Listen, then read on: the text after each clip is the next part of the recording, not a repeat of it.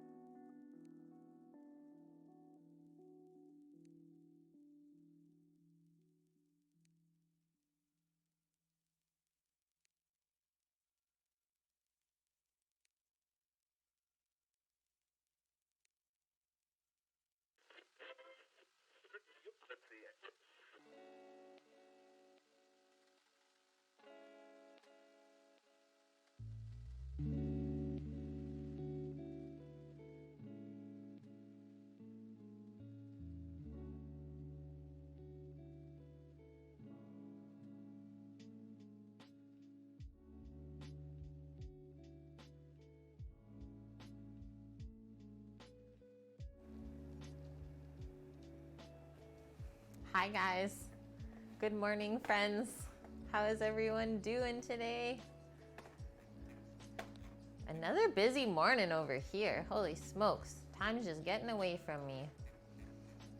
Okay, Tedious Tao was first today. Thank you, man. Zantelius, hi. Yeah, did someone say pork belly? We got like dueling pork bellies today on stream. It's gonna be a good one. Hi Jellyfilled, hi Bonk, good to see you guys. Dust Pirate, welcome back, dude. Yeah, everyone. Is there pork belly here today, guys? So much pork belly. Okay, we had a resub already as well. So Misa Mile with the 4 months in a row. Thank you so much for that. Good to see you today. Ingrediology, welcome in. And he has just joined the Onion Squad as well. Yes. Thank you so much, man, for that. You are continuing your gifted sub you got from Mythical, so thank you. Always great to have a food and drink streamer subbed. Hey, guys. Okay, hi, Michi. Hi, Baby Orca. Good to see you today. I think that's everyone. We got everyone? And yeah, like I said, I don't really know where Sam went. Is he lit the pellets? I heard him grab his keys. So he left somewhere. And then the only evidence I had, I was playing the game of Clue, was that there's like a very scant amount of maple syrup in here. So I think he went to the store to grab that, but honestly, I don't know. So yeah, and my phone's outside as the camera, so there's no checking up on anyone. Interesting Sunday. Okay, good morning, Greek. Good morning, White Dove. Oh, there he is. He's back. See, told you. Hello, Maria. Yeah, pork belly madness. Metalhead forever and ever. Thank you for that follow. Was it an emergency maple syrup run? Oh, okay, it wasn't. There's two things that I need though, and one of them I don't have. Okay, peppercorns. Emergency peppercorn run. Emergency peppercorn run, guys. Syrup's right here. Woohoo. Good. Well, I was playing the game of Clue. So that was the only evidence I had to go off. I was like, maybe there wasn't enough. There's 0 peppercorns to do cracked peppercorns for on top. Oh, okay. All right then. Oh my gosh, we're just getting started and we have a raid, everyone. All of the ingredients are now gone from the fridge. Sorry. The raid in the fridge. Welcome in, Claire. How is your stream today? Oh, that's really sad, Logan. Yeah, you made pancakes for breakfast and then you realized you're out of syrup. No. That's the worst. How did your Cinnabons go? Yeah, cooking claws. I left gaming streams for this. Yes, I did. Okay, so we got 2 types of pork belly going on today. Grinder, please. The grinder? Okay, he needs the grinder. You gotta get going. Obviously, the 2 pork bellies that we cured up for bacon last week, so rinsed them, and now they are ready to go over those pellets that we have lit outside. Maple pellet? Pecan pellets, and then maple hot smoke. Is that the one? Pecan pellets from Traeger, and then a maple hot smoke to finish the bacon off. So those are gonna be going for like 8 hours today. 24. Okay, those are gonna go for 24 hours, so we're not gonna see the end result, sadly. But we will be able to eat our pork belly burnt ends together. That makes a noise. It's gonna be a bit noisy with the peppercorn, so I'm just gonna mute for a sec and drink my coffee.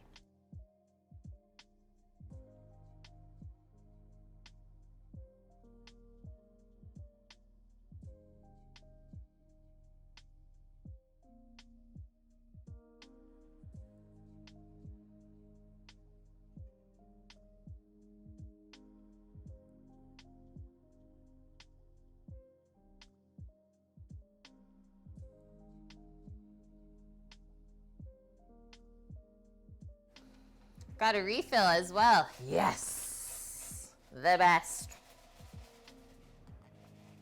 Yeah, merch, it's only 10 bucks in the Cook with Kate merch store. We already have a few lucky viewers that have that at their household too. A little bit more, Sama? Yeah.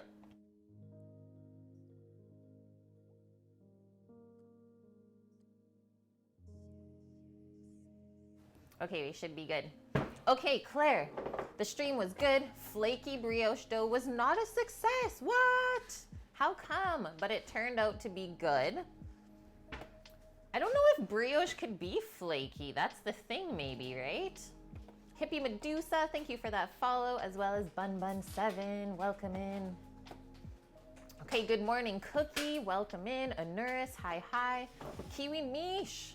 The ribeye burger was perfect. This is how we left off yesterday's stream. I was like, Kiwi Mish, let me know how your ribeye burger went. It was perfect. You made homemade onion rings too? Oh Lord, what is this? One might say it was an emergency peppercorn run, but the guy comes home with an emergency apple fritter instead. Oh. No, peppercorns are still here.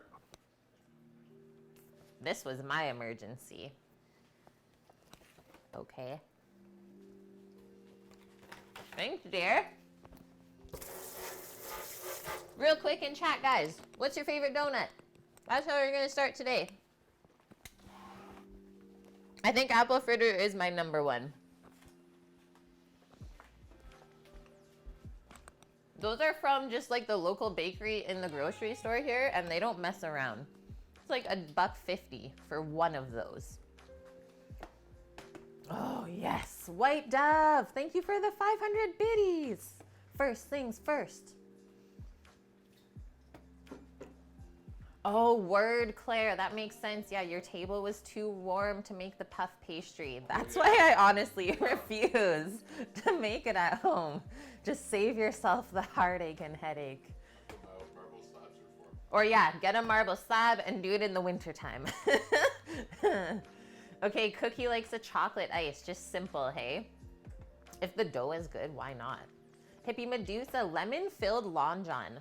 I don't believe I've ever had one of those, but that would be really good. Sour cream, yeah, Dust Pirate. Those are always good because it kind of balances out the sweetness. Almond bear claw, very nice as well. Yeah, the crunchy nuts, right? Greek, how is your air quality today? By the way, dude, you better get some fresh air now because the smoke that's popping up north here later on today is like bad. So get your fresh air now if you need it. Hey, Ingrediology redeemed. I highlight my message. Warm Krispy Kreme glaze. Oh man. It's a problem because when they're hot, you can eat 8 to 10 of them without thinking. Yeah. Home, home, home. For sure. Also, they're quite like small compared to other donuts too. And yeah, just the way that they like compact just goes down so easy. Yeah, Bonk, I think you are, you're with the crew here up north. A well-done apple fritter or a maple bar. Like the fritter has to have apples in it. It's gotta have apples. We got a fritter, what, a few weeks ago from a bakery that people said the donuts were good. There was 0 apples in the fritter. I was like, this is sad. Don't charge $3 for that and you don't even put fruit in it. Don't say it's an apple fritter. Yeah, just say it's a cinnamon fritter. Like, yo, where's my apples? Timmy's apple fritter. Oh, is Timmy's good though anymore? And the local donut place in your city does a killer Earl Grey. That sounds lovely. That would be really good, obviously with tea, but also coffee.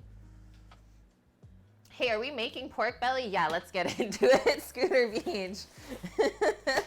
Okay, we have 2 recipes linked today. The first one there is for the pork belly burnt ends. And we've only made these one time before. And they are killer. Are you crusting this or am I? Yeah, we can crust the bacon together as well. Let's do it. But that is not where we're gonna start today. So we need to crust these pork belly slabs with some peppercorns and maple syrup. And then we're gonna cold smoke them over those pellets that are ready.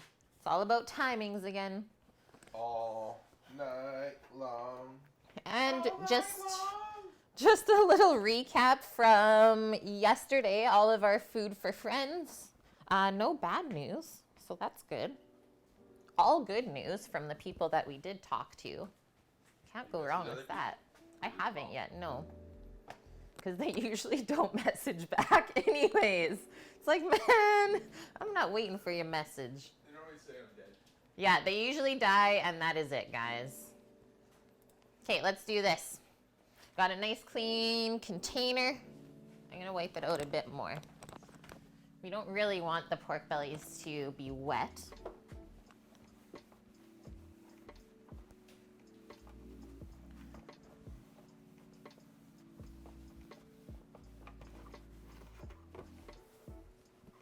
There better be leftover pizza in the fridge. Well, I did have a slice for breakfast this morning at about 7 a.m.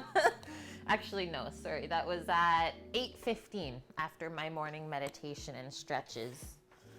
I had a slice of pepperoni and it was super tasty and crispy. And yeah, other than that, I think we have 4 slices left. That's it.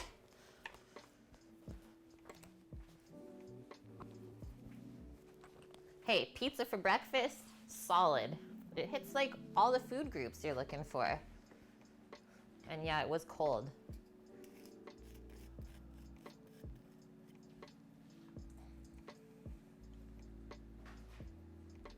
Okay, little drizzle, by the way. This is the real deal. This is made by Sam's parents, you guys. And you can see it's been aged for a year. So they tapped their maple trees in their backyard, just honestly for the heck of it, to see what they would get. And now they're like nonstop maple syrup production in the winter times. So they always send us a nice batch. And this batch in particular, so when they started cooking, obviously the maple like sugar or whatever, the sap that comes out, they started cooking it over like wood fire, over pots. So it kind of got this like smoky flavor into the maple syrup that is super good. It's like, oh, this is something new. So obviously that'll be good with bacon.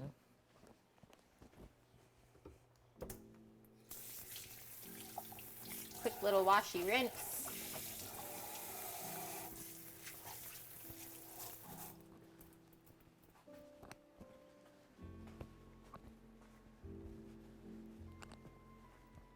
Detroit pizza cold is still epic. And yeah, even Detroit thin crust, like what we made yesterday, was still good. Okay, so all we do, because we cure a pepper bacon, is the flavor that is forward. It's not spicy by any means. Just we do a very simple cure of salt, black pepper, sugar, and then the curing salt. And so we let that sit on these two bellies for the past 6 days in the fridge. And then yesterday, rinse them off, let them kind of dry off overnight, develop a little bit of a skin, and that's what helps the smoke adhere. And now all we're gonna do is give it a little bit of crust to finish it off. A little bit of pepper crust.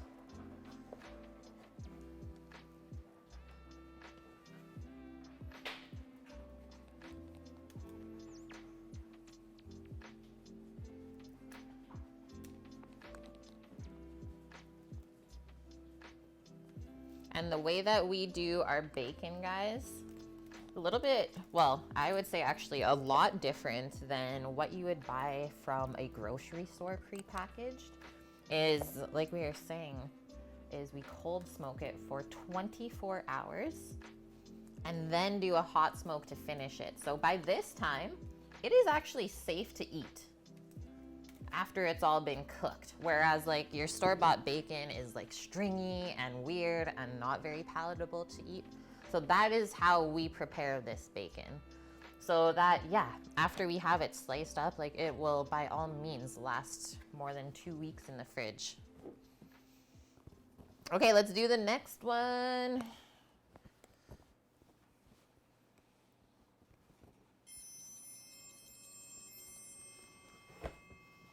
Just getting my setup here.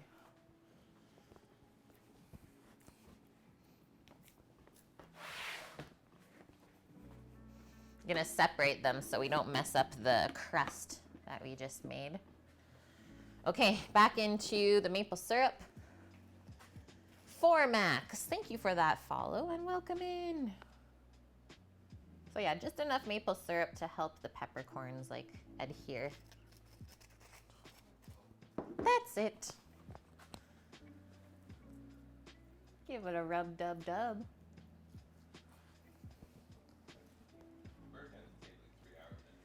Yep, that's exactly the timing, is 3 hours for the burnt ends, guys. So literally right after this, I think we're gonna light the large and get it starting to heat up for the pork belly. For the burnt ends, not the bacon. Don't get confused today, guys. This is a real test for all of us. A duo of pork belly.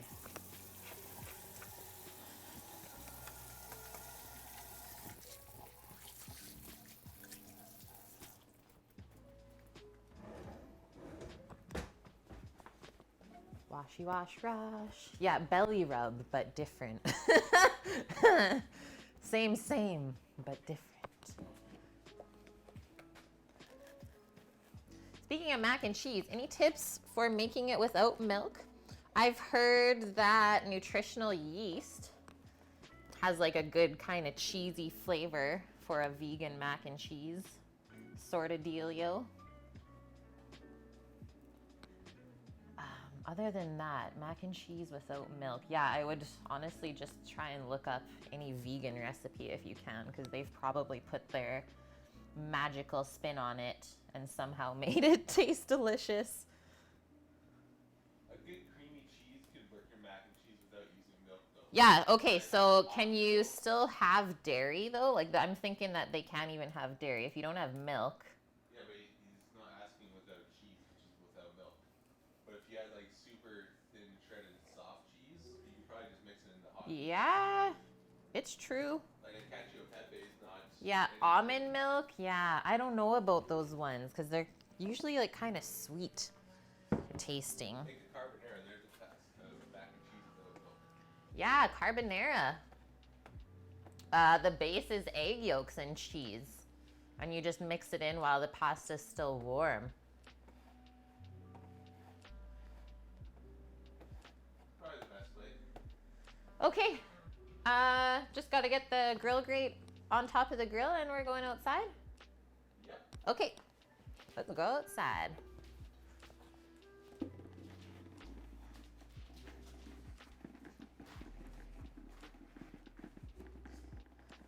Oh, word. Okay, so you want to make it today, just ran out.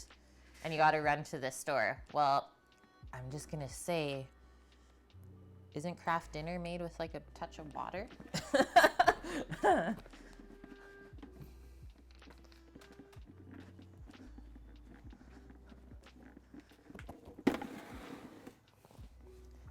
Which way? This? Yeah.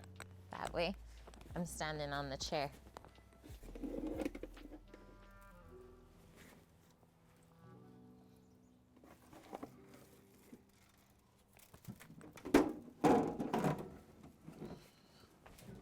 They're really squeezing in there. They really went for it.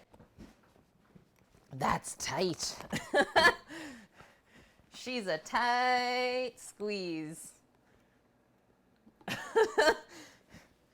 Careful now. Careful. Okay, quick wash up. And then we're gonna set up the large big green egg for smoking.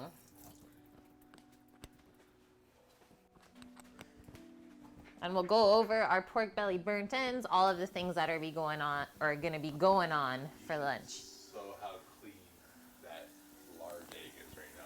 You should see how clean. Oh, okay. So, also one note from yesterday: 0 photos of any pizza that we made, of all 10 of them. Do you think we would get one? No. No photos. I'm like, to heck with it. But I was like, oh, well, there's a whole stream though, so I'll just take from that.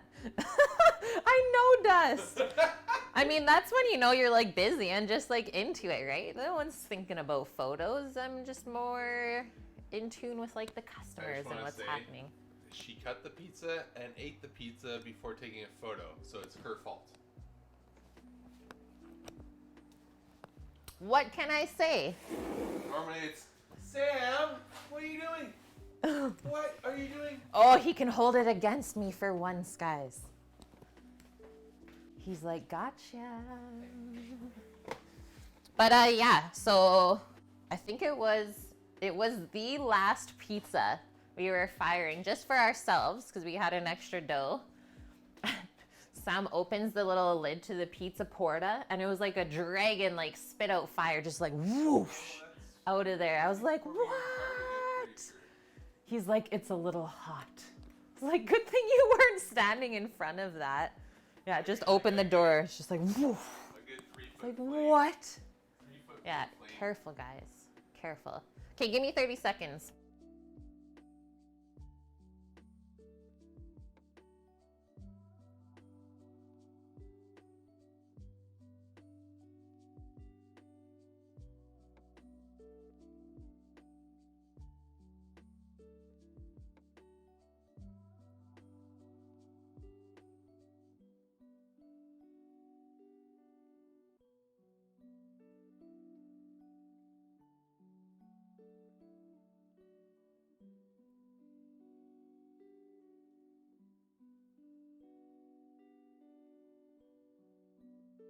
Okay.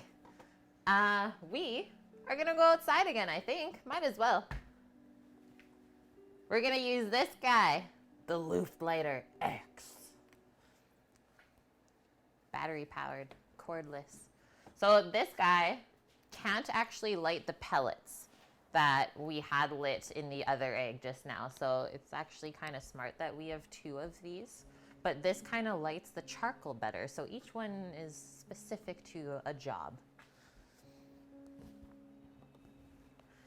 That is enough charcoal in there, Sema? To start, yeah. And have I got to put any like wood chunks in? Yeah. So once you get the dough to 300 degrees, I'll explain. Okay. Right now, guys, we just gotta light the coals. Bird crew is here with us. Everything is good.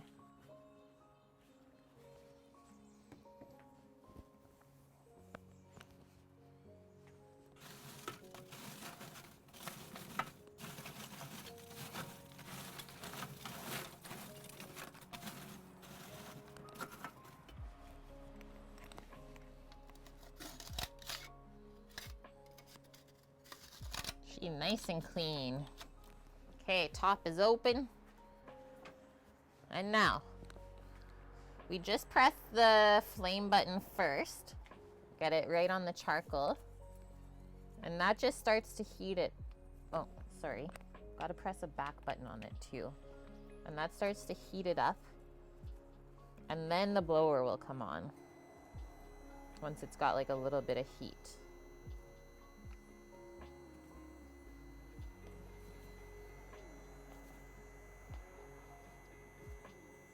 I think this is actually my first time using this one. It is a lot quieter.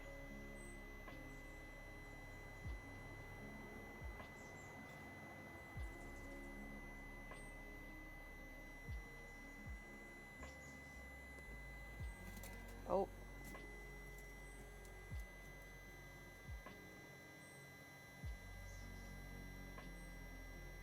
There we go.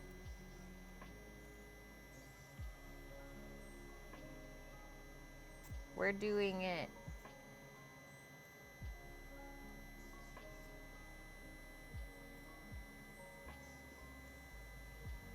So this thing has a 1200 degree Fahrenheit. Holy!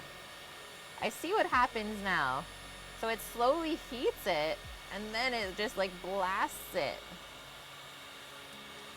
Oh. Why? I unpressed the button.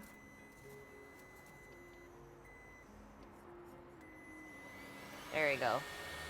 I'm a rookie.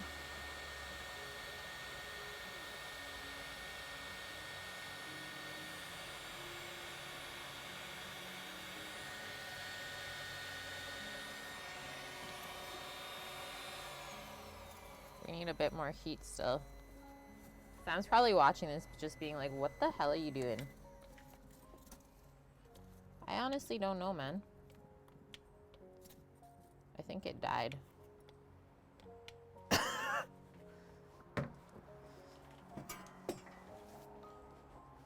Thanks, but no thanks.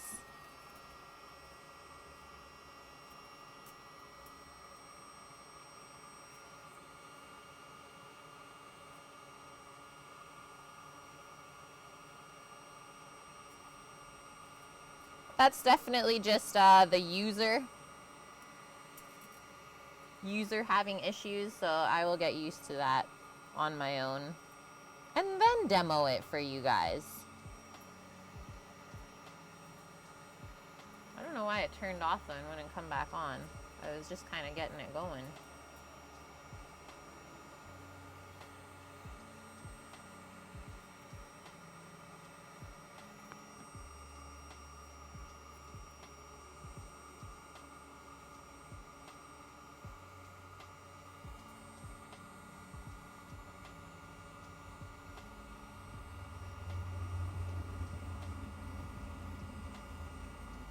Imagine having both of the loop lighters going at once.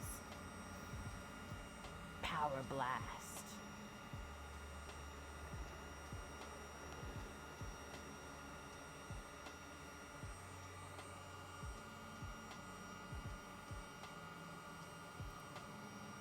This one also is just easier for me to hold on to.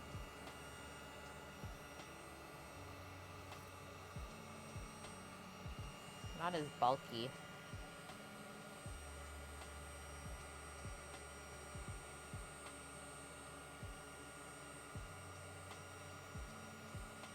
A little bit more this way.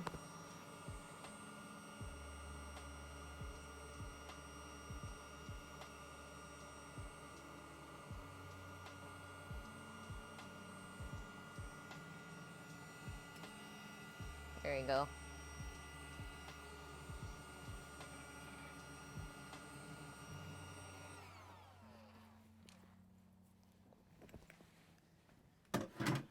just want to see this one more time because it bugs me when I can't get things right.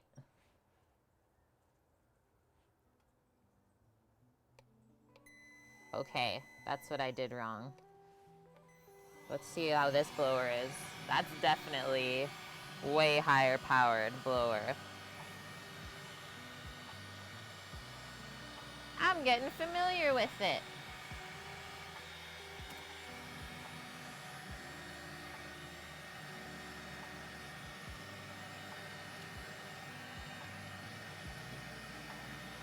Put the big ones in afterwards, Sam? Is that what?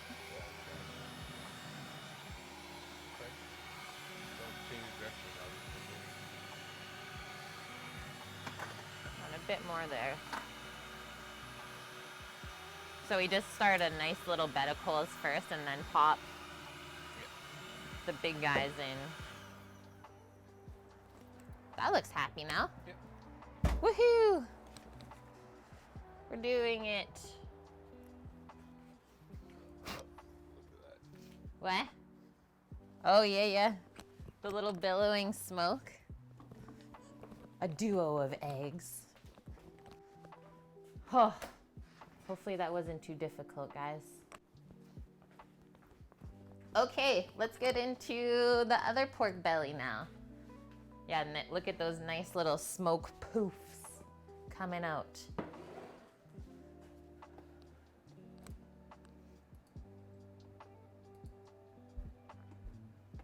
Yeah, start with a small fire and then build up. Exactly, Tedious Towel. Okay, we're gonna do this view. I'll get out our package of pork belly. We'll get it all dressed up. So these pieces of pork belly that we're using today are actually the same pieces that we trimmed off of each end of the pork bellies that are smoking right now for bacon. So I guess we're showing you guys a way to repurpose the trim from what you get if you're making bacon. Making bacon, making bacon. Pancakes? PB 2 ways.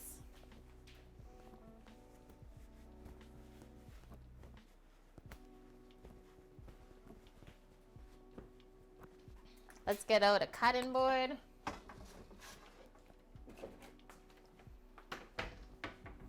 I've done it both ways, Tedious. I've found that starting a small batch is more consistent than starting a large batch. That's just what I've learned in like the last couple of weeks.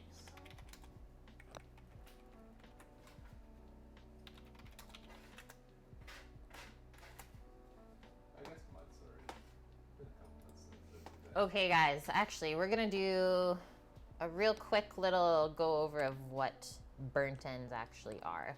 We'll do that first. You're a pyromaniac, me too a little bit for sure. So for those of you who don't know what burnt ends are, typically they're actually done with brisket and it's cut from the point half of a smoked brisket. So that's from the fatty side.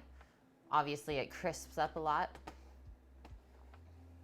And so it gets cut, and then this is considered a delicacy in barbecue cooking.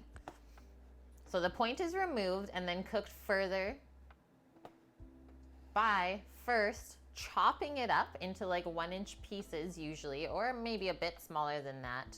And then it gets mixed with barbecue sauce and then cooked a little bit more to like really crisp it up. It is just one of the most unctuous pieces of meat I've ever had, whether it's brisket or pork belly done in this way. Insane. You want to blow your own mind? This is probably it.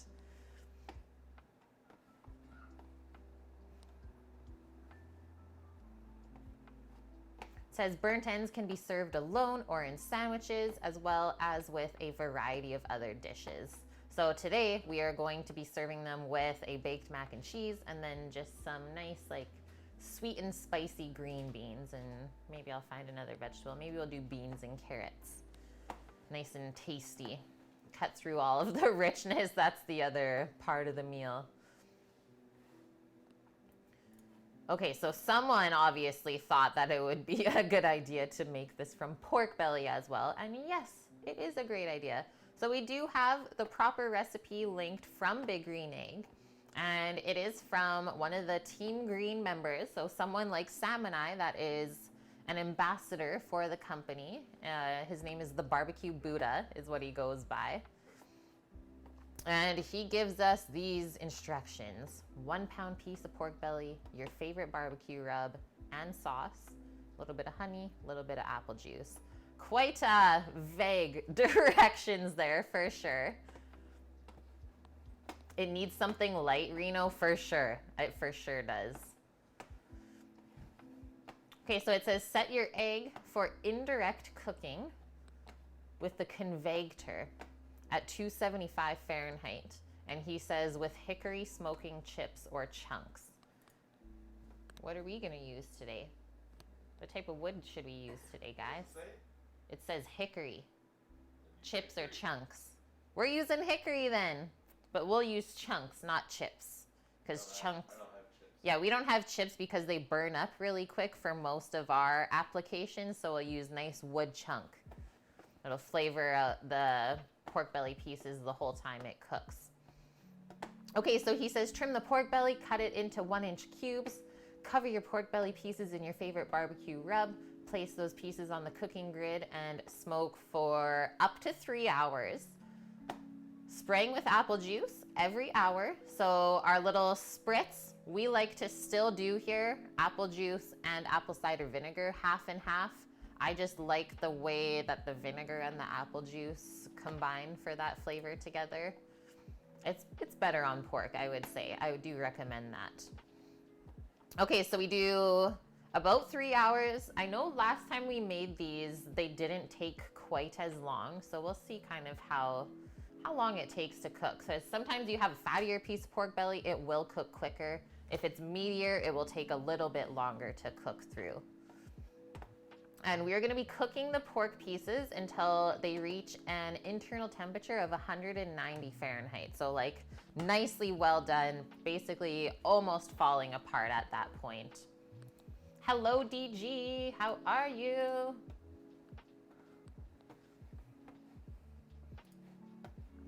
Okay, once we have our pork pieces at 190 Fahrenheit, remove them from the egg. Place them in like a bakeable pan, so it says an aluminum pan. Toss the pork belly with some barbecue sauce until it's evenly covered. He does a little bit of honey on it too, so that'll help with caramelization. And then cook for another hour until the sauce has reduced, caramelized, and the pork belly is like super crispy and insanely delicious. So there's that. So not a ton of ingredients here, just time. That's all it really takes is time. Okay, next recipe that we have linked. Classic baked macaroni and cheese casserole. Oh, hello. This guy, he moves quick. It's like, get that apple fritter down because it's beer time. He moves quick. I've not even done my coffee yet, so yeah, that's all you. We just need to put another one in the fridge so I can have it later. Okay, classic baked mac and cheese with cheddar and Gruyere. Good news, guys. We have old cheddar and we have Gruyere. Yeah, I know, Dust. Like. Whoa, what? You have Gruyere still? Yeah, I have Gruyere. Oh, shit. Thanks to Rook. Nutrition before intoxication. Thank you, Bonkman. I guess he prior planned that. He's like, okay, I'll have my apple fritter to soak up the beer. Yeah.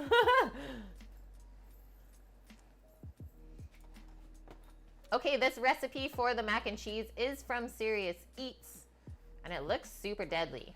He says this classic bechamel-based mac and cheese, that is a mother sauce, by the way, a cream sauce, is loaded to the hilt with cheese. To the hilt. What is a hilt? Can someone inform me of what a hilt is if you know? To the top. The hilt is, maybe it's something on a roof. Not only do we pack as much cheese as we can into the sauce itself, but we then mix the cooked pasta and cheese sauce with an additional grated cheese. Oh, cheese mountain is incoming today. To the top of the sword. To the top. A hilt is the part of the sword?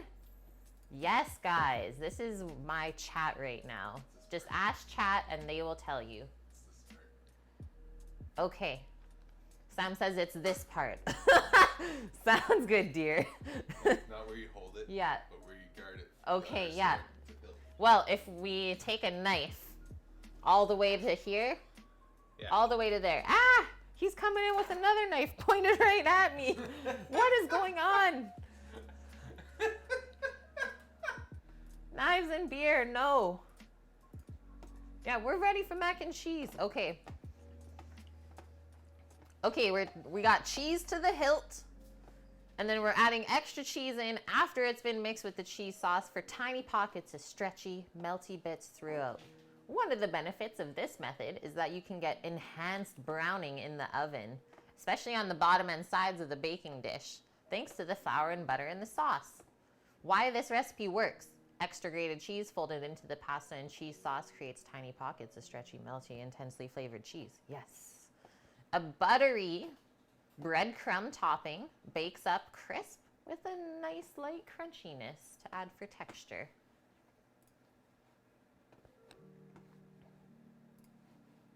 Yeah, sit down and drink your beer. Your first time visiting. Hello, welcome in. Yeah, that's a lot of knives. That is a combined collection from my husband and I. And they all have a special purpose, that's for sure.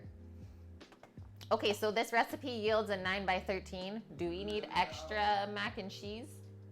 Do we want leftovers for during the week? I'll probably be eating it every day. Or should I do just a 9x9? I know it's a hard decision.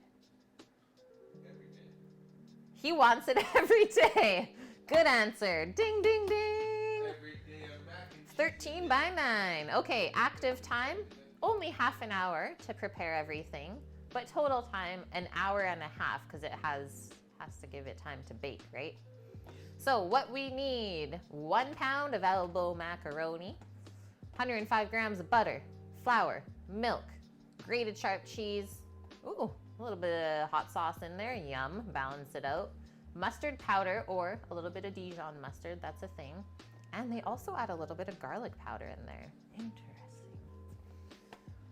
Along with that, so our second variety of cheese, so grated Gruyere cheese, and then for the top, you can use panko breadcrumbs. It does have like a nice crunchy texture compared to regular breadcrumbs. And you could also choose to leave breadcrumbs off if you so desire. But I don't think I have any panko in the house, but I do always keep like bread ends to make my own breadcrumbs. So that's what we'll do today. Yeah, mac and cheese forever. Every now and then someone pops in and asks, Kate, what's like one of your favorite dishes? Mac and cheese is definitely one of them, guys. Okay, this is Sam's little pew pew pew beer. It's a kettle sour. Oh. Yow. Same way that you know your dressing's too acidic. It's exactly what happens when you drink a sour beer. Sam, thank you for gifting the sub. Tamina Rose, welcome in. I know it's your first time here, so it's great to have you. Yeah, a wake-up beer, exactly. This would be really good actually mixed as like sort of a mimosa with orange juice maybe.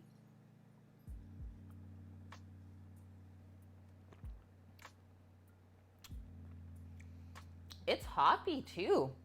It's like sour and hoppy. Okay, I need to see what this is. Bright, tangy, and fresh, this tart pale ale will zap your taste buds with big tropical and citrus fruit flavor from a massive Azaka and Zythos dry hop edition. This pew's for you. Pew, pew. Yeah, 20 IBU for hop percentage and only 5% alcohol. It's sessionable. Only 5% alcohol. It's a sessionable beer. Good for summertime. Okay, So that's what we got going on today, guys. We just went through both of our recipes. Got to get this pork into the smoker ASAP because that is what will take the longest to cook. What are we yelling chicken skin for? Mmm. Fried chicken skin? Yes. Yeah, KFC chicken skin. Really, any kind of crispy animal skin is delicious. Okay, let's get to cutting. Oh, derp. Okay, I think I'm gonna use the scimitar. And this does look possibly a bit juicy, and we should probably have a bowl beside us. It's almost time for you to put it on the fire. Oh, and it's almost time for us to put our wood chunks onto the fire. I would get your meats ready for this entirely, and then go outside to do that, and then you can come back in. Okay, Sammy says get our meats ready for the pork belly. And then we'll put our wood on and then come back in and season it up. So I got my nice scimitar here for cutting our 1-inch chunks from our pork belly. Next thing I'm gonna grab, I was thinking, could this be an application for our pecan rub? Or do you wanna just use the typical pork rub? Nope, I think that'd be good. What about this one, guys? What about these nuts? It's gonna be one of those days. Hey, I'm just reading the label. Just reading the label. Sugar, salt, honey powder, spices including paprika, dehydrated garlic, celery, spice extractives, and natural pecan flavor. No MSG. It's like quite a basic spice rub. Maybe I'll do mostly this and then just a little touch of our pork rub, because I think it would marry up those flavors together.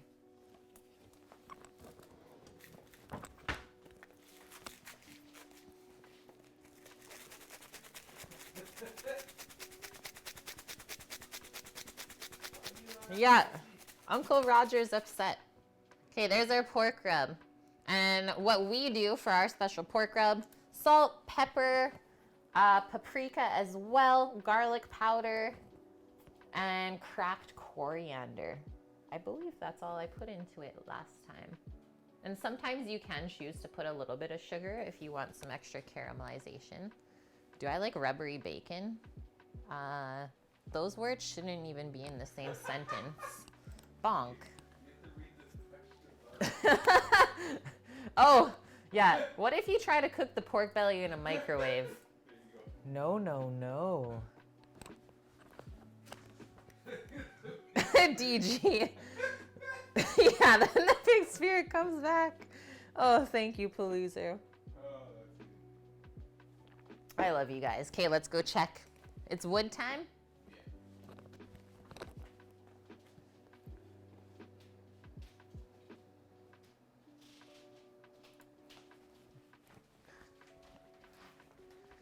Microwave bacon is a no-no. I don't think I know anyone who's ever even done that before. One does not simply microwave bacon.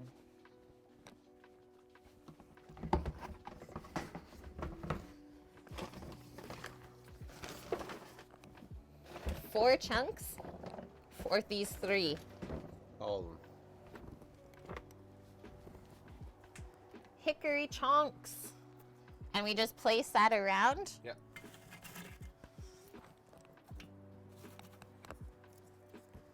And are you gonna shake out the bin and get the little nublets?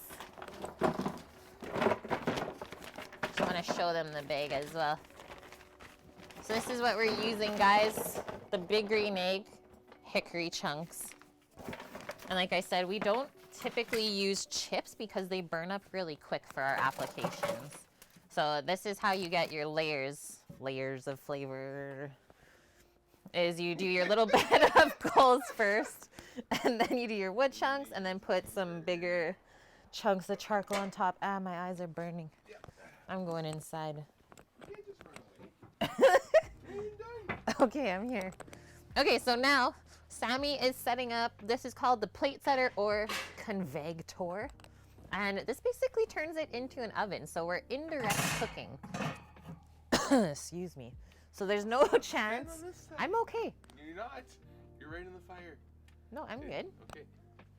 He's all concerned about his wife. It's fine. So there's no chance that the charcoal or like the flames are going to really like kiss our pork belly pieces. They're just gonna slowly cook and get smoke flavor on them.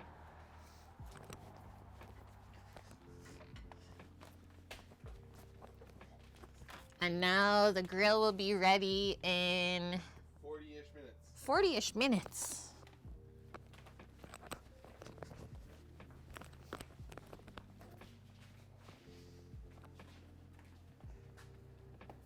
And yeah, that's also a good one, Baby Orca. No fat dripping onto the coals. Those are all correct things. Yeah, we are smoking this. Well, it's smoking and cooking at the same time, right? Like I said, we turned it into an oven now. And it's going to be cooking at 275 Fahrenheit. So that it slowly just like renders out, gets crispy, absorbs the smoke flavor. That's what I believe it is.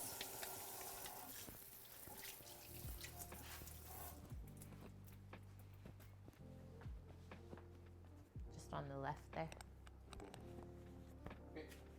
275 Fahrenheit.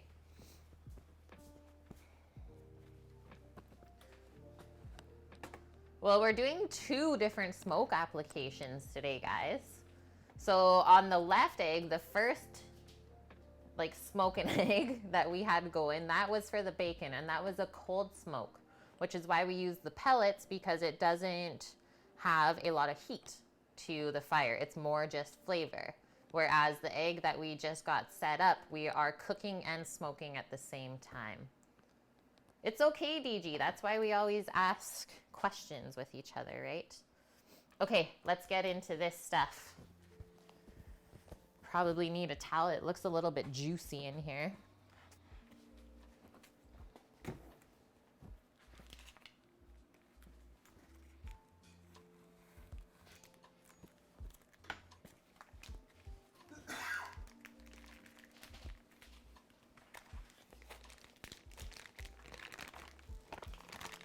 So yeah, this is the trim from the 2 pork bellies that we cured for bacon. Yeah, it's really thick and meaty. Good to see you today, Eric. Hope you are well, man.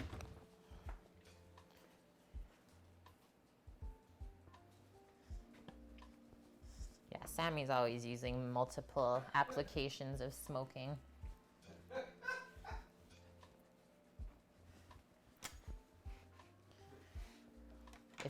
If we know our Sammy, you are correct.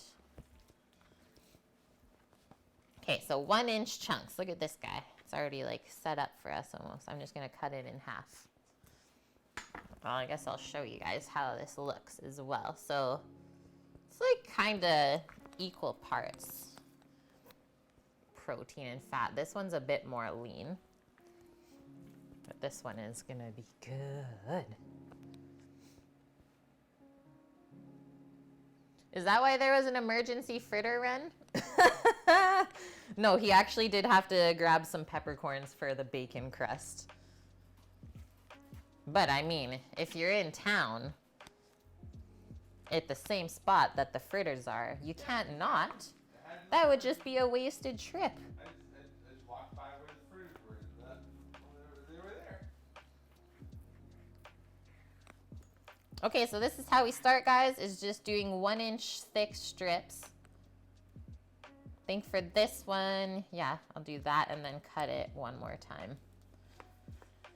And we really want to be sure that all of our meat pieces are very similar in size, because you don't want the smaller bits to kind of like burn up and get too crispy by the time the bigger chunks are ready. So let's try and keep everything very similar size today.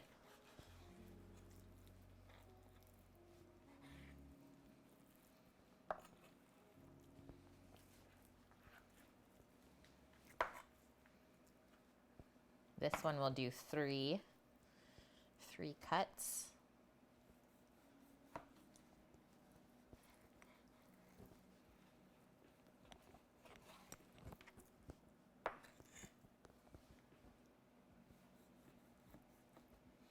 And I forgot to tell you guys, this was a skinless pork belly because that's what we get for bacon.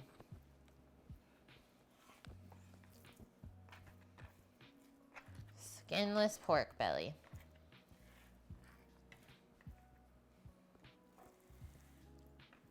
Should be able to cut these 2 by 2.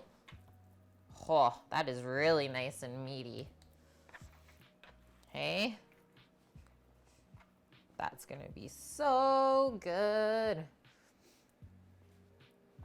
Yeah, now that's some thick cut bacon. Welcome back, Scooter Beach. So we're just cutting our pork belly into 1-inch chunks right now for the burnt ends. Like, look at this one. By the time that all renders out, this piece of meat with all the fat is gonna be the greatest tasting thing ever. I don't know, this might be against TOS today.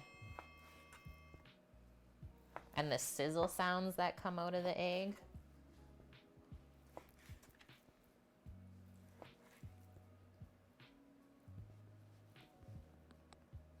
Okay, this one I'm gonna go in half because it's already kind of split there.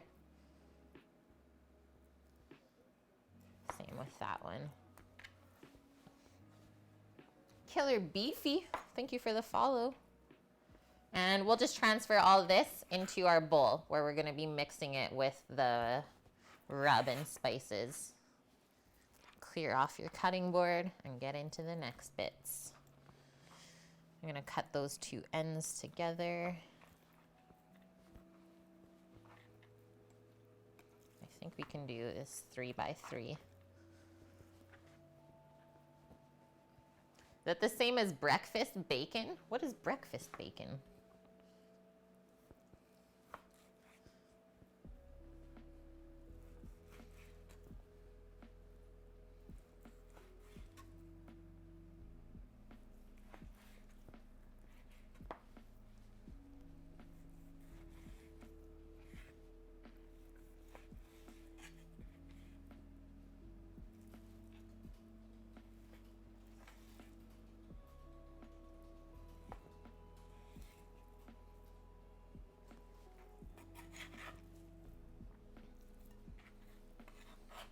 And we do cut the pieces quite large to begin with because all of that fat is gonna slowly render out and you don't want the little pieces to be falling through the grate at the end when they're almost done.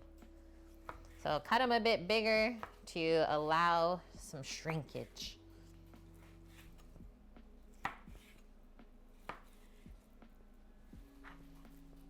That's a nice full bowl.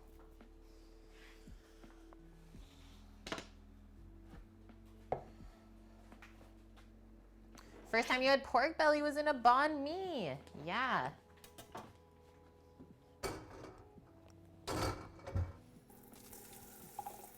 I love just like simple roasted pork belly. It's super good.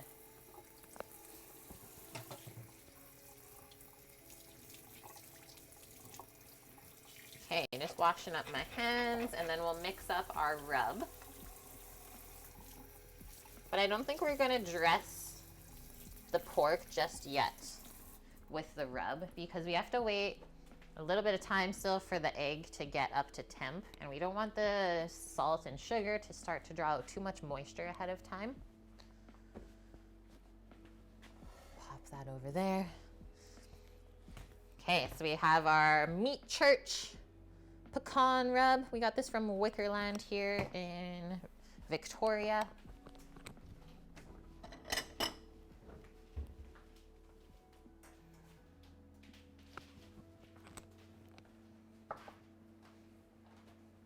Yeah, she's smoking like a train. That's exactly what we want.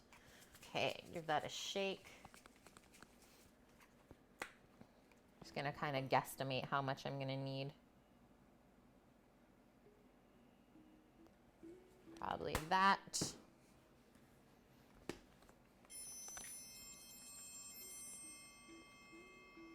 And that. Oh yeah, that'll be more than enough. Alranshin, thank you for the follow. Welcome in.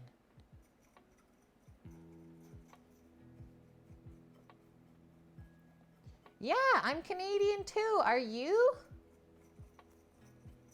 Mina, that's so awesome. We love our Canadians that find us on here. Northern Ontario for you. Okay, so my husband Sam, Omdog in chat, if you see him, he grew up in like the snow belt in Ontario. Petawawa area. Okay, so that's what we did. Just evenly mix our spices and then that can just set aside. And maybe we'll dress that up in maybe 10 minutes from now. Just wait a little bit longer for that fire to be happy.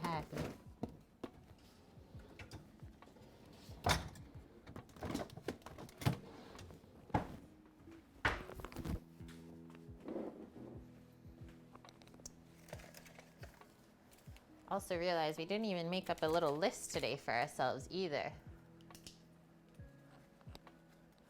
What? Alluring telepath. You also grew up near Pembroke? Welcome in, guys. Yeah. Hilarious. Small world. That's so awesome. Okay, let's do that for now while I write out our little list. So, I mean, one thing we can cross off already is our pork belly. So I'm just gonna write pork belly, cut, spice, smoke, sauce, crisp. Those are all our steps. That sounds so good. Cut the pork belly, spice it up, then you smoke it for 3 hours, and then you sauce it up and crisp it back up. Okay, I'm in. I'm done.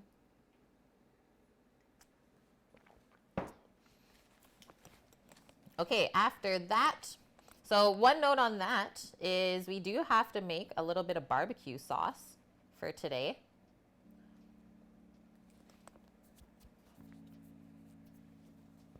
And I don't really know what kind of barbecue sauce I'm feeling like. But that is something that we have to write down on the list so we don't forget. Very important part. So barbecue sauce will be next. And then for our mac and cheese. So just write mac and cheese. And then we'll write down our steps for that. So we have to cook the mac. Cook the pasta first. And then as that's kind of cooling off, we'll make our bechamel sauce. And then that gets turned into a mornay, which is the cheese sauce. So first we start with like our creamy sauce base. And then to that, when we add the cheese, it turns into a mornay. And those are just fancy French terms, guys. This is a good Sunday meal. That's what I thought, Scooter Beach. I was like, this is gonna be a fun one. Kind of show you guys the 2 different ways of doing pork belly. The pizzas went really well yesterday. I mean, just the only thing we weren't like really happy with was the rise on the dough, but it was so flavorful. And yeah, everyone still loved it. Okay, so after we cook the mac, I'll write bechamel and then mornay.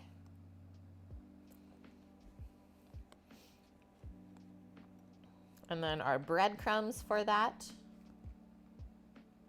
And then we just have to allow ourselves like around 1 hour to bake the macaroni and cheese. So basically an hour before the pork belly's done, throw your mac and cheese in the oven, and then it will all be ready and hot at the same time. Okay, after that, we'll get into our veggies. So I got some green beans, the last of the ones from the garden. And I just wanted to do like sweet and spicy. So I have some hot honey in the fridge that I thought we would maybe use up. Oh yeah, and I think I wanted to do carrots as well. Carrots and green beans, I think would be really nice. Hello, Practical Escapist. It's relaxing to watch. That's good. I mean, that's what we're trying to build, that environment here. That is so awesome. Well, yeah, let us know if you have any questions on the cookers. We can kind of guide you to maybe the one that will work best for you and what you want to do. Because there's so many different kinds and there's so many different like accessories that you can get for them. Okay, for the green beans and carrots, what I think we're gonna do is just a quick little pan fry. So we'll just cook them quickly with some olive oil, salt and pepper. Maybe do a quick little deglaze with some white wine. And then we'll toss them with the hot honey, maybe a little bit of extra hot sauce.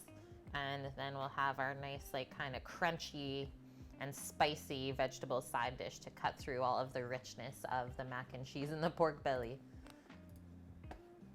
Yeah, Practical Escapist. Well, I will say, I mean, my husband Sam is probably the best one to talk to about the egg stuff.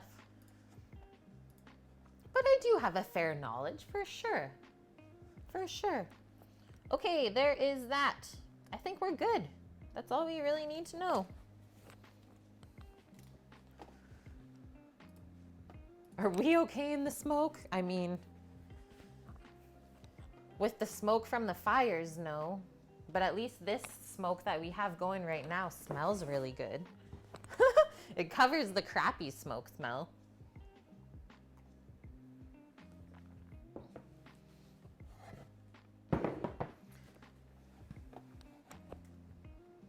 Guys, I think I'm gonna go to one of my favorite barbecue sauce recipes, the Aaron Franklin one. And just go with his like classic barbecue sauce. I don't think I want to add like too many other flavors onto the burnt ends. So I just went into Discord, used my little search engine in the recipe section. I found our classic barbecue sauce by Aaron Franklin. It makes about 3 cups.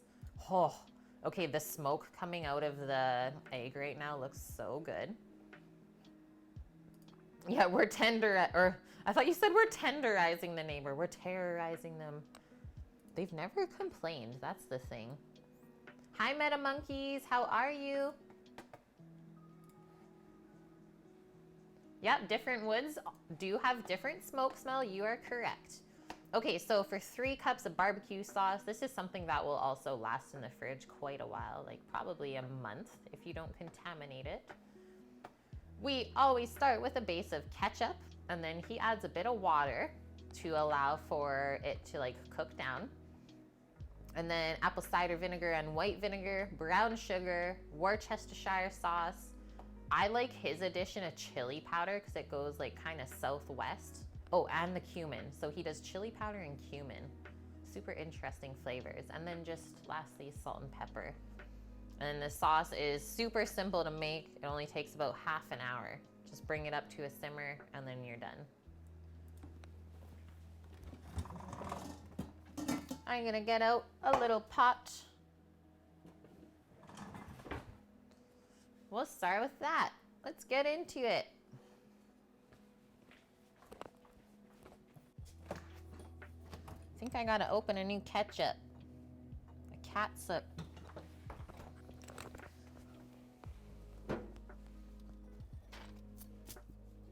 Got it. We got the chup.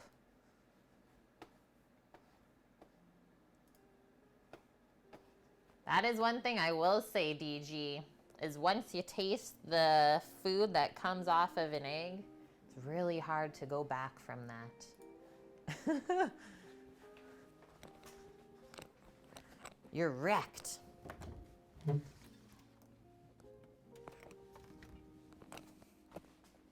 Vinegar, Worcestershire. Getting all the good stuff out.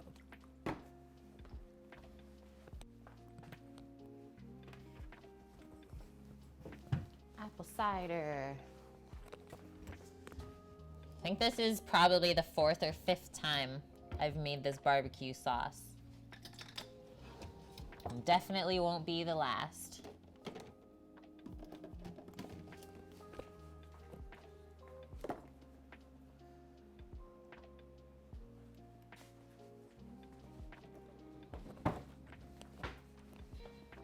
I think I'm just gonna eyeball most of this stuff as well.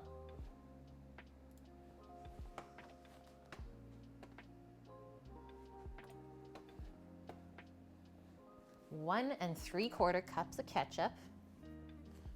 Give this guy a shake.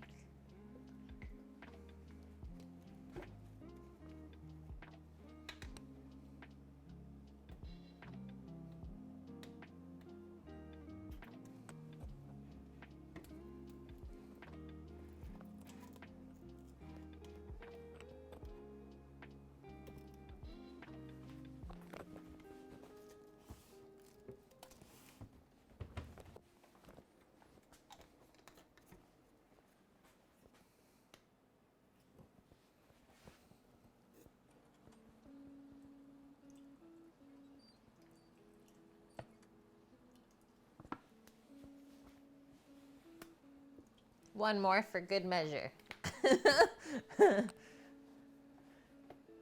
Yeah, barbecue pork, waterfall mouth. Okay, 1/2 cup of water.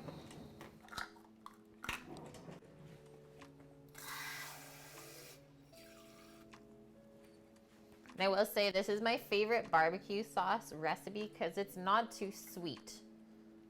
Don't like when the sauces are too sweet and it just like overpowers the flavor of the meat.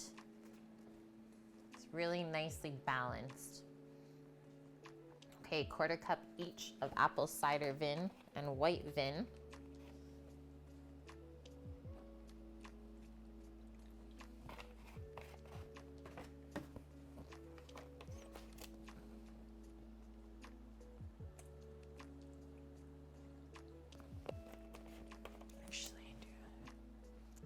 That up to the brim.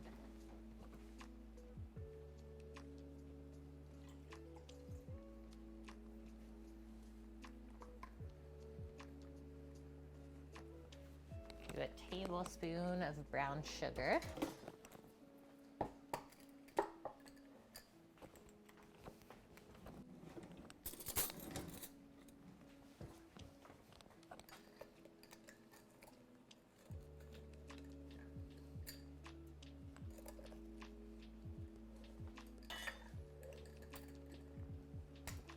Two tablespoons of Worcestershire sauce. Worcestershire. Worcestershire. And I mean, it's kind of impossible to measure it. Maybe if I dip it. No, that doesn't even work. I've gotten pretty good though at pouring out of this obnoxiously large container.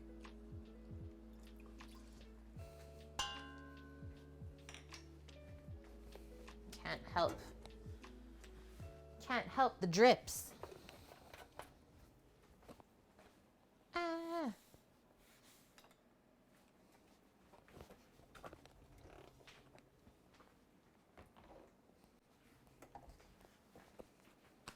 Next up, 1 tablespoon each as well of chili powder and ground cumin. Hey Daff, how are you?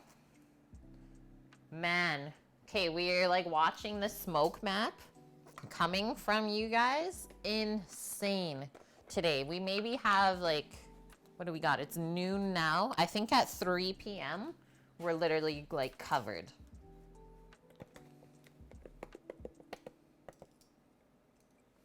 I just hope everyone can stay safe.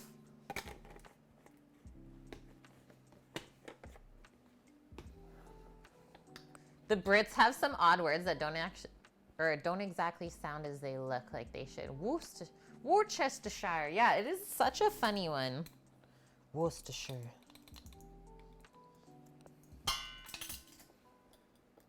Okay, lastly, salt and pepper. Says 1.5 teaspoons.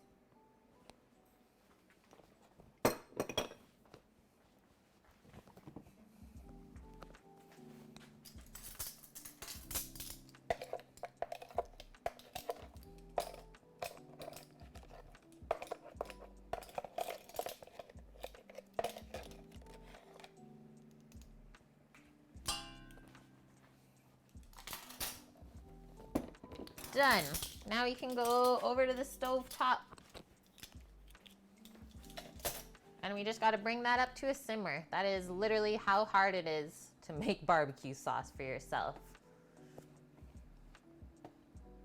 Portland is the worst pollution in the world right now. So yesterday, the worst air quality in the world was Vancouver, like where Greek hot fun is. It's scary. Meta Monkey says, out of curiosity, do you grind your own spices or buy them ground? So spices like cumin, coriander, and peppercorns for sure. I always grind those myself. So buy them whole, and that way you can toast them and then grind them fresh. And I just do a small amount at a time. Crucifix, nice. You just made egg drop ramen. That sounds good. Yeah, exactly, Maya.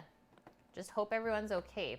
Property and items we can replace, but we can't replace people. That is the truth.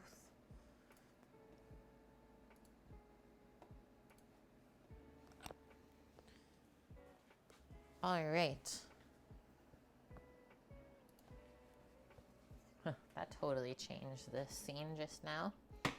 Okay, I'm gonna start this on a medium heat, and I'm just gonna give that a whisk. Just a whisk to bring it all together.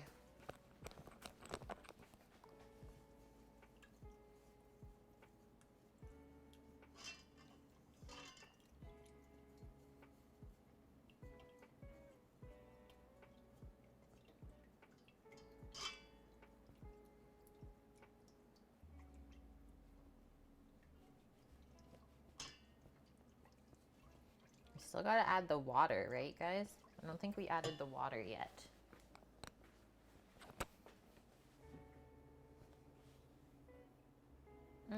Yeah, we did. We did. I just looked at the cup. I was like, no, I did the water first and then I did the vinegars after.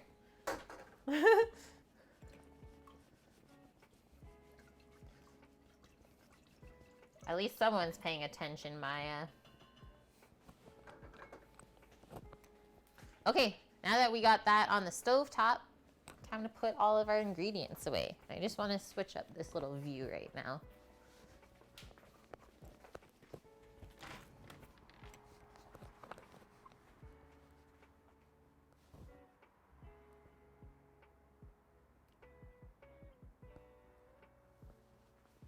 Should be better. Yeah, we'll put all of our barbecue sauce ingredients away. And then we're gonna season up our pork belly burnt ends. It's time. There, now our eyeballs aren't gonna burn. Okay, things we can cross off. We have cut up our pork belly. We have our barbecue sauce on the stove top.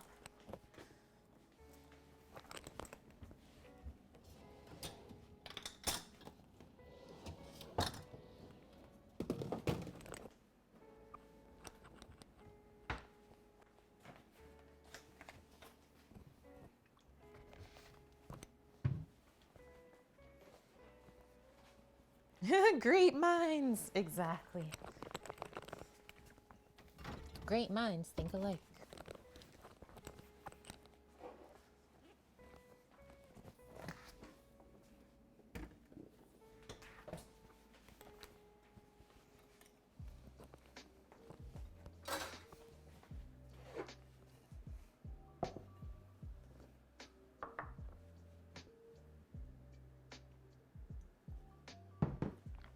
Have a good sip of water,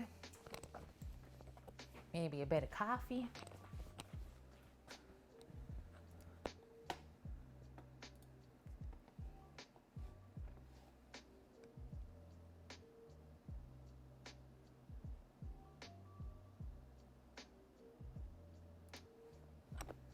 We're back.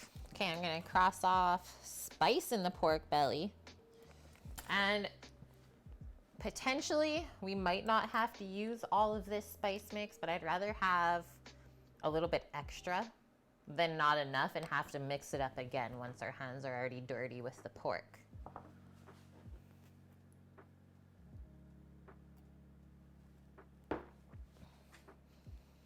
just gonna start by grabbing a little handful, sprinkling it over the meat.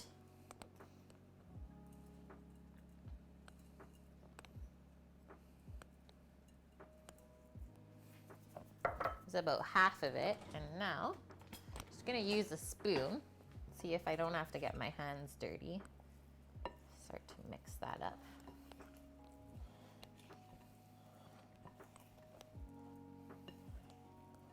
And we are looking for every piece to be nice, evenly coated with the spice mixture.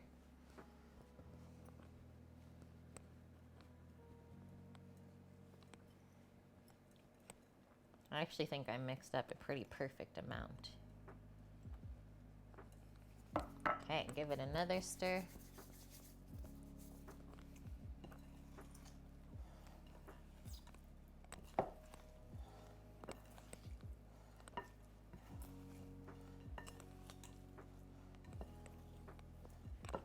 Ooh.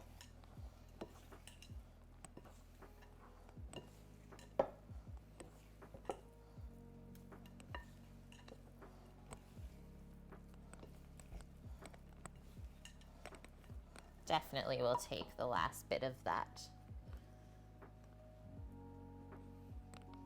It's already smelling good as I'm starting to mix this up. And the barbecue sauce is starting to heat up too. I think that's what I'm smelling. The vinegar from it. Oh yeah, it's come to a simmer. That's why I smell vinegar.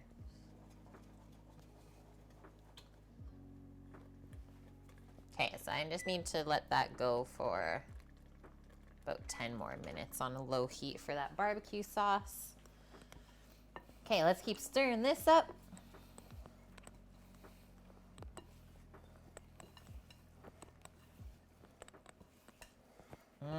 Yeah, garlicky smells. That's from our pork rub though. So I go pretty heavy garlic flavor with our pork rub just because I like how it kind of marries up with the pork meat. All different types of cuts as well, whether it's pork shoulder or ribs or pork belly like today. Just find that it really combines well with garlic.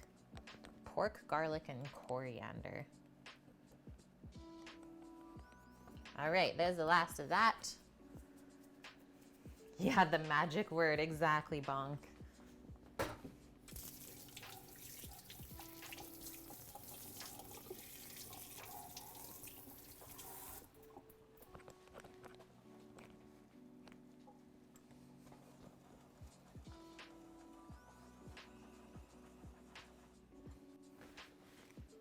One more mix.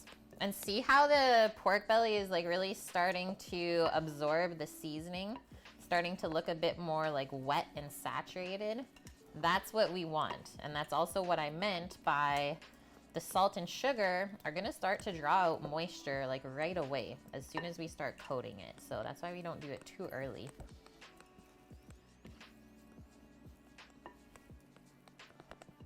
Make sure you got all the bottom chunks as well. I think we're good, guys. Yum. Now all we gotta do is smoke it for minimum 2 hours, up to 3. And then cover it in that barbecue sauce and crisp it back up. It really is quite a simple cook method. Like I said, it just takes time, guys. Too strong of a flavor for you, baby orca?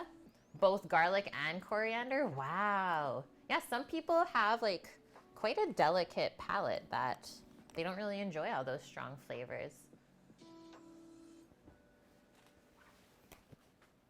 Okay, let's set that aside. And I think we are going to go check the egg. Give me a sec.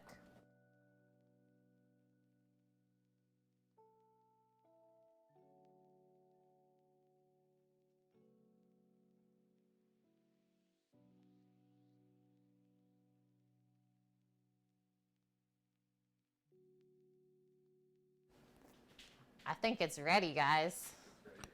It's ready, ready, Sammy says.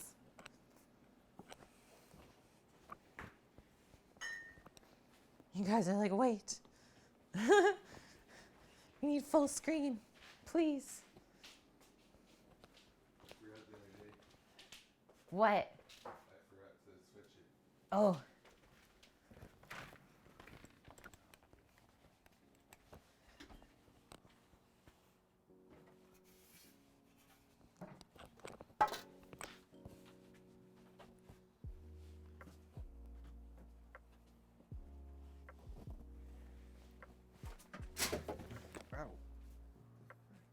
Are you okay? Yep. Okay, we need it.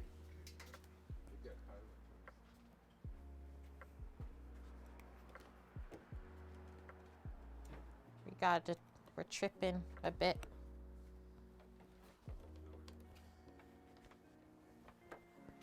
Okay.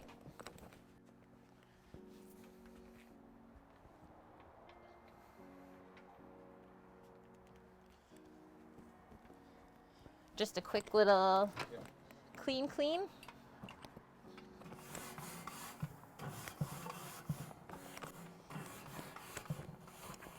Oh. Don't do that. It's okay, guys.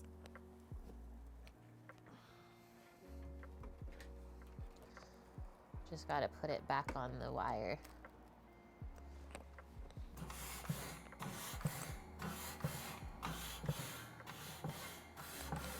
I just can't touch it right now because it's really hot.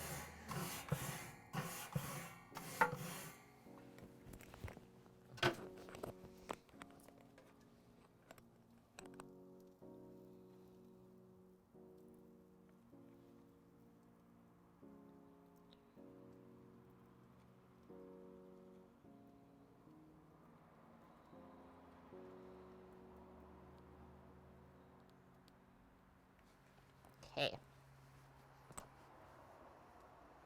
So this is what is going to monitor our temperature of the grill. And now we want to go pretty quick here. Start placing our pieces evenly spaced out on the grill grate. I'm just going to go start on the outside and go around kind of in a circle. And we don't want to dilly-dally here because the flames are going to start popping up around the plate setter. We're not looking for heat, just smoke.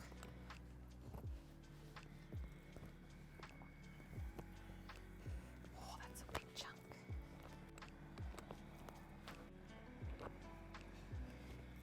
See how they're coming. Ah!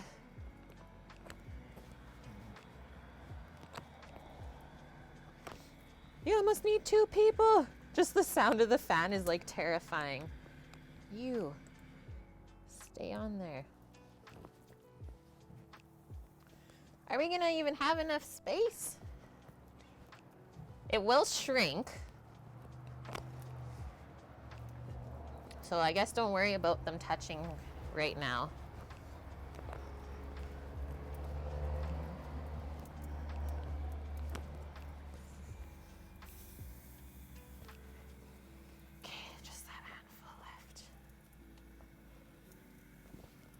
Boom, close it. Whew, I can't see. Holy, that was insane, guys. Go, go, go. Okay, just washing my hands and I'll go grab that bowl. And now we gotta set a 1-hour timer for spritzing. And now we just want to also monitor the temperature of the grill. Make sure it equalizes at 275 F.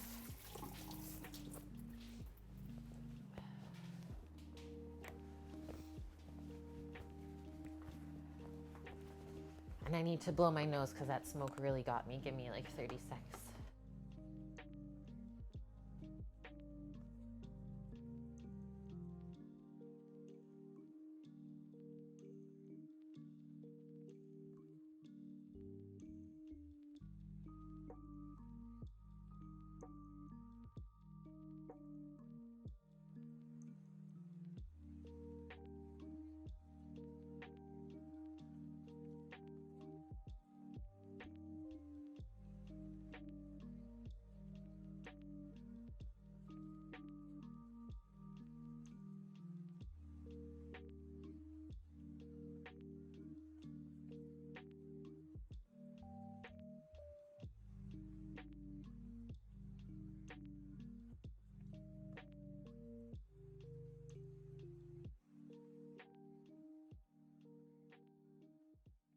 Okay, we're good, guys. I'm freshened up.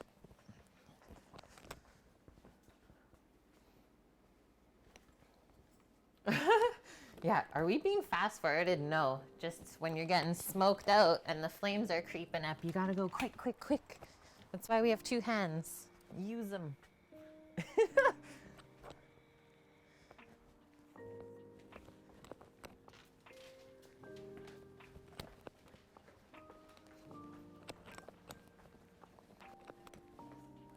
smells like barbecue in this household today.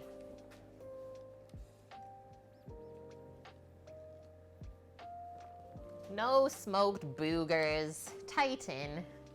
But they are, I guess.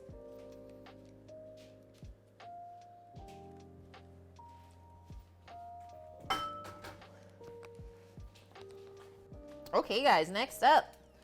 Let's get going into our mac and cheese.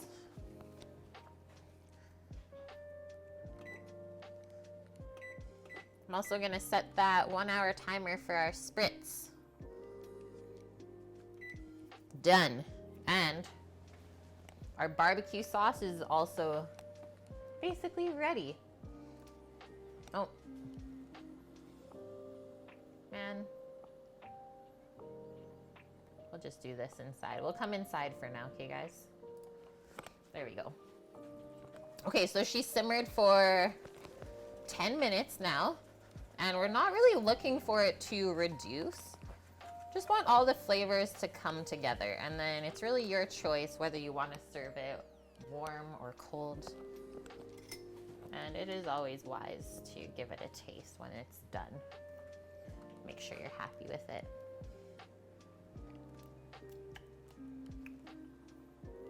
Yum. Like I said, I love the chili powder in there. Just gives it such good flavor. So all I'm gonna do is take that off of the heat, let it cool off, and then we can put it in like a squeeze bottle or just a container for later. Okay, mac time. I guess we can keep it on the stove and we will grab our pot out. So a nice large boiling pot for our macaroni.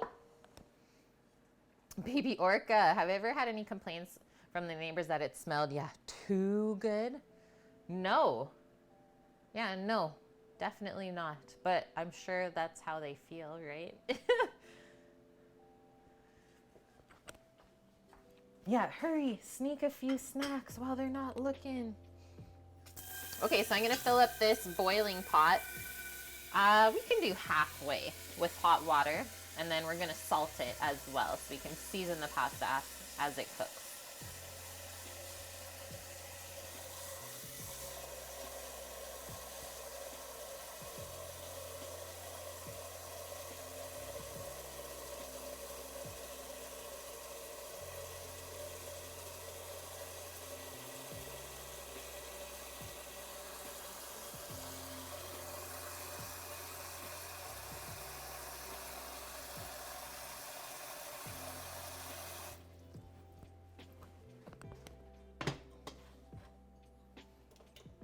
Put that on a medium-high heat.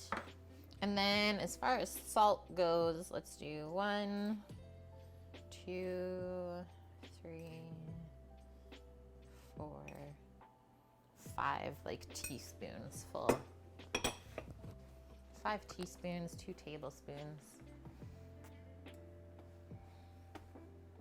How long will the chili sauce last? That will last, so the barbecue sauce we just made, if you keep it nice and clean when you're like pulling out of it with spoons and stuff, that will last at least a month in the fridge. Nice, Mina. The chicken skins are now fried. Just have to let them cool off and then they're gone. How do you spice them up? Vegetable black or vegetable black. Hi, how are you? Good to see you. Okay, we're also gonna put a lid on that pot so it'll come up to a boil quicker. And then let's measure out the macaroni. Man, I can't talk today. I'm sorry, guys. Words are hard.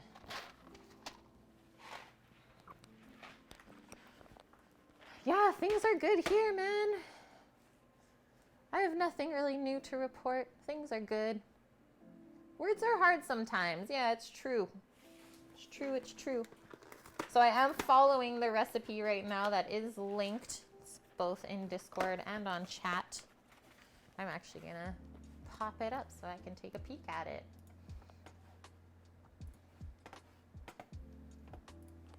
Nice, just some salt and pepper on the chicken skins. It's been a few years since you've done them, so you wanted simple until, yeah, until you could remember what you were doing. All right, Tedious Tao, take care. Yep, have a great day, and hopefully see you on Friday next week.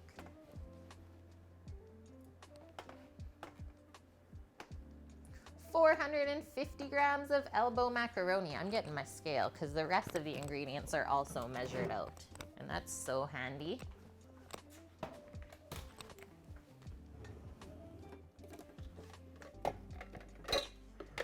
£1.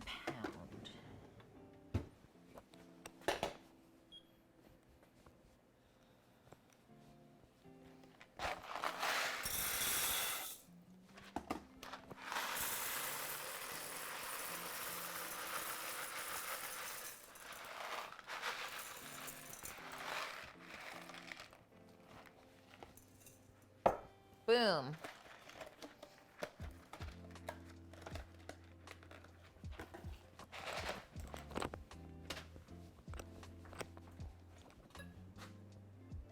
We'll just set that by our boiling pot.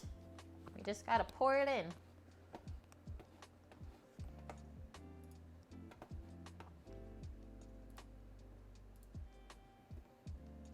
Barbecue sauce equals chili sauce? It could. Depends on where you're at, I suppose. All right, Logan, thanks for chilling with us for the first part, and thank you for continuing your gift sub today. Hope you have a wonderful rest of your day, and if you're streaming, good luck with that. Try and pop in maybe when I'm done.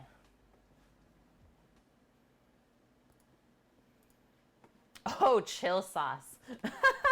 Yeah, barbecue sauce is chill. Okay, so for the beginning parts of our cheese sauce, we're gonna need 100 grams of unsalted butter and then 16 grams of all-purpose flour. Why don't we come over to the cutting board while we're measuring all that stuff out? Because, well, you know what they say about watching water come up to a boil.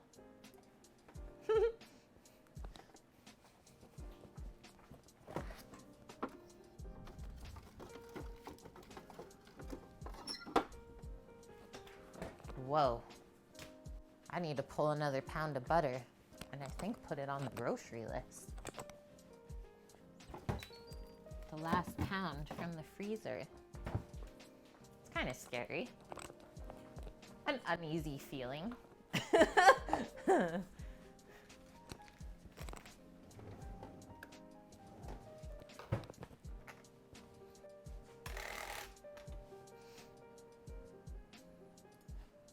Okay, for all of our mac and cheese lovers in chat, do you guys like it baked or not baked? What's your fave? This is the smallest little amount of butter.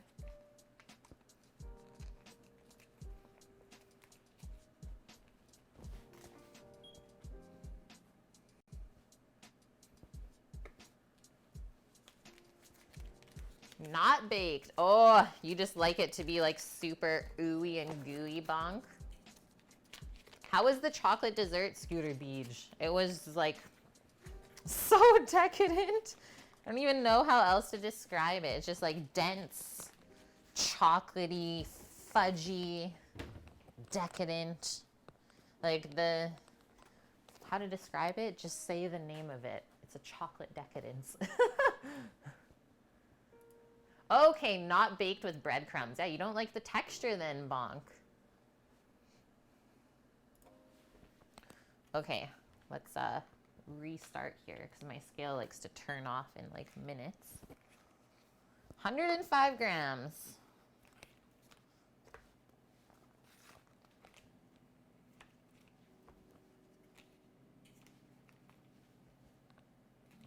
Close enough.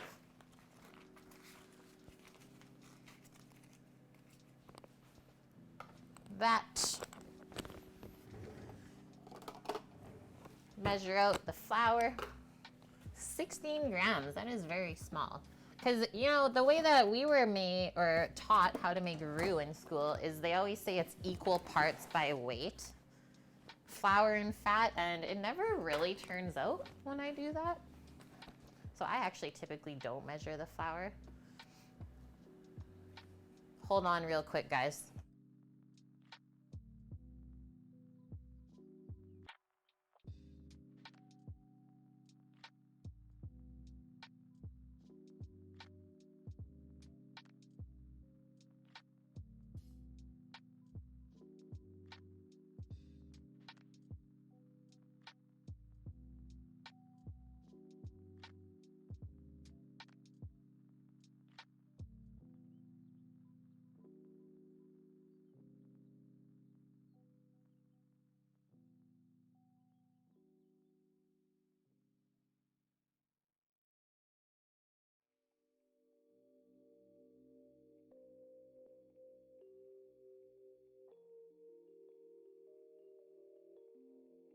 Okay, we good.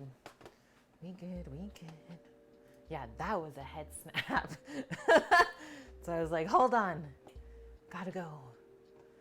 Okay, baby Orca, you have your own version of mac and cheese. It's with ham cubes and loaded with veggies.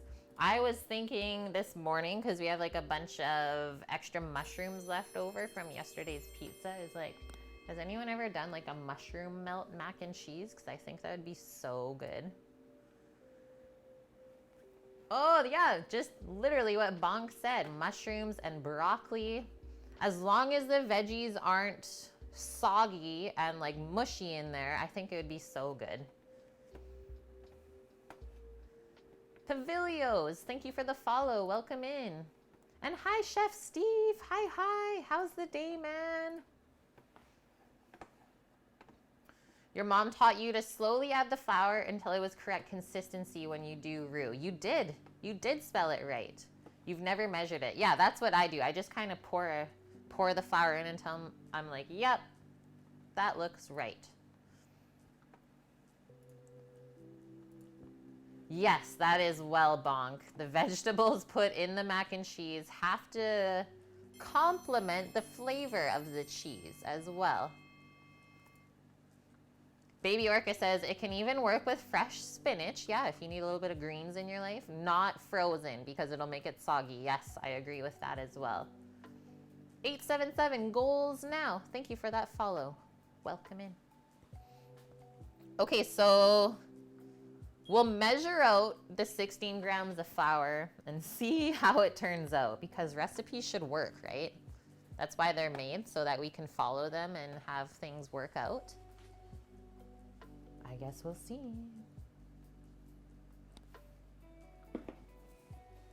Wasn't even the right amount, but I think we're gonna need all of that still.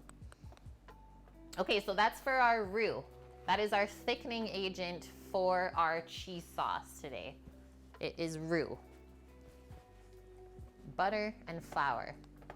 And then to loosen everything up, we need 2 cups of milk. And then we're gonna get into our cheese.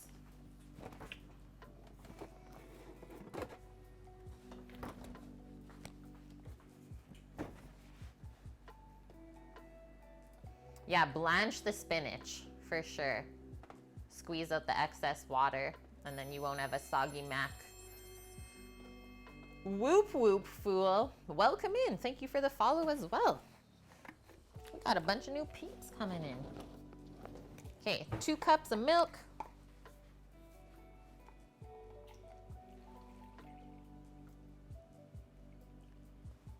And that's a whole milk, not skim. And we'll just put that over by the stove top as well, right where we're gonna be making up our bechamel.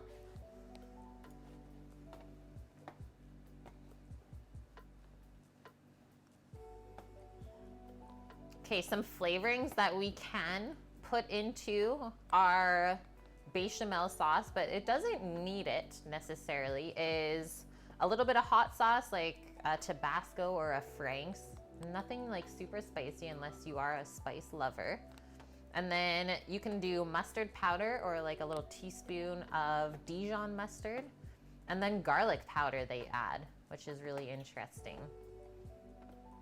So I'll just take those out when it comes time to add them in. And then we need 680 grams of cheddar cheese. So we want a sharp cheddar here, well aged. Then we need 225 grams of Gruyere. So why don't we measure those out next?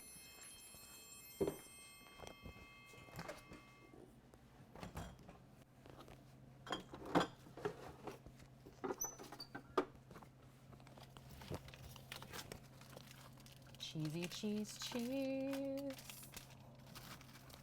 Cheesy cheese, please. I think I'll just have the right amount of Gruyere.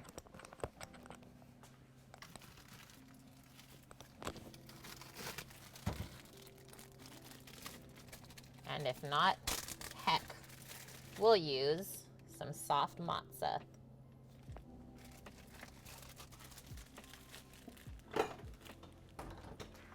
In our life.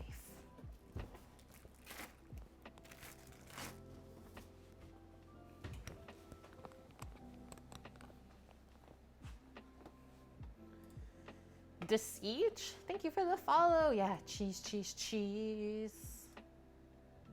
No, it's actually almost impossible to get American cheese in Canada, so it's okay, baby orca. This is an old cheddar cheese with no modified milk ingredients in it. And yeah, I don't know why the cheddar in North America has to be orange, but it does give like a nice color for sure.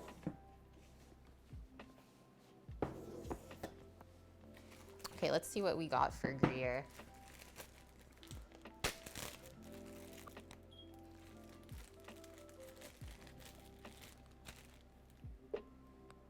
We have 169 grams of Gruyere, so I'll just have to do a little bit extra of cheddar.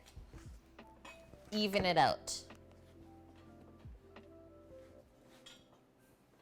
Our water for the pasta is boiling, friends. I think it's safe to pour our macaroni in. Okay, I do have one sheet pan. I know that I gave away like basically every sheet pan yesterday to our customers for the pizzas.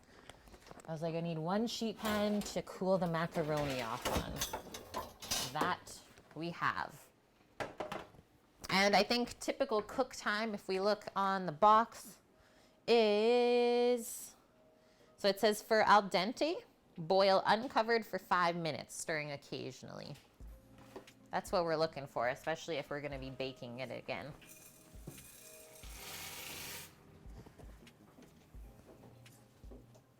Five minutes.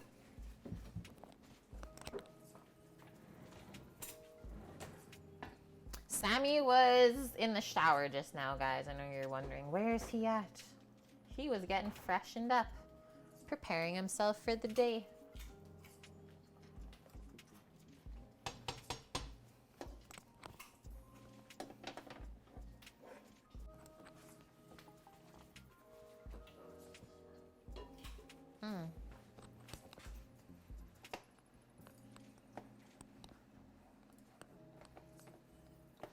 Okay, 680 grams. More than half of this block. Terrifying.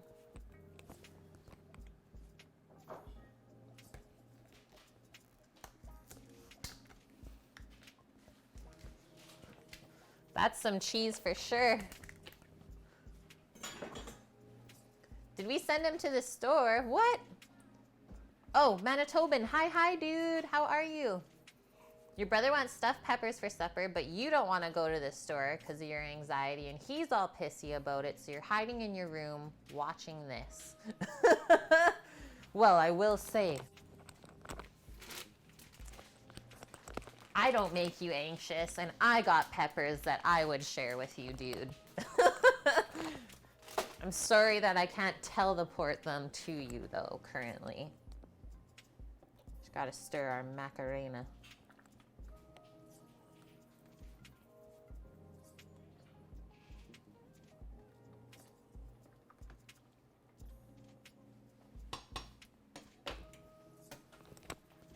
Okay, let's see how I did on this cheese.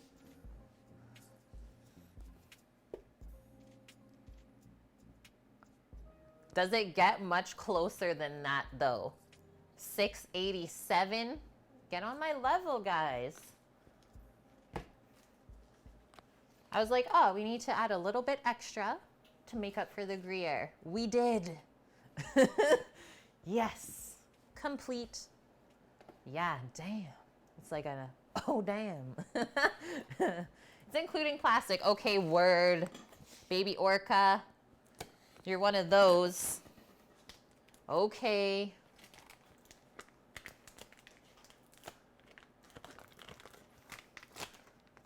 Okay, we'll do this then. Put the plastic on first. It was 6 grams. Okay, we'll zero it and see what we get. Even closer. It doesn't get closer than that. Yeah, if you guys aren't dabbing at home, you should. That's how our mac and cheese is going today. Okay, let's go peek at our pasta. Give it another stir. And then I'm gonna prepare our sheet pan. So you guys always know when we are pre-cooking our pasta, I like to cool it off really quick and oil it. So I line a sheet pan with parchment to spread it out on once it comes out of the water, and then it won't keep cooking and go mushy on us.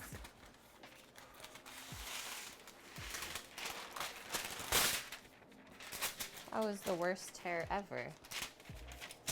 That was just really bad.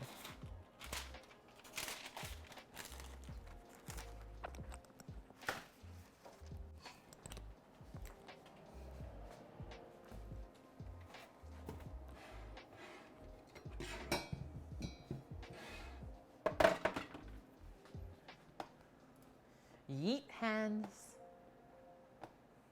The baked mac and cheese that you grew up with was done as layers of pasta in old cheddar, top layer cheddar, then pour milk in till about 1/3 to half full and bake.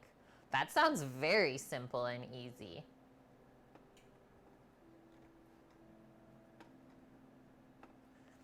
Kiwi Mish, do I have a flatbread recipe? Is it in Discord? What type of flatbread are you looking for? Because I've made like a few different variations of flatbreads. I also need to check on my noodles here. Those are done. Just have a little bit of bite to them still, which is al dente. Let's get our colander out. I made a good roti a few weeks back with our sweet potato curry, or our African sweet potato stew. If you check for that one in Discord, that one was really good and easy. Or my other like kind of favorite version of flatbread for dipping for things is like a Greek pita. It's nice and puffy and fluffy. And pitas are also a very easy one to make. Guys, I think we're gonna reuse this pot to make the bechamel in. Okay, get all the water out of your noodles. Grab our sheet pan.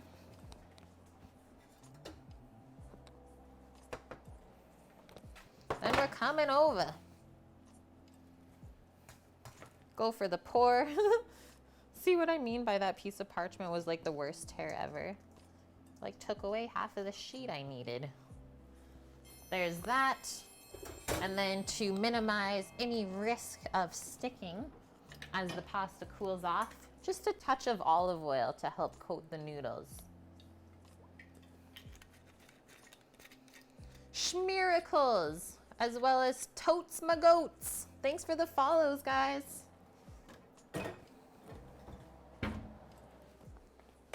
Okay, give that a little stir around. And that is our first step for mac and cheese complete.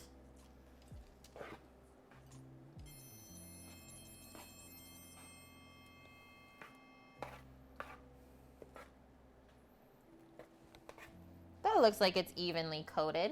And now, give it like a little shimmy and shake. Make sure it's one nice even layer. And then we can just leave this out at room temp to slowly cool off. And we'll reserve our spoon because we'll use that to mix it in with the sauce afterwards.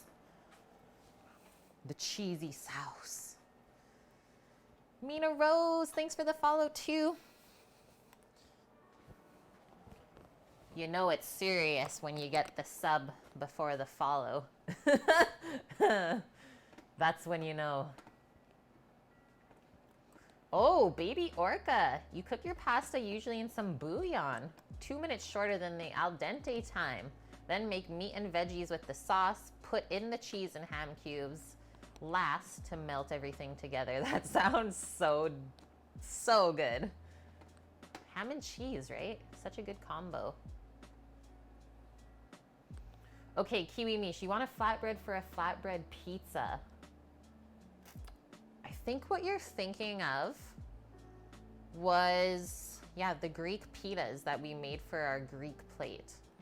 Or it could have possibly been the tortillas for the quesadillas.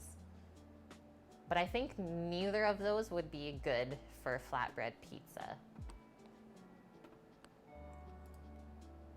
Yeah, sounds more like a casserole. Well, yeah, like a baked mac and cheese is a casserole, isn't it? Okay, Manitoban, growing up, mom made mac and cheese with cheese whiz. She'd always say, if you use real cheese, you must have a lot of money. Okay, so here's a note. When I was young and I would make craft dinner for myself, I would sneak a little bit of cheese whiz in with the mixture, and it just kind of like brought everything together. Don't do it anymore because I don't consume cheese whiz, but yeah, I don't have anything bad to say about that. Thanks for sharing that. I love that, man. Okay, so our noodles are done. Might as well cross those off. Cook the macaroni. Next up, we're working on our bechamel, but first we need to get our cheese grated. I'm just gonna wash off my knife after I split this a bit smaller. And then we'll get into grating. And then we got our timer on the stovetop for our pork. So we have half an hour till we get to peek at that and give it a spritz. Things are coming together, guys.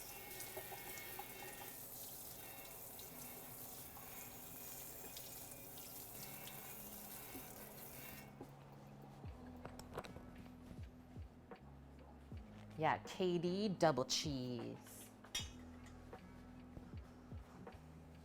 Your Katie always has extra cheese whiz. And more milk than it calls for, yeah. And way more butter, too.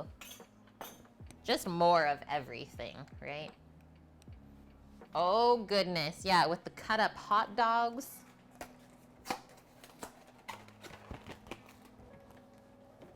That's a treat. I think on a stream coming up, maybe we'll do like a childhood favorites kind of theme.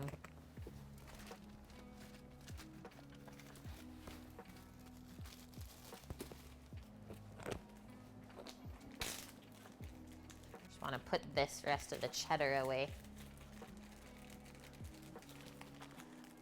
Nice, Mina. Yeah, since it's just you always use less of the pasta than what's in the box. Make it your own, right? Okay, that. And I just want to see if there's any special directions for the cheese in the recipe. Because I know they say some of it gets mixed in afterwards.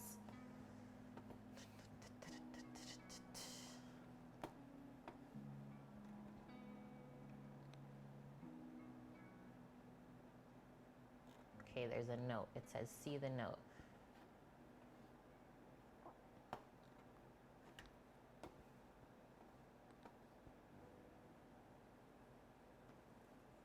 Okay, so here's what's going down today. The Gruyere is the cheese that is mixed in after the sauce. So this stays by itself. All of the cheddar goes into the bechamel to make the Mornay cheese sauce. Hello, Punisher. Good to see you, as well as Archie. Welcome back.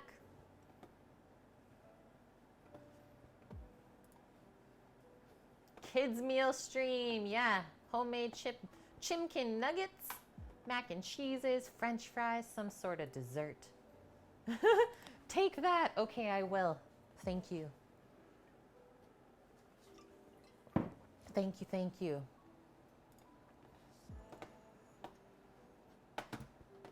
All right, now I know what's going down. So you just need a smaller little container for the Gruyere.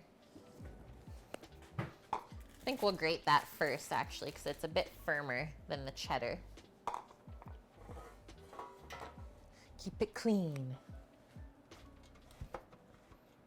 And everyone knows what Gruyere cheese is, or no?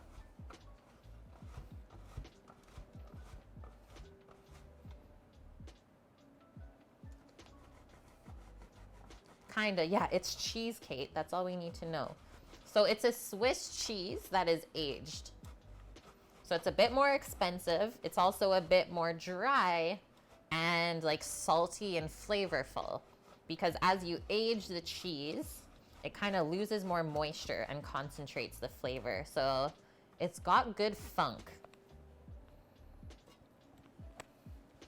And then sometimes on the outside of the brick of cheese, there's like a little waxy coating.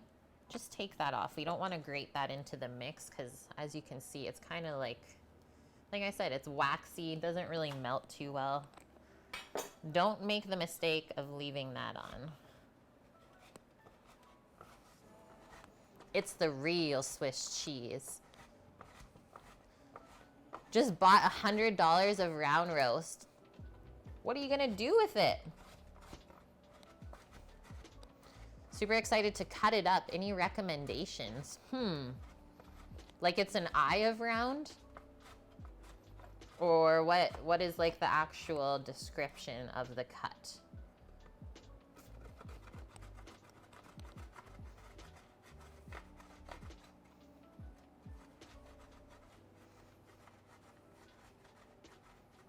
Old Amsterdam cheese is aged up to 24 months. It's to die for. Yeah, that's my favorite part in like the nicely aged cheeses is the little salt crystals.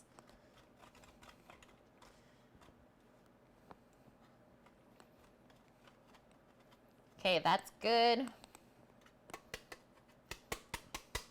We got a baby cheese mountain, just a little cheese hill to start, and then we're gonna get into the real deal.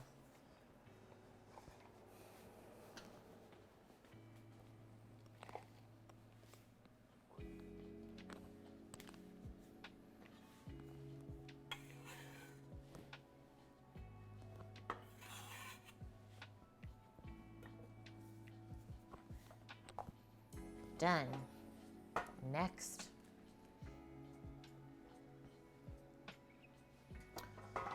Oh yeah, Bonk, how did your little party go? I forgot to ask. I'm sorry. Had a cheese plate yesterday with a nice middle-aged Gruyere. Ooh. Yeah, you found the salt crystals. Kind of wakes you up, right? It's like, oh, this is new.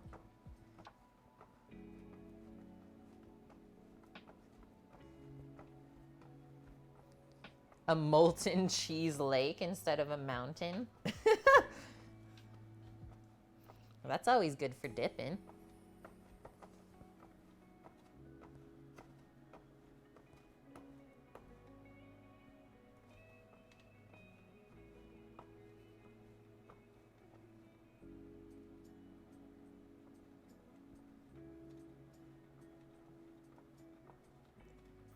Just keep grating, grating, grating, grating, grating.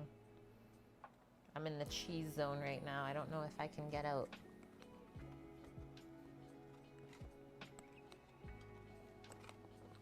Move that over. These are the beginning stages of the mountain. Hello, Vyun. Good to see you.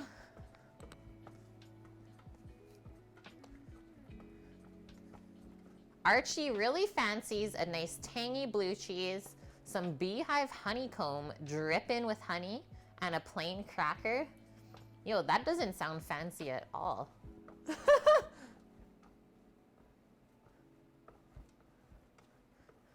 That sounds delicious, dude. Yeah, honey with cheese is just such a great combination. Oh, nice, Bonk. Headed out to your local touristy town, had Belgian waffles, dropped into your favorite little store for the cheese plate, took it to a winery for the tastings, signed yourself up for their membership. That sounds lovely. A nice little escape for sure. Thanks, Cookie. Yeah, we got cheese hype. I hope the same for you as well, Vyun. Yeah, hope everyone's had a good weekend so far. I have to say though, like, for me, this weekend has flown by. I don't know. Haven't really done anything different. I feel like the time is going so quick. Hello, Jason Sipe. How's it going, good sir?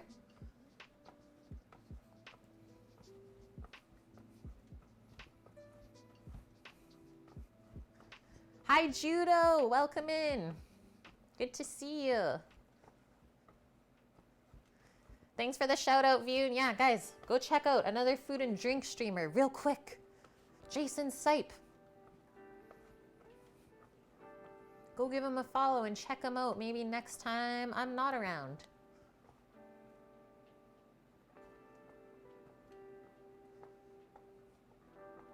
You bought 2 bottles of wine, a concrete Chardonnay, and a Clone 828 Pinot Noir. Oh, those sound good too. Headed back home, dropped into a nice hidden restaurant for dinner. Mediterranean chicken and linguine. That sounds like a perfect little day, Bonk. Like, just perfect.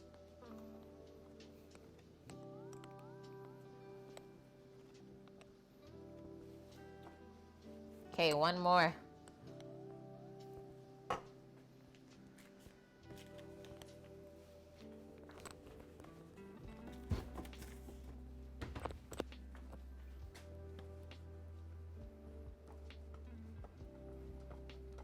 Go, go, go, go.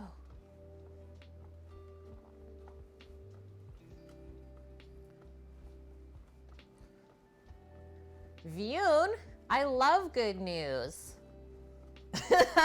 Have I ever met anyone that loves bad news though? No. Okay. But we love good news. Your IG account surpassed 500 followers recently. And you have an active engagement of 40% per post. Congratulations. That's so good. So yeah, I'm at like 900 followers on IG now, and I'm getting really excited because it's like once you kind of hit that 1K, I think it snowballs from there. But man, like literally years to get there. Posting religiously.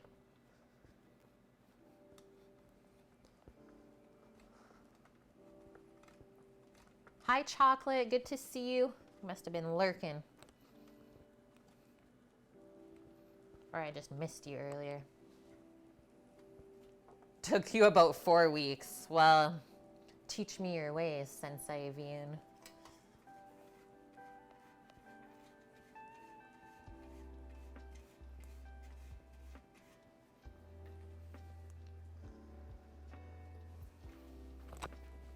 Okay, we're done with the cheese grater. We did it. Now, I think I'm just gonna leave all of that there. So we have our cheddar, we have our Gruyere. So the cheddar is for the cheese sauce. The Gruyere gets mixed in afterwards with the noodles and sauce for cheesy pockets. A pleasure. I'm in. Yeah, that's the other thing I found Practical Escapist is like once you get in those kind of higher numbers on social media, it also drops a lot too. So it's like, and it goes like up and down. Vyun will teach us though. We got this.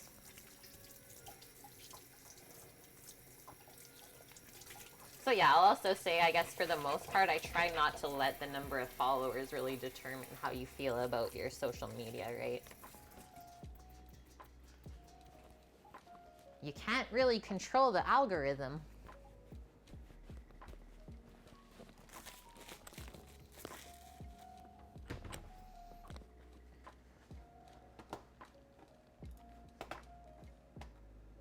Okay, I think we got everything. Only thing we're missing is just some breadcrumbs. Maybe we'll prep our breadcrumbs now so that all we have to do once everything is mixed up is top it and put it in the oven. Oh, okay, Vune. So I'm already doing that for my significant other. Maybe that's the issue. When you're managing 2 social media accounts already. Oh, just realized. I guess I'll just use the regular blender top for the breadcrumbs. We use the dry one for the peppercorns. Bread? Bread! I always have little breadly bits kicking around in a bread bin to make breadcrumbs from. So let's grab our blender and we'll just give them a quick blitz up. Breadly bits. Just bread that I have let go dry. And this is a double fermented oat. Double fermented oat.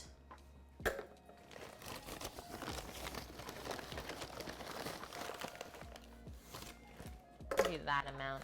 It's probably more than enough.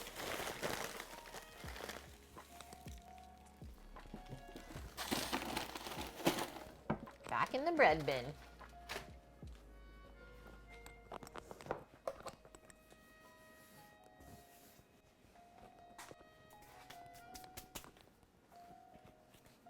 Okay, this is gonna be a little bit loud when I start blitzing up those breadcrumbs, so I think I'm just gonna mute it for the first little bit. Yeah, rolls with oats. Super yum. Oh, that's so cute. Okay, guys. Hi, Amelia. Good to see you. Hi, hi, hi. Okay, going for the mute.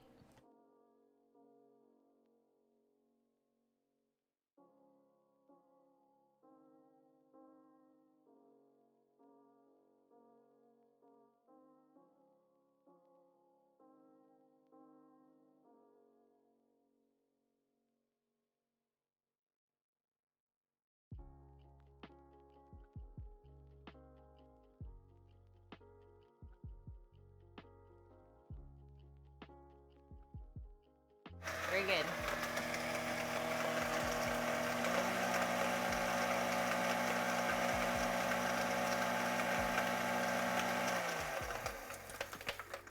Ladies and gentlemen, we got breadcrumbs.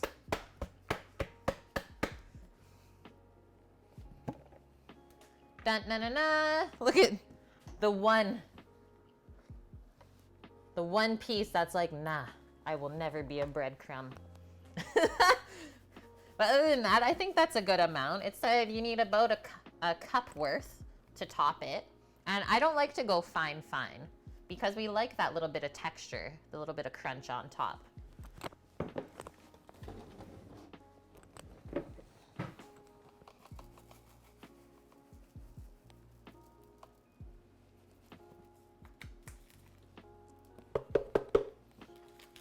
Beautiful.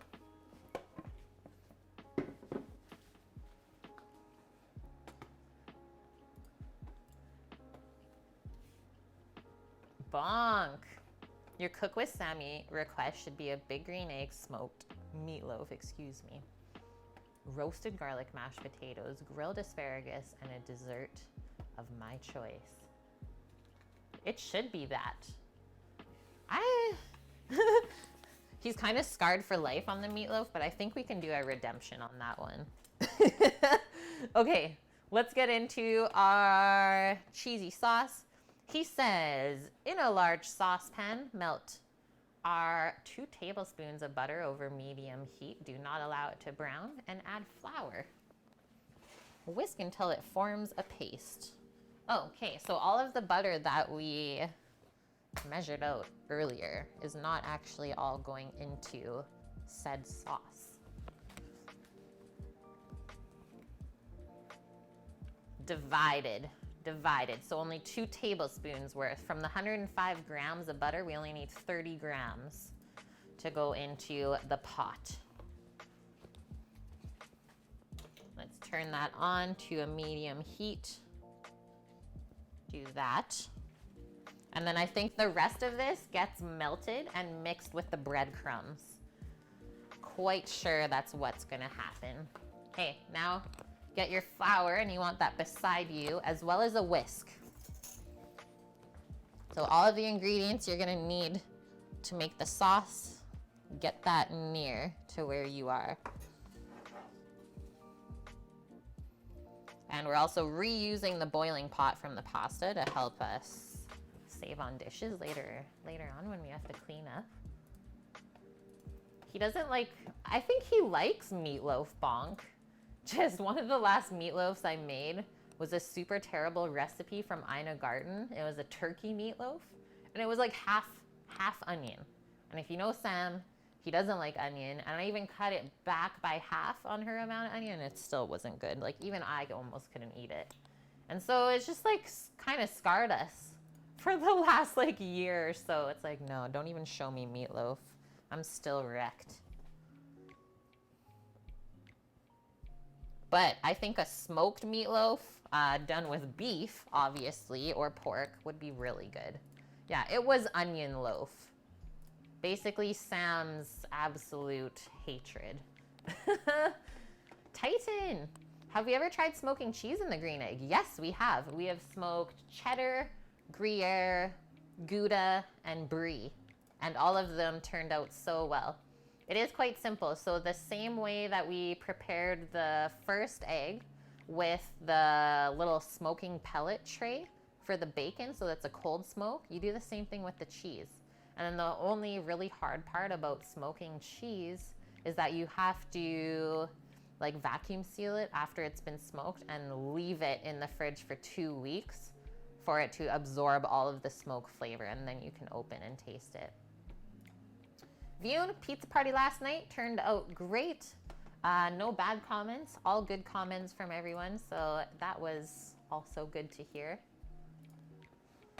And yeah, I said earlier, Vune, of all 10 pizzas that we made, 0 photos of any of them.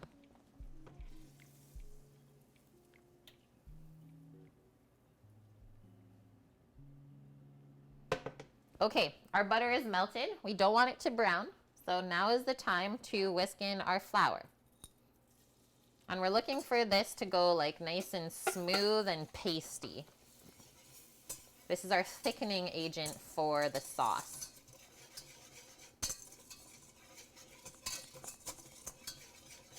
So like the way that I was taught to make a roux is this is nowhere near enough flour. I think we still need a bit more, which is why I left it out. Just like a little bit more.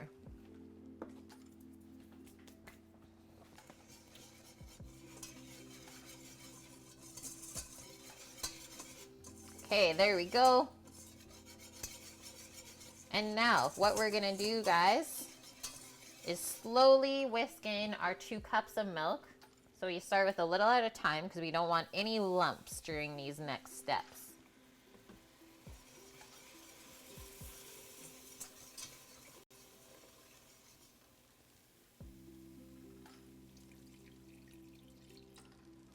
So I pour a bit at a time and then whisk it till it's smooth every single time before I add more milk.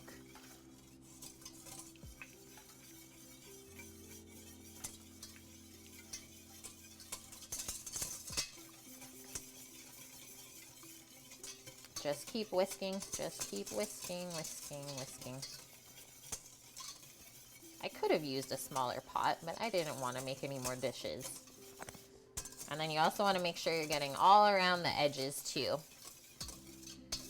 Okay, looks like we're almost good.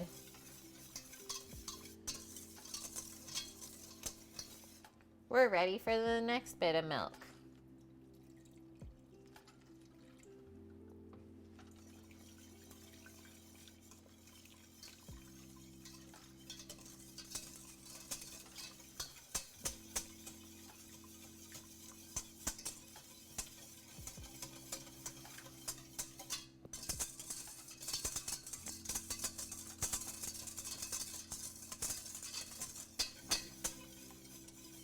Whiskey, whiskey, whiskey, whiskey. Whiskey? No, I don't really like whiskey, guys. I'm sorry.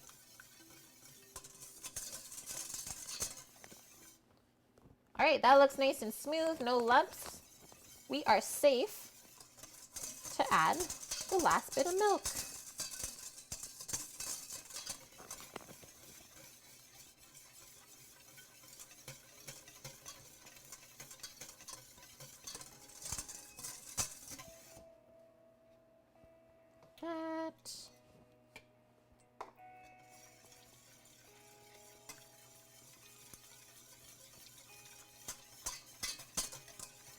There we go. That's on like a nice low heat. Gonna wipe up my little mess. Okay, what does he say next? Mr. Xhead, thank you for that follow.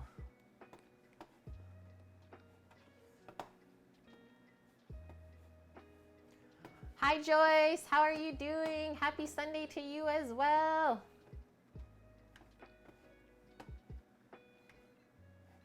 Yeah, I'm sorry, Titan. I'm sorry. I don't like whiskey. It's like one of the only beverages I don't like. Other than that, I enjoy consuming basically any other beverage.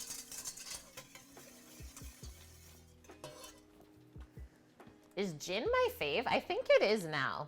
I think it is. I really like the flavor of it. You're back, Judo. Pretty much done for today.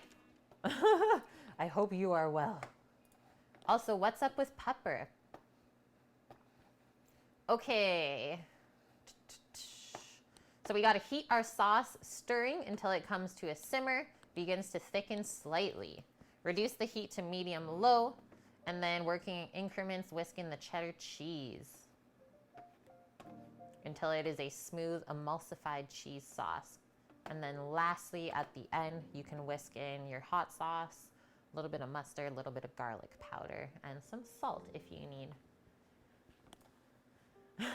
Yes, Joyce, yeah. She doesn't like whiskey, but she likes whisking. Correct.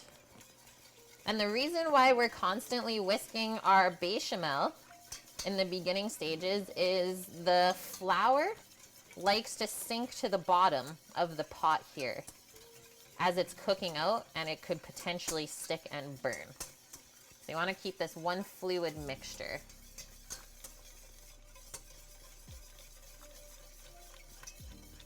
And then we also bring this up to a simmer so we cook out the flour enough. We cook out the starchy flavor from the flour. Very important. Okay, I'll get out a little bit of hot sauce. I never put the mustard in, so that's totally optional for you guys. And I'm not gonna put the garlic in either, because that's just not really my jam. We did a lot of garlic on the pork out there. Oh, Vune, a bottle of the grape brandy. Canada is weird about alcohol. Yeah, you gotta like smuggle it in. You can't send it. You gotta smuggle it in the suitcase.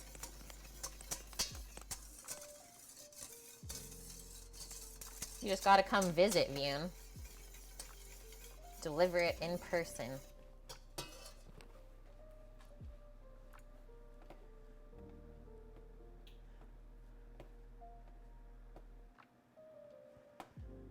Tastes a bit like super high-class tequila with a flowery, fruity bouquet. That sounds so good, Vune. Yeah, tequila, Joyce is sold. Sam also loves tequila too. Okay, Judo, what's going on there? So you got another pupper there today. Yours is not socialized, thanks COVID. He was being a mess, rushed around so long until he injured his claw in the asphalt. Oh no, and he's bleeding. Poor puppers. Sometimes they just get so crazy and they don't even know that they're like hurting themselves. Oh, Maya, yeah, a bit of roasted garlic to the bechamel sauce once it's cooked. This one is almost done. It's gonna simmer like any second now. And as soon as we start to see bubbles, we can start to slowly add in the cheddar cheese. I don't know, should we do roasted garlic? I don't know what I'm feeling. View, you already have it planned out. New York City, Alberta, Seattle, LA, New York would be your travel itinerary. Why Alberta? We're going to visit my hometown?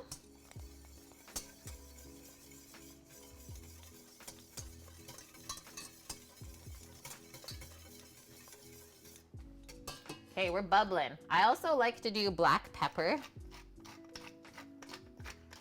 in my bechamel sauce. And a little bit of salt. And then a very traditional spice that goes into bechamel sauce is nutmeg. Let's do half a teaspoon of salt. So I actually always do like just a little pinch of the nutmeg. There's something about it that just really pulls everything together.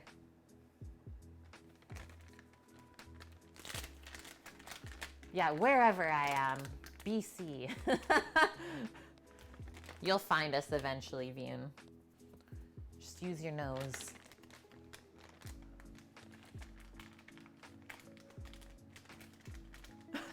Judo, you got some crazy stuff happening over there today. No wonder you're done. She's done with the day.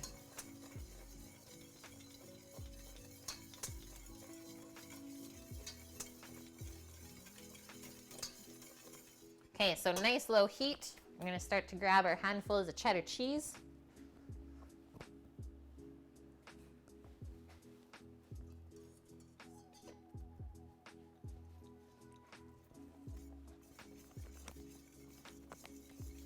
And guys, there's only 3 minutes left until we get to go check the pork. Well, that really changed the color quickly. Nuclear orange.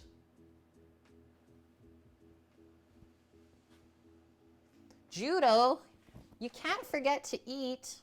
That is never good. Yeah, the body doesn't like working without any food in its system. This makes everything harder.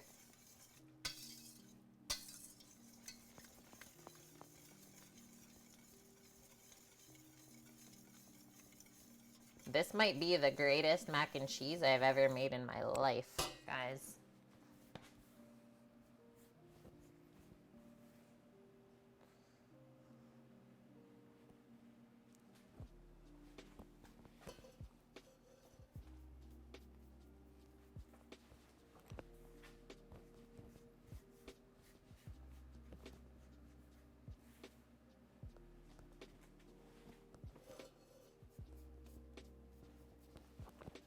Okay, the last little bit.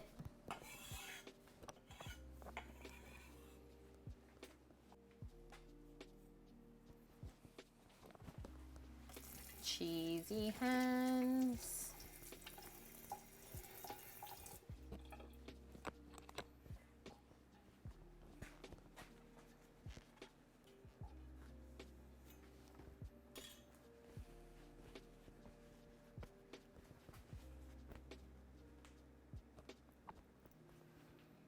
Yeah, bring something local from your hometown, baby orca. I love that.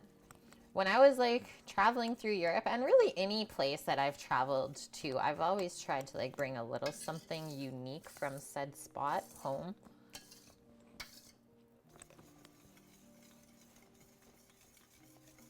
Okay, so we need this to be one smooth fluid sauce. So basically we gotta wait for it to heat back up so we can melt the rest of the cheddar into our bechamel. But we can add our little bit of hot sauce now. We almost there. Like a teaspoon. And this is our homemade chipotle buffalo sauce, which there's more flavor than spice.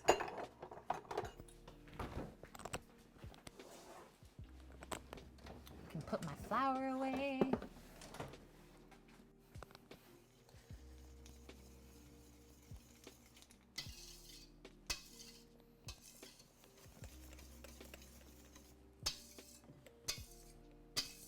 She is coming together.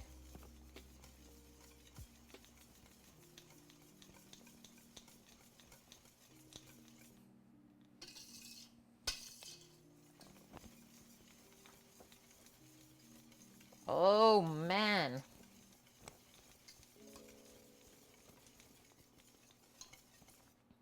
Whisk it good. I think we're good. Right as the timer goes off for the pork. Okay, I shut that burner off. Just gonna take that cheese sauce off of the heat for now. Let it chill. We're gonna go check that pork. Vian's gonna go grab a snack. Looks real happy out there.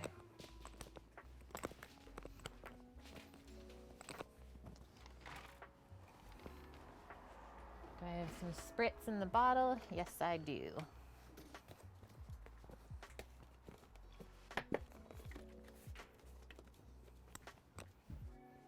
So I got a spray bottle here with apple cider vinegar and apple juice. Oh my God, guys, this is what I'm talking about.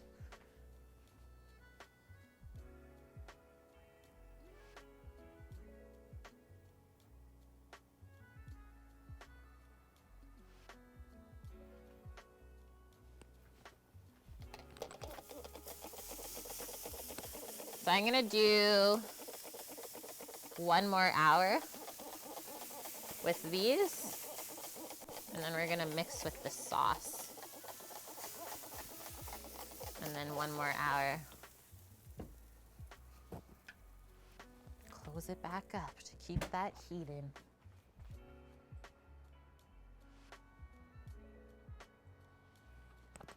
So good.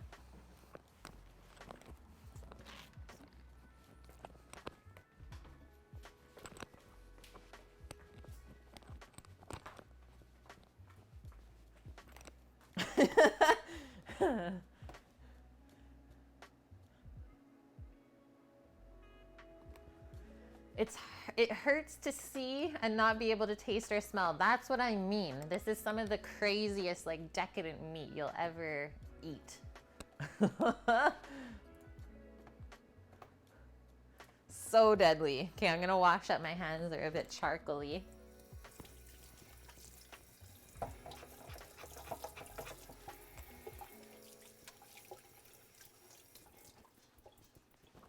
And I think it's time to mix this mac up. Mix the mac, put it in the pan. We'll finish off the breadcrumb topping, and then all you really need to do is bake it in the oven. So let's get out our 13x9 Pyrex, our glass baking dish. Because Sam said he wanted mac and cheese all week. And I agree.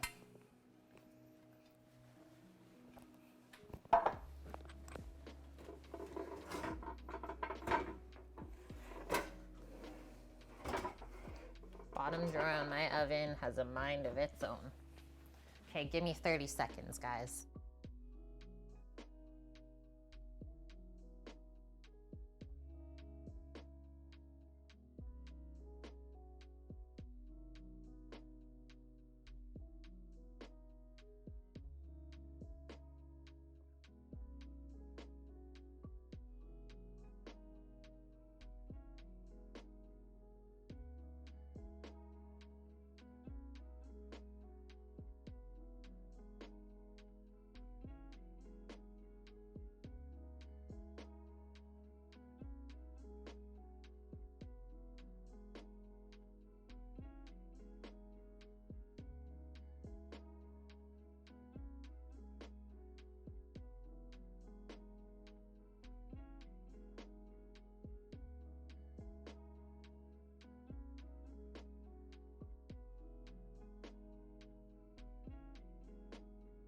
Okay.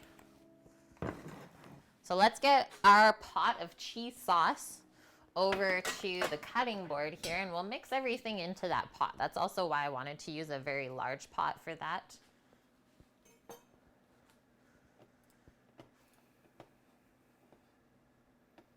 Oh, Murano. So baby Orca, the fact that you're talking about that, so I brought my mom back some glass beads from Murano to put on like a bracelet. So cool.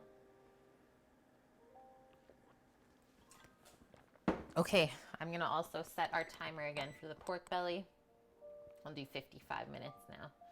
We lost 5 minutes somewhere.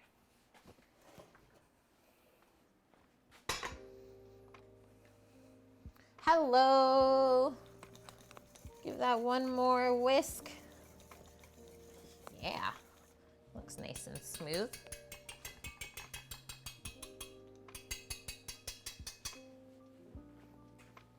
Done. Dun, dun, dun. So we got our cooled parboiled macaroni noodles. See if we can gather those up. Pour them into the pot.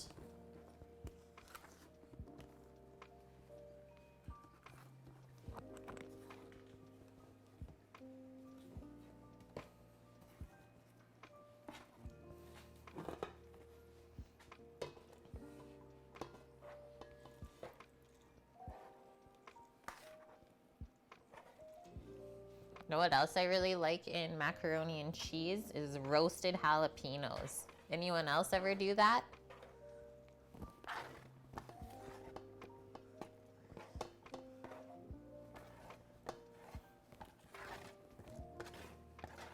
Spice up your life a bit.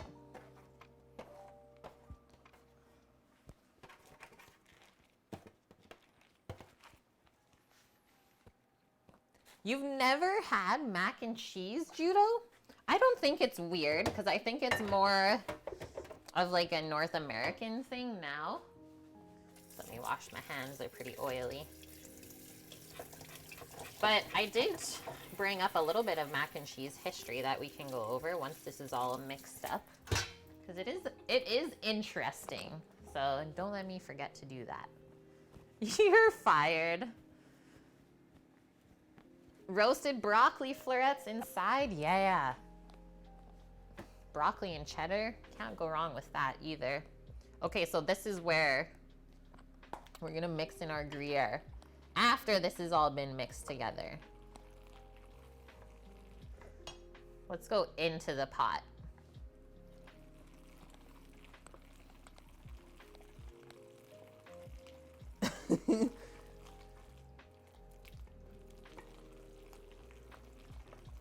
Yeah, that looks well mixed.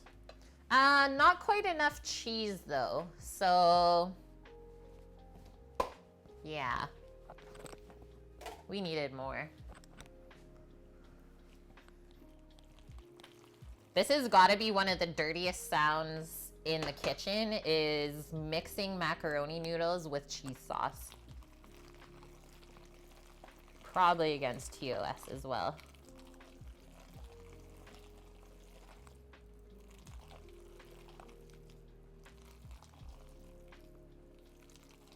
The smell, I need a spoonful right now. I'm drooling. I can't talk right now, guys. I need a spoonful.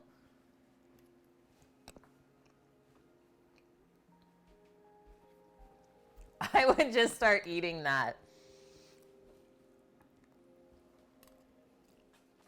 It's so good.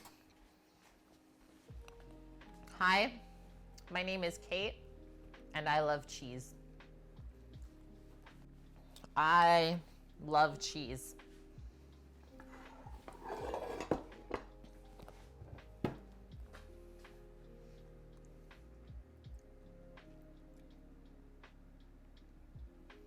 Oh, hi, Mythical. Hi.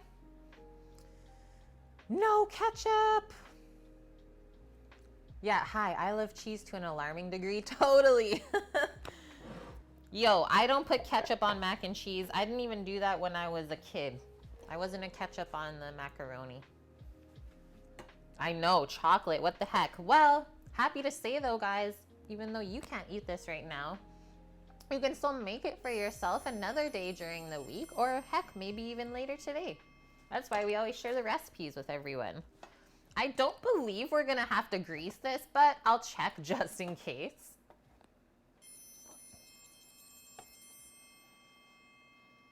Scrape the pasta into a 9 by 13 inch baking dish and smooth surface into an even layer. Nope, there is no preparation needed. There is more than enough fat in here. Luciano Genova, thank you for the follow, as well as Scaramanga. Thank you and welcome in, friends.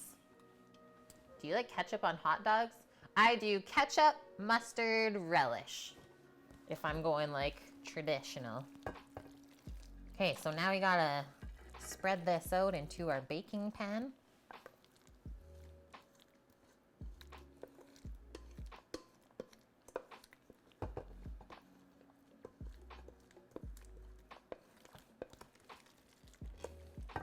This is heavy.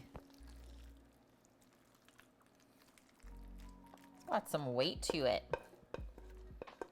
That's why I put vegetables on the menu.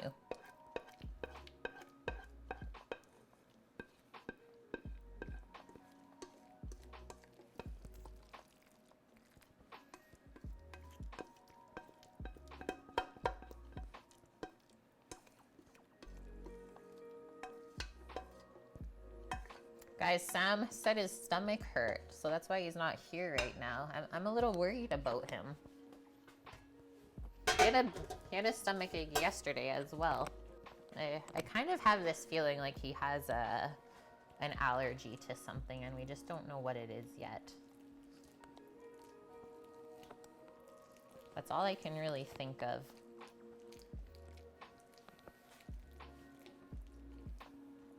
So it's just us right now, manning the two grills, making lunch.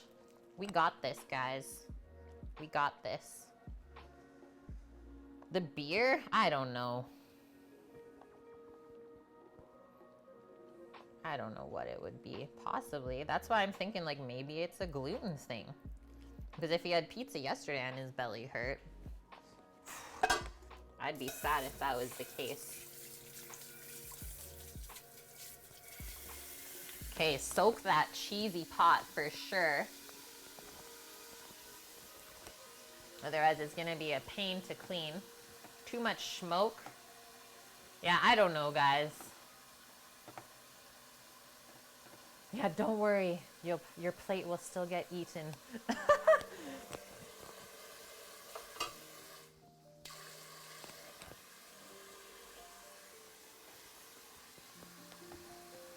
Gluten or dairy, that's my thought as well.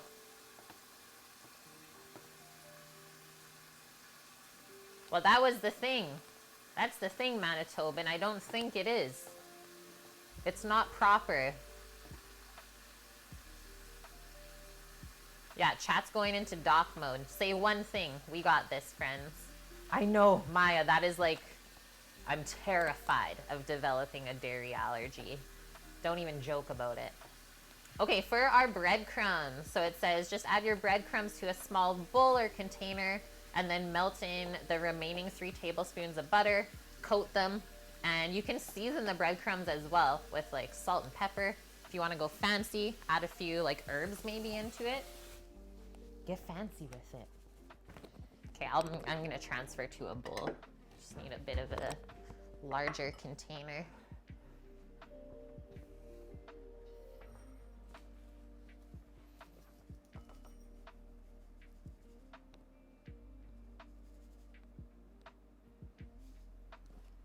We'll mix them all up. Okay, Chef Mike being put to good use. Probably a 20-second on there.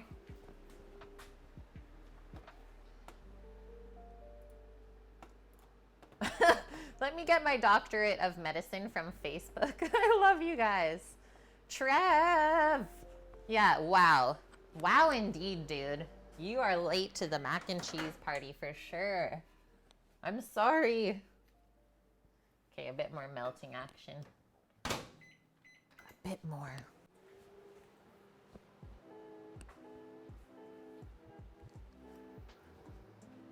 Don't do what I think I am. Why not? Why the heck not? We're going. We're going for it. We got our freshly blitzed up breadcrumbs from our dry bread. We got our melted butter. Oh my God, the bubble in the middle as it soaks up the butter. Oh gosh.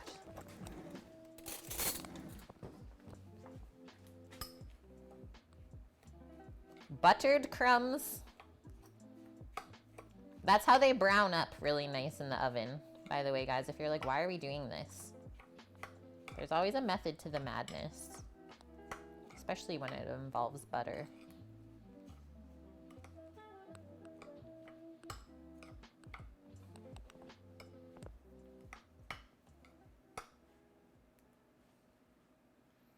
They've been buttered.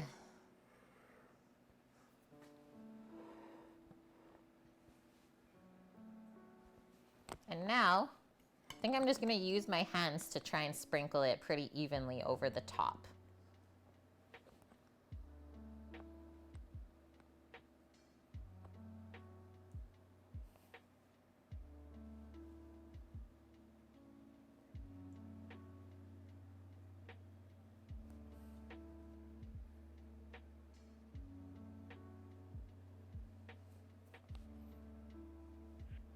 I am just loving everything that's going on in this pan right now.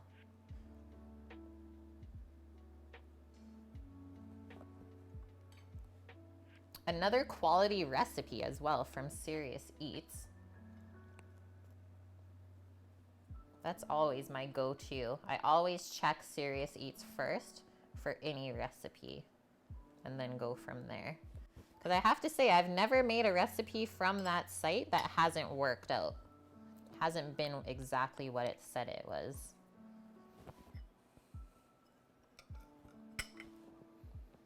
Because it is definitely frustrating when you choose a recipe and expect it to work out and for some reason it's just not proper. It's like, why would you even share this with people? Just like guiding them in the wrong direction. That's always a bit disappointing.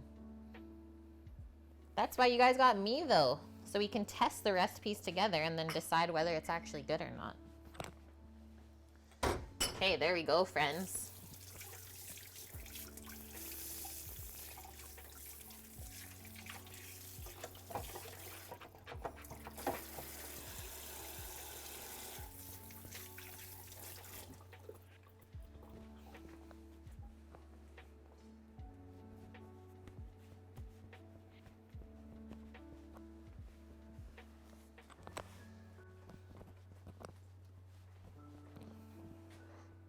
Oh, baby. Raisins in potato salad. What? What is this madness? Hi, Swilliams. Good to see you. That's always your first choice as well? Yes. High five, dude. It's so good. He says for that site, Serious Eats, often they're a little bit more complex, the recipes, than other ones. But I will say they also explain all of the things going on very well. And then the results will also show how worth it is to make it, for sure.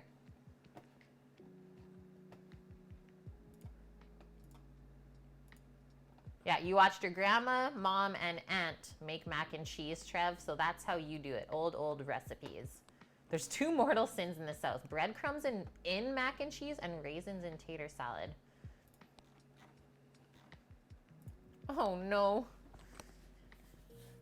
We made a sin today, guys.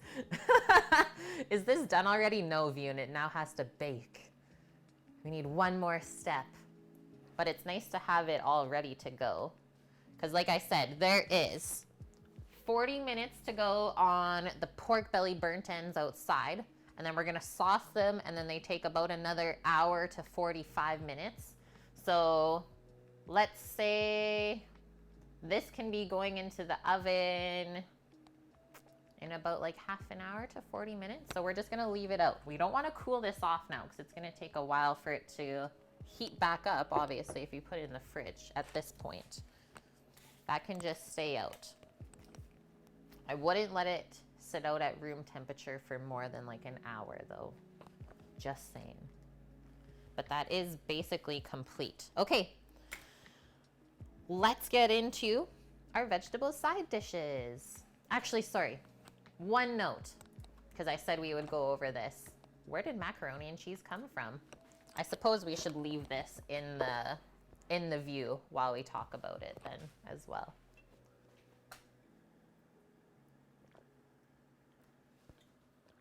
Good water, by the way, guys. Eggs and bacon in potato salad, I'm in. I've had so many different variations of potato salad, but yeah, definitely not having raisins in there. That's a bit loco. Okay, macaroni and cheese. Obviously, we already know by this point, it's a dish of cooked macaroni pasta and a cheese sauce, which is most commonly cheddar. Can also incorporate other ingredients such as breadcrumbs, meat, and or vegetables like we've talked about as well. What's my favorite version of potato salad? I think it's the German version, Baby Orca. I think I really love that one the most so far. I don't really love like heavily creamy or mayo-y potato salads. And then maybe the other one I really enjoyed was like the roasted corn and bell pepper one. Roasted corn and pepper potato salad. Yeah, German potato salad, so good. It's hard to beat, right? Okay, so it says traditional mac and cheese is a casserole that's baked in the oven. However, it may be prepared in a saucepan on top of the stove or using a packaged mix like Kraft Dinner. The cheese is often first incorporated into a bechamel sauce. Yes, the mother sauce. And then from that, we create the Mornay sauce. So by just adding one component, by just adding cheese into the bechamel sauce, it creates the Mornay sauce. And then that's added to the pasta. It says last sentence here, in the United States, it's considered a comfort food, for sure. Oh, Trev, I don't think I've had that basic potato salad before. Just potatoes, sugar, and vinegar? I think I'd be down though, because I like kind of like sweet and acidic things. The vinegar one, Vune, the vinegar version of the German potato salad. Okay, the history of mac and cheese, guys, is quite interesting. I want to read through this because I was having a little bit of a laugh this morning. Just let me get some water here.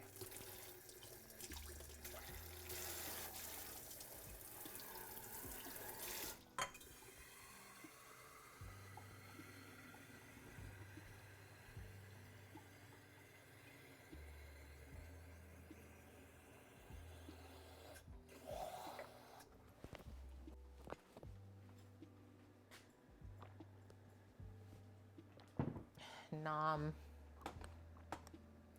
A plain old bockwurst. Okay, I'm clicking this view. Because you know I was going to ask, the heck is a bockwurst? I am down. Oh my gosh. That looks like a plate of heaven. Sam would freak out about that pile of mustard there, but that, I am in. That looks so good. Sausages and potato salad.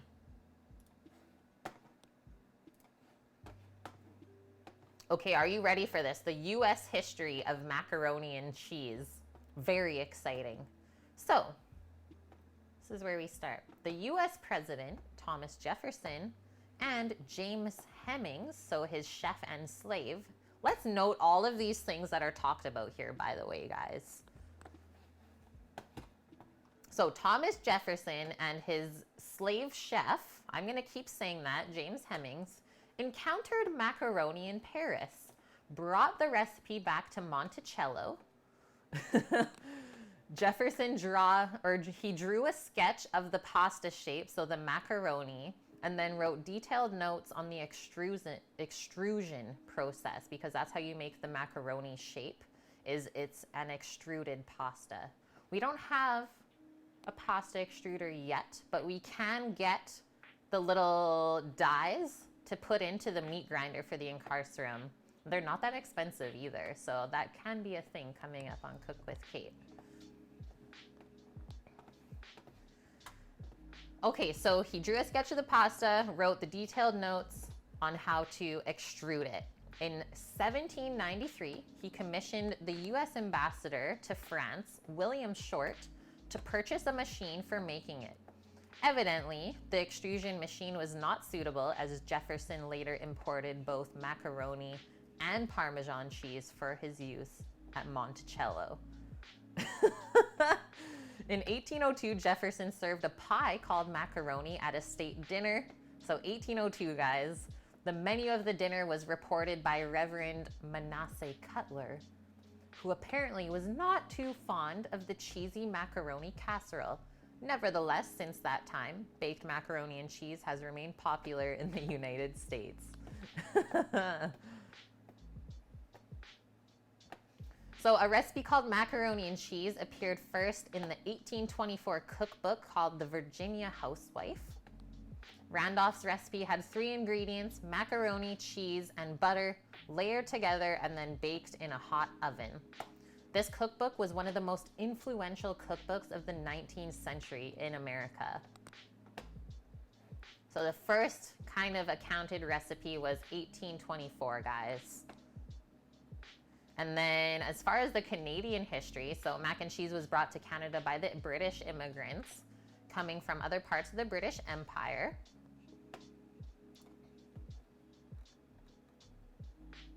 And then, yes, it is noted the first modern recipe for mac and cheese was actually added in a 1770 book.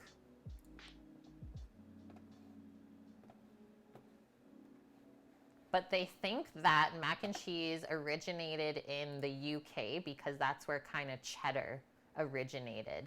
Very interesting. Mortificator, thank you for the follow. Welcome in.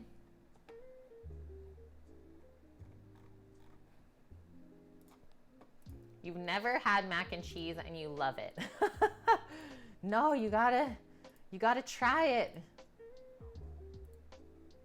Who doesn't like macaroni and cheese casserole? Exactly. Whoa, what's for this? What is this? Damn it, Randy. Gifting a sub to the community. That's your first time gifting a sub. Thank you so much, man. To wait for the shake. That's pretty accurate for this stream. So welcome in, wait for the shake. That's usually what happens when I try food at the end of the stream. It's like, okay, guys, wait for the shake. Okay, great history for sure. I'm gonna get out our beans and our carrots for our vegetables because we definitely need that in our life.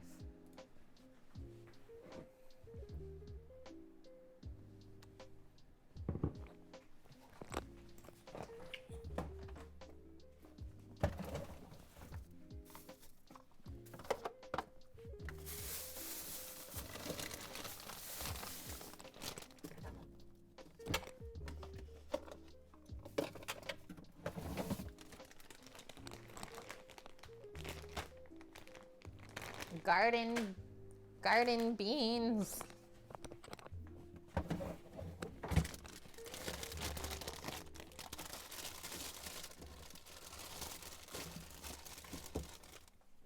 That's a very large carrot I just got. Whoa.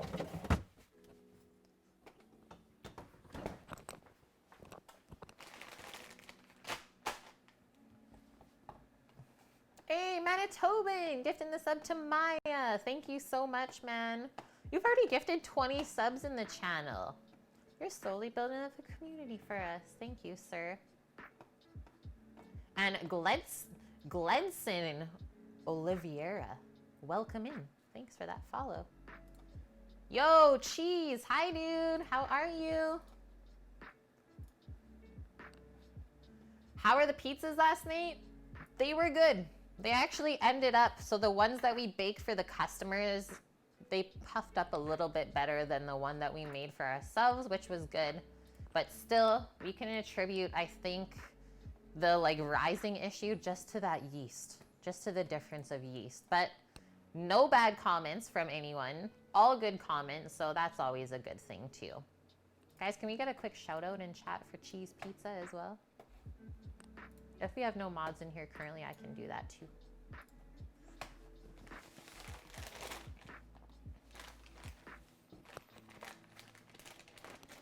Thank you, thank you. Okay, let's go through these. I think we have some not so nice ones, so I think I'm gonna just do it on my own. Oh no. Some of these have seen better days. It looks like the purple ones don't hold up as well.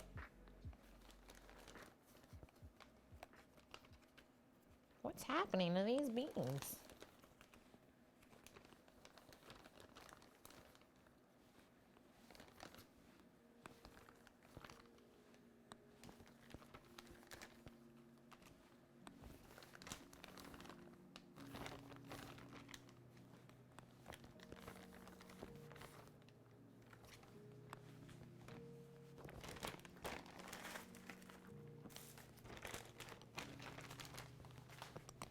Okay, just gonna go give those a quick little rinse. And then we'll tip and top them.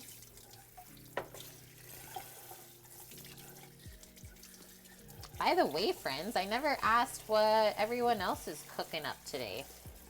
I know it's Sunday, and usually Sunday is a day for like a little bit of a fancier meal.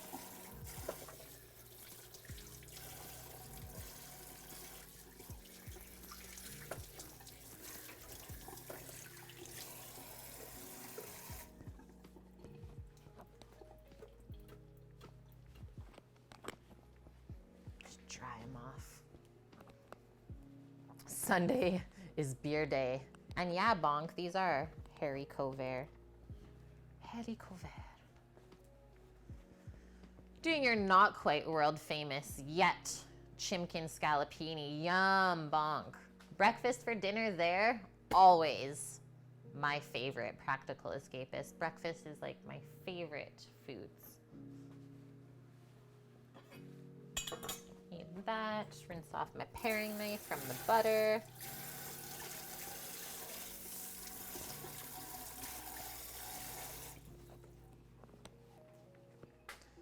Fried shimkin. Nice, mythical. Nothing fancy, Trev. Bake some bread. Making potato latkes. Yo, that can be a little bit fancy.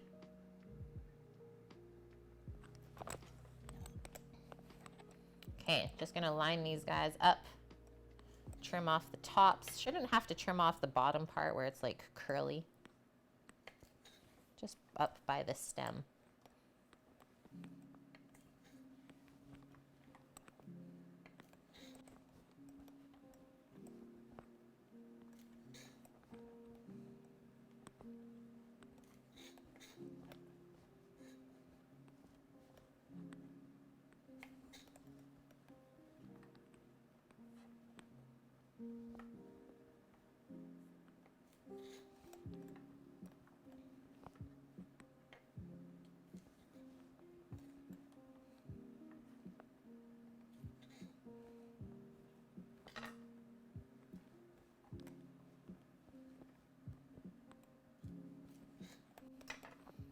Woohoo! Nice little amount of green beans. And then for some other color on the plate, let's do up these carrots. These carrots are actually quite nice and thin skinned, so I think I'll just do a quick little like scrub up with my veggie brush. And then we don't have to peel them up at all. Obviously peel off any kind of not so nice parts that you can see on the carrot. Nice. Trisha's ribs, broccoli spoon salad, dilly potatoes. Sounds good. Nice, Manitoban. Spruced up a jar of ragu with some meat and mushrooms, shallots, onion, and garlic, and you're making spaghetti. The spaghetti. Rosemary chicken. Guys, so many people making chicken today. Sunday's chicken day or what?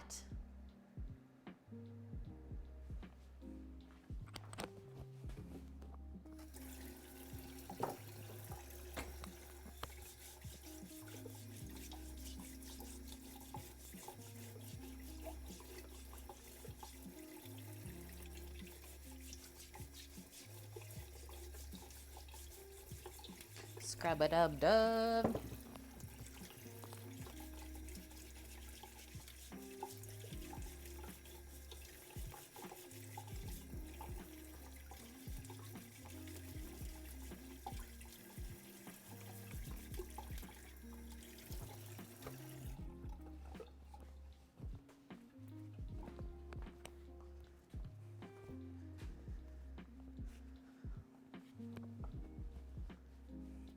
Yeah, this morning was brunch, Mythical, so we're gonna have a nice lean chicken to balance it out. That is fair.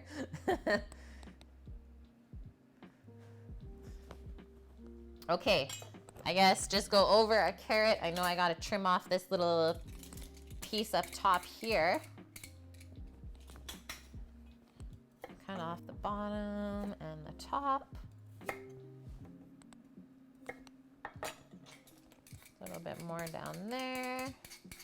That's where the carrot flies go in. The carrot worms. Not in my carrot. Okay, now, how do I want to cut these up? So the beans take not long at all to pan fry up. We're gonna do a quick saute of all these veggies. Probably just with some olive oil and herbs. Maybe a little bit of garlic in there and lemon.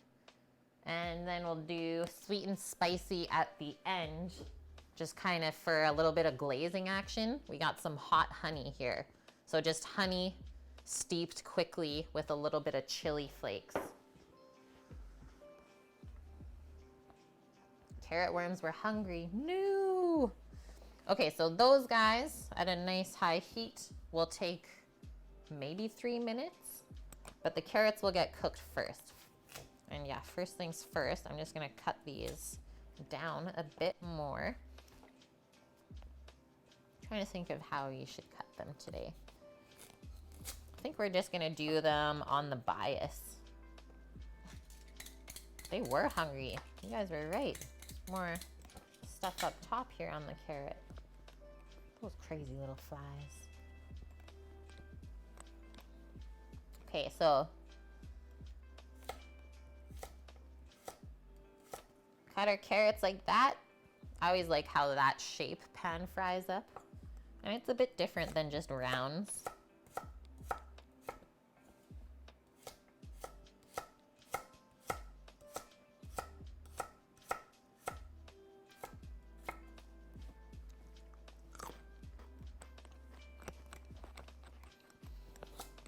Good flavor.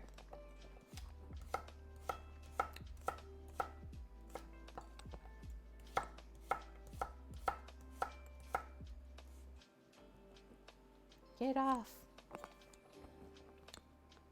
Okay, this one, because it's pretty thin, I'm not gonna cut it in half. Just keep it nice and stable on the cutting board. That's good.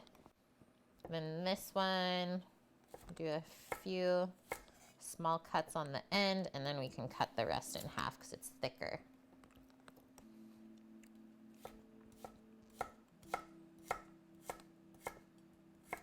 And then with this size of the carrots, these guys will take probably about 5 minutes to saute up. So a nice quick cooking on all of the veggies. That should be enough for both of us, I think. I think we're good. So we can just pop those in a bowl for now.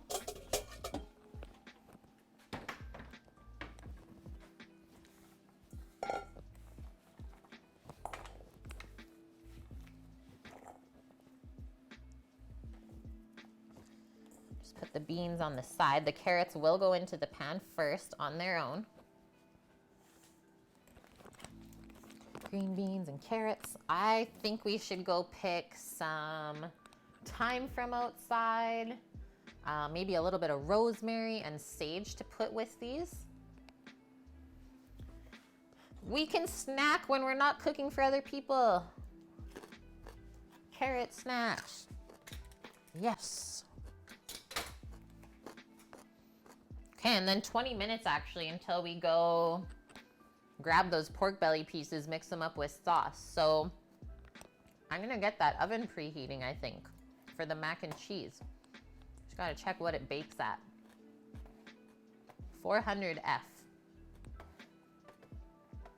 Bake on the top rack of the oven until it's browned and bubbling, about 45 minutes. Ovens can vary, it says. Check often to prevent the top from browning. And then I'll also say, once the mac has been like heated up and properly browned, you can keep it warm for a good amount of time too, while everything else is finishing off. That is allowed. Okay, let's go outside, grab our herbage.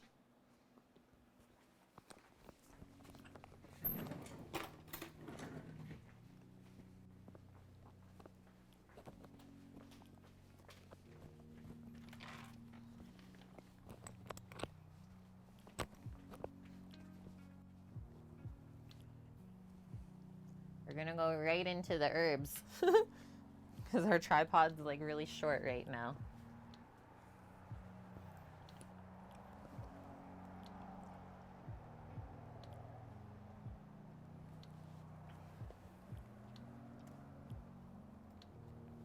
We are one with the herbs. Oh my God. Okay, look at this, guys. This is a rare find. But we got a banana slug. It's a banana slug. Look how big it is. Like, compared to my finger, that's how big the slug is. Ah! This guy's been around for so long. I can't get rid of him. Every time I fling him over the fence, he comes back. Comes back with a vengeance. He's all on my chives.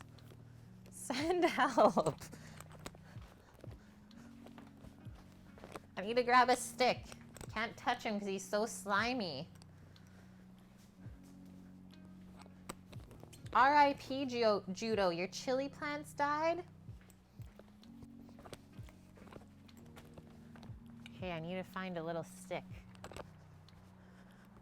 Oh my gosh, that pork smells good. Slug extermination.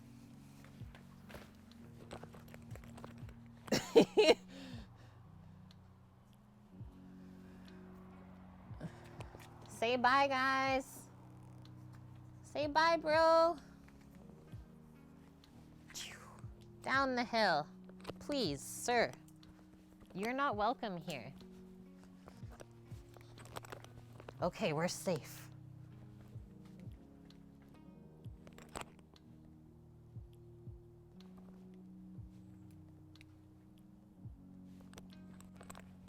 Okay, let's do this sprig of rosemary. It's going nuts.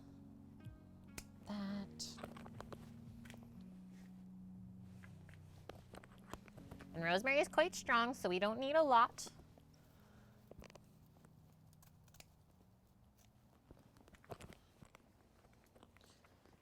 Grab a nice little bunch of thyme.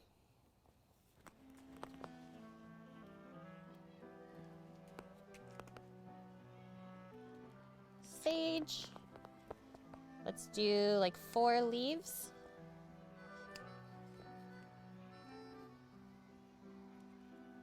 Oh no, lost that one.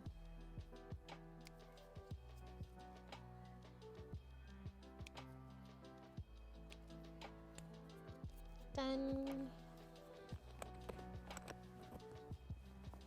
Okay, we got our herbs. Let's go back up.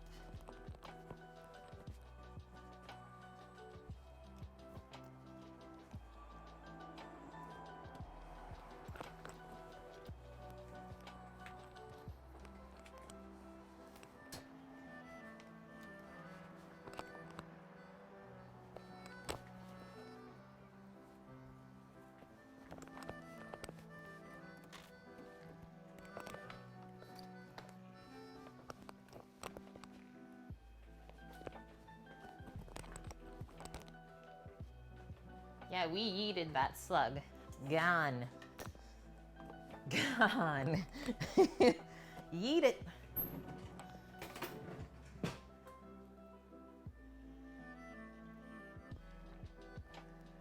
Yeah, get the slugs drunk. Yeah, I heard they like yeasty things, right? Fresh herbage. Yeah, I've also heard of diatomaceous earth. Yeah, not again. Now he's got to work his way all the way back up the hill. That's honestly the place I see him all the time, is like in those little herb planters. That is it. So as long as he doesn't get into the big garden, we're good. Okay, let's start picking all of our herbs off the stem and get this oven on. Little 400F action. Start heating it up. Oh, that's really weird, Judo. 2 of your ripe chilies ended up being mush on the plant. I've never had that happen to me. If anything, if I leave them on too long, they just start to dry out, but I've never had them go bad on there. Hi, Suavita. Do we have winter? So yeah, you don't know where we are. We are on the west coast of Canada and we're on Vancouver Island. So yes, we get winter, but this is also the mildest climate in all of Canada. So we're actually in a rainforest here. So typically in the winter time, we've gotten about 2 weeks of snow in the middle of February, have been like the last few years when we get our dump. But then after it snows, like within a week, it's melted and gone. Just what happens when it snows here is no one is really used to it. So basically everything gets shut down because snow plows are far and few in between. And then, yeah, the other thing, because we don't really get a winter per se, is a lot of the trees and like even the grass and everything stays green, obviously, until it snows. Boomer Mo, thank you for that follow. Oh, so yeah, Mina, I grew up in Edmonton for 23 years, so I definitely know what snow is. Like I said, my husband grew up in Ontario in the snow belt, so he knows what snow is. We got out of there. We're gone. Okay, let's pick our thyme off of the stem.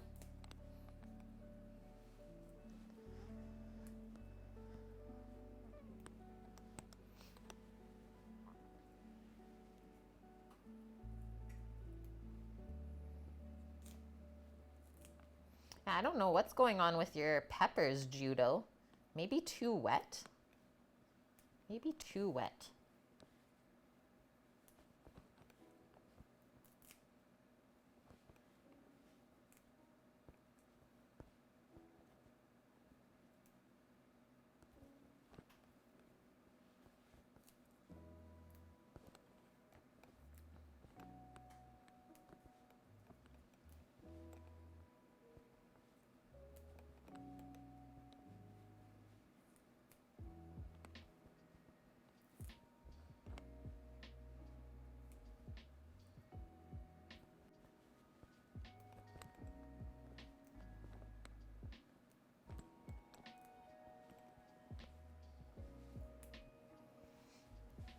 Ontario gets over 50 feet of snow throughout the year. And yeah, temperatures can drop below -40. So yeah, that was one thing, like moving out to the west coast, was I was like, well, maybe I'm gonna miss the sun because it gets pretty rainy in the winter. Like we don't get much snow, but it rains a lot. Nah, I still enjoy like more rain than the cold. Because even when it rains here, at least you can still be comfortable outside. It's only rain. If you're not made up of too much sugar, you shouldn't melt. You'll be okay, guys. So yeah, that was only, like the only thing we kind of had to invest in moving out to the West Coast was like a full rain suit. Rain pants, a rain jacket, get them Gore-Tex so that it lasts a long time. We're good. Okay, now we can chop up all of our herbs, guys. So we picked the thyme and the rosemary off of their like tough woody stems. Now we're gonna fine chop it. Yeah, we almost get like 4 seasons out here, Maya. We almost get like 2 falls. And then just like spring and summer. Not really winter.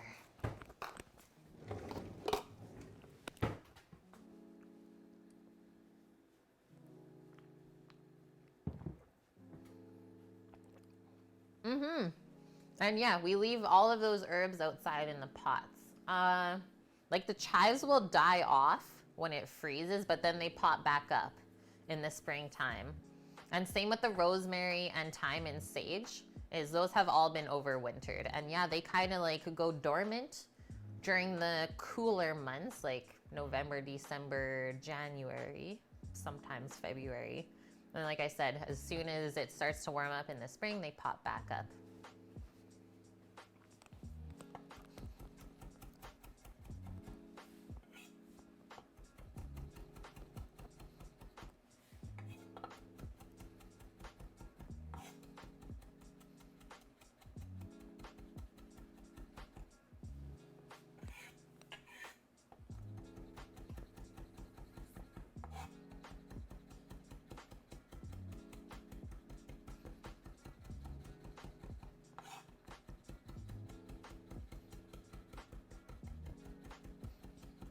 Choppity chop chop. We got a little time for that. Okay, rosemary. A lot of people like or have wanted to visit Canada for sure, Judo. That was always like a saying I got when I was backpacking in Europe. It's like, oh, you're Canadian? I want to move there. Like almost every person I met, it's like, I've always wanted to move there. It's like, all right. A lot of people need to or want to go to Canada. Yeah, that's the same thing here, Judo. That's why when it snows, we just stay home because it's not worth it potentially getting in an accident with someone who doesn't know how to drive in the snow. Because it's really apparent to the people like us who grew up with a lot of snow, and it's like, yeah, let's have some fun, right? No, it's more scary than anything dealing with the other people. Nobody's safe. Okay, let's stack up our sage leaves, and we'll cut off the stem.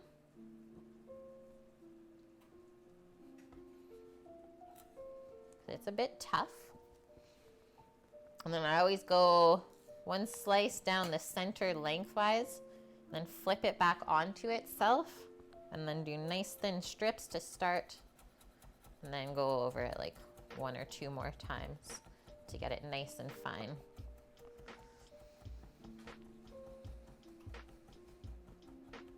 You want to move to Sweden? Don't they have like one of the best qualities of life there?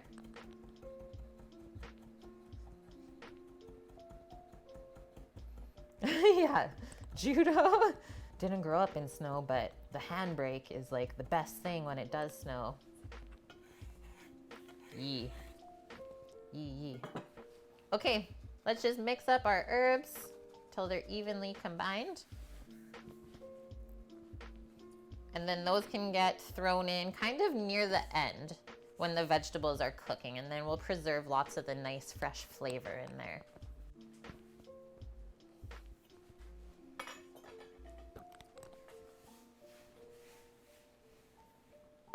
And I have an idea for these. You guys remember the garlic oil we made yesterday on stream? It's making an appearance today. And that's how we're gonna start sauteing our veggies.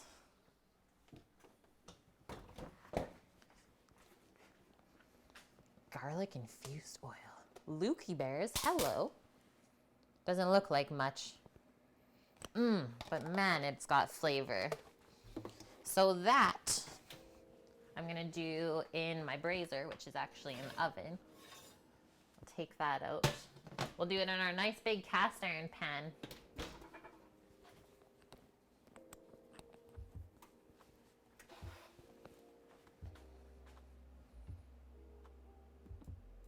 give us that view for now. Pop our veggies over beside the pan. And then same with the hot honey. Same with the hot honey. Okay, those are all good to go. We've got 5 minutes or less than 5 minutes on the timer for those pork belly burnt ends. So what I'm gonna do is grab a pan to put them onto. I'm just gonna take a peek as to how many there are, or how much it's shrunk, I guess.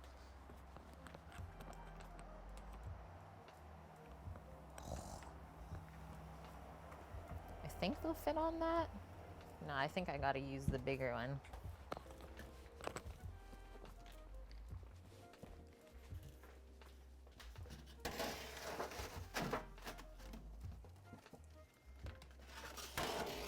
The question is, will the extra large pan fit on the large grill grate? I don't think so.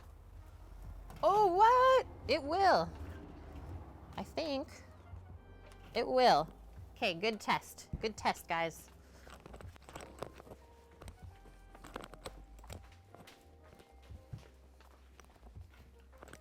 Just gotta get some tongs.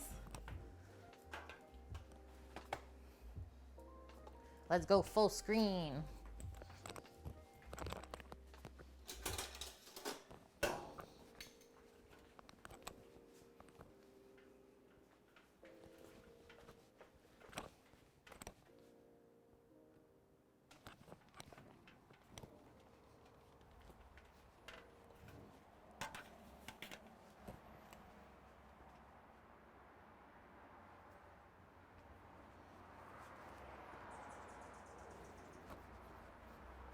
And once again, we gotta go quick here. We don't wanna heat the fire up too much.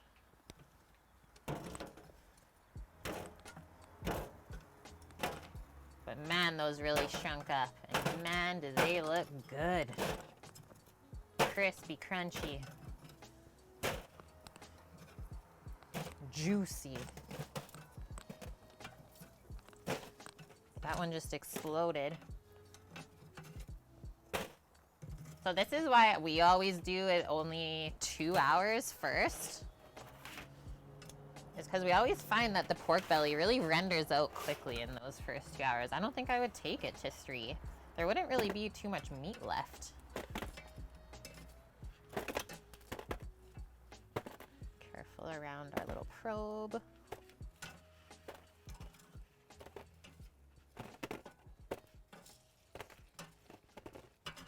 Actually got to move that little probe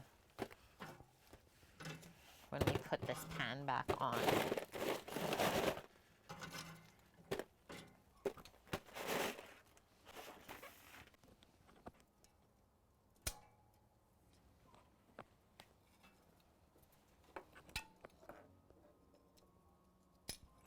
Put the glove on. Right to the outside. I know it is better if it's on the center of the grill, but for this, to the outside.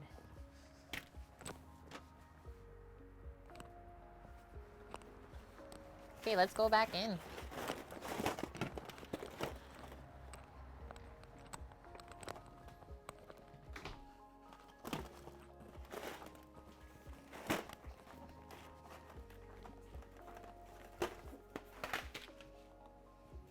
Holy, those look black almost, hey? Actually, I don't think I need this big pan. I'm gonna switch it back to the smaller one and just wash that out.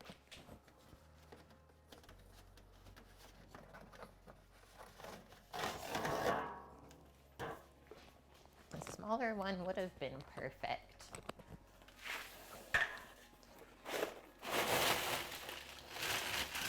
Oh, the sound.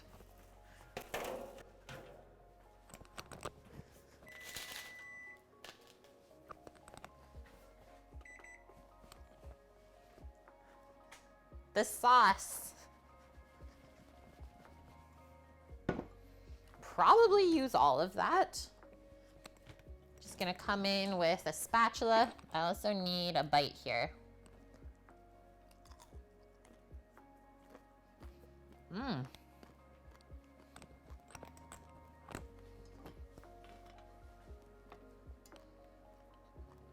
I like the rub we did on it.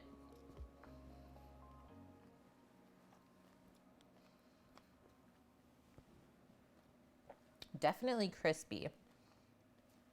And I think those like first 2 hours is the pork also dries out a little bit.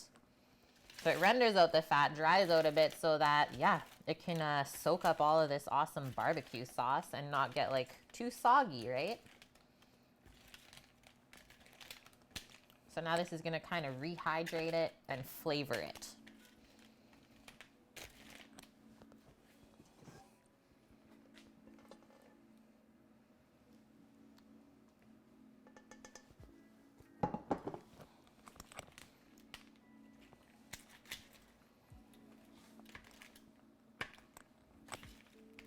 Want to make sure every single piece is perfectly coated.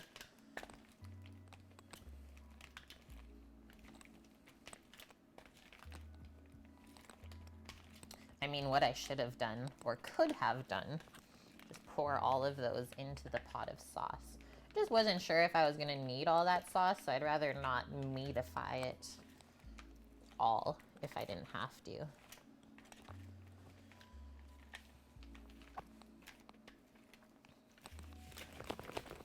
That is looking pretty good, guys.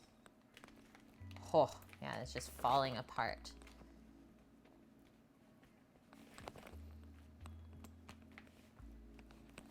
Maybe a bit more over there.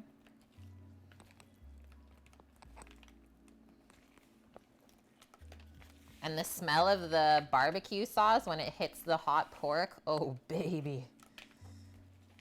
Tingling my nostrils right now. Because the barbecue sauce is like tangy. Yeah, that looks good, guys. That's a perfect pan of pork belly burnt ends, I would say. So spread it all out again to one nice even layer. You don't want it piled on top of itself. That's going back outside. Pork's going back in the egg, and then our mac is going into the oven. We can start thinking about our veggies. Also, we should take a peek at our bacon that's smoking on the other egg there. Hi, Rook. Rook, have you ever done this? Pork belly burnt ends? It's insane. I'm not trying to tease. I'm trying to inspire you to make this for yourself. Everyone needs a friend with an egg. There's been no truer words spoken.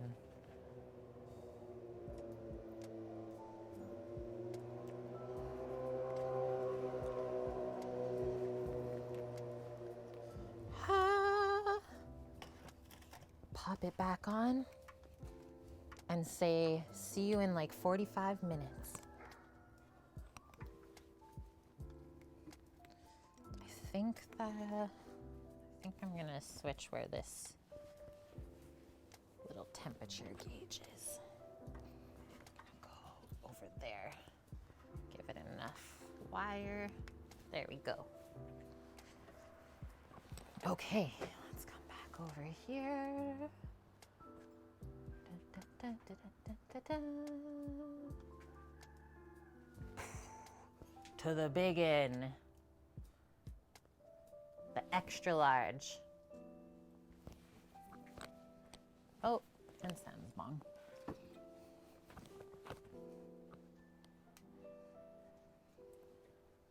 Oh yeah, baby. That's looking good. It's looking like those pellets are almost done as well. We might have to do another tray. That could probably time out properly.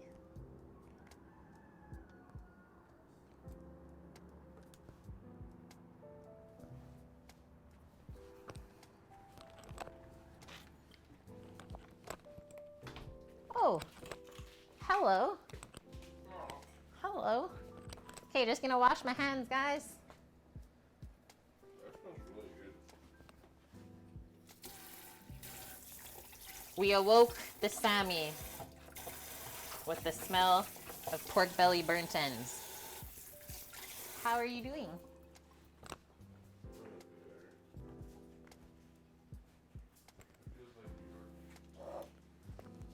This is bad.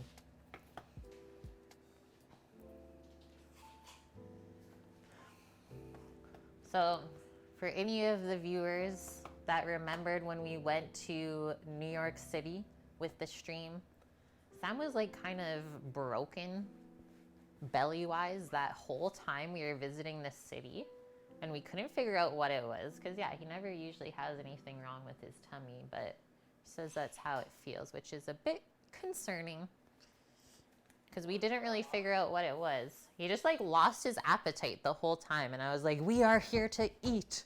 You want it this hot? It's 247, wherever you have this thermometer. I just moved it around to a different spot to fit the thing on, but no, I don't want it that hot. It's over the direct heat. It's not going to work. It's not. At least I don't think it is. That's what I'm thinking, Titan, because that's like, what, about, or over a month ago now, he had to go to the hospital, and that's what they thought was a gallbladder thing, so it's probably it again.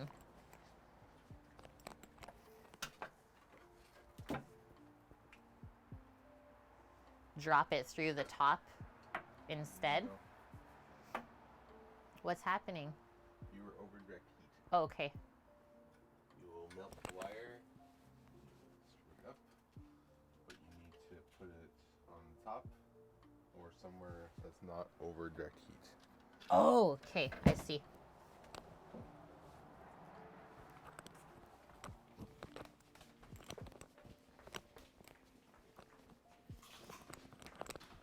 Learning things, learning things. Tell them they want an ultrasound. The last time they didn't find anything really. I don't know. I think so as well, guys. Okay, let's get this insanity pan into the oven. No, it doesn't hurt like that. And I'm a set. I'm gonna do half an hour timer, guys. Half an hour timer. Let us pack up this little extra bit of barbecue sauce we have left over. Could be nice to eat alongside the pork belly burnt ends.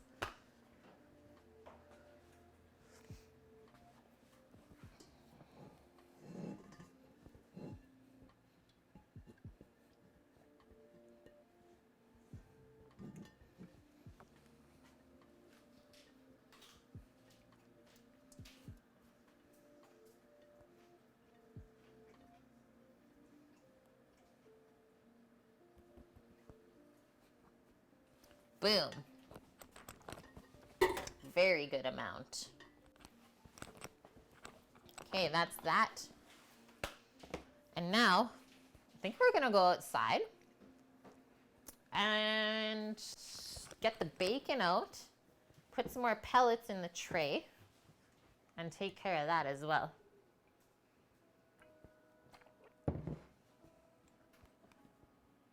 Oh, that's interesting, Bong. Watch your daughter go through gallbladder attacks, not knowing what they were. It got serious though when one blocked and caused acute pancreatitis. Whoa. Okay. There are all sorts of things, isn't there? He says it's not that, guys. He's okay. I told him, I was like, hey, you know how to feed yourself. You know if you don't eat enough veggies, you get bunged up. That's it, really. Yeah, baby Orca. That's a shit show. Literally. He's all bunged up. Somebody, get the all brand buds. Get the all brand buds.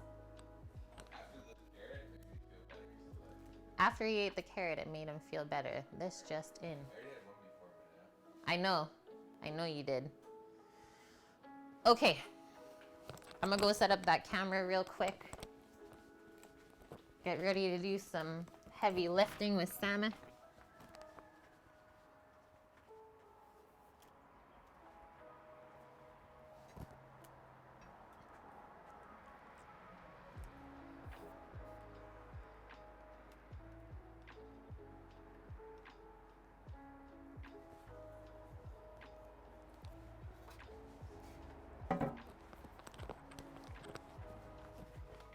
Gotta say, the cool weather does feel nice, guys. It's like the smoky sky, not really nice, but the cool weather is a breath of fresh air.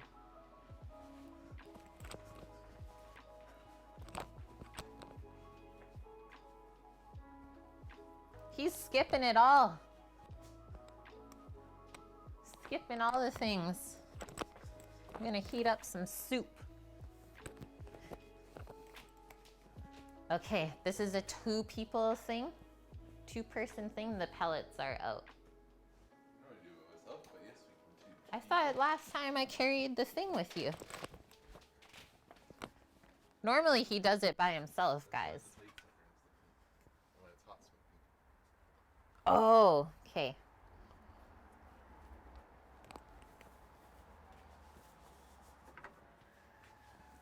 You're doing it solo dolo?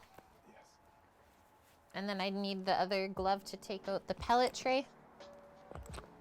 I put that pan there so you can put the bellies on it if you want.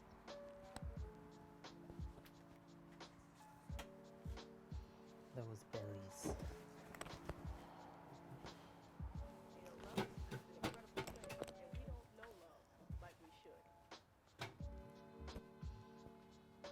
Pellets very nice. Okay.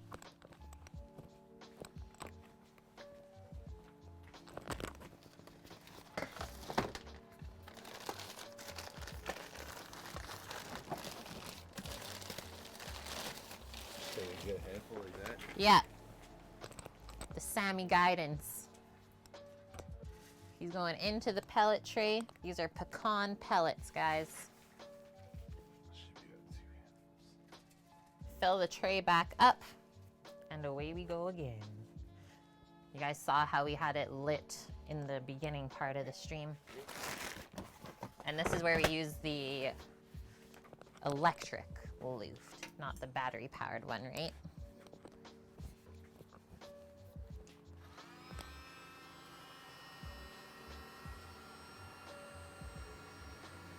So literally just hold it right on the pellet and it lights it perfectly. Oh, wrong side, that's why.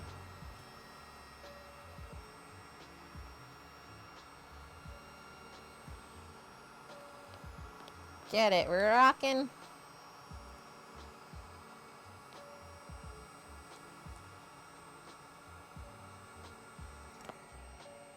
Smells so good already though.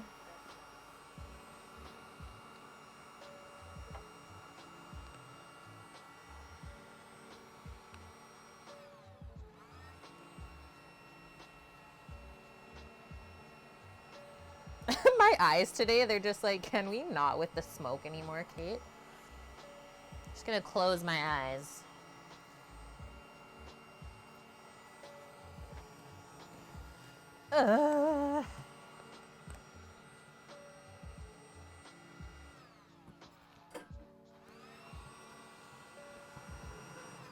I literally can't. Oh my God. Okay, I got my flame on that side. Waterworks.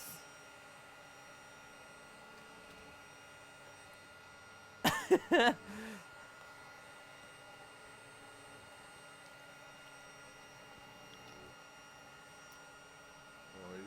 No. It's good.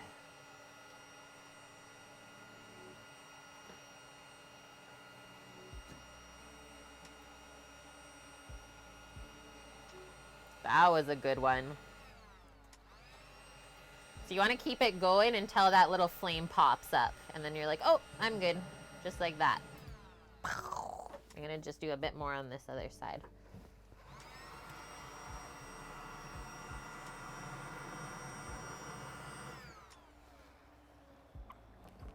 Yahoo! And now you let that kind of equalize out for 5 minutes. Gonna go wash my hands and blow my nose.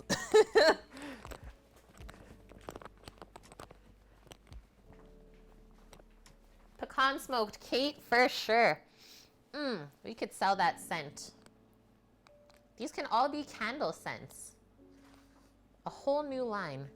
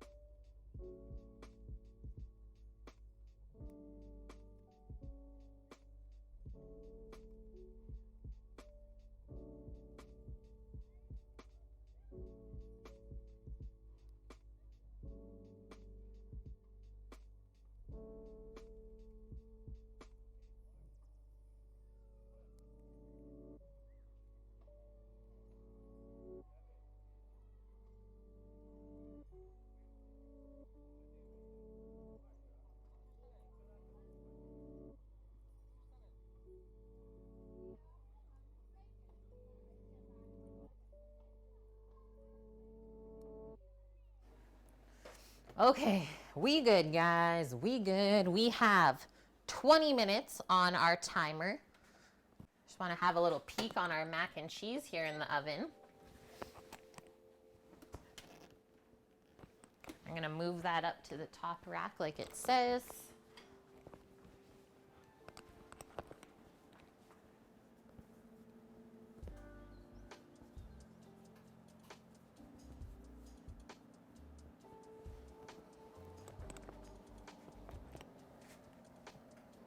That's really interesting, guys, about the gallbladder stuff, because that's what the doctor really thought it was last time he had this issue. And just by you guys kind of saying like how it happens every time and you don't really know what it is, probably that. And yeah, usually it takes it to get like really bad before you figure out what it is. It's like, oh man.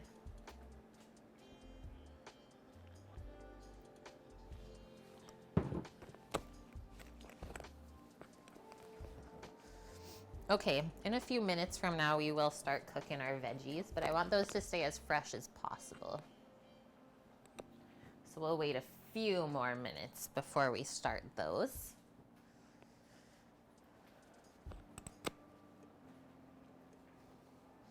I'm just thinking how I want to plate this up today. It's gonna be quite a simple little plate up.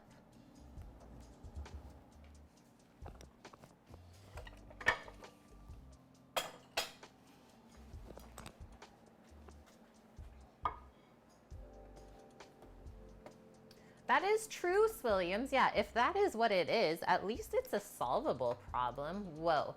Chocolate. It was so bad you're in the fetal position on the floor begging someone to take you to the ER and you're admitted immediately. Your daughter wasn't even 15 months. Whoa. Crazy.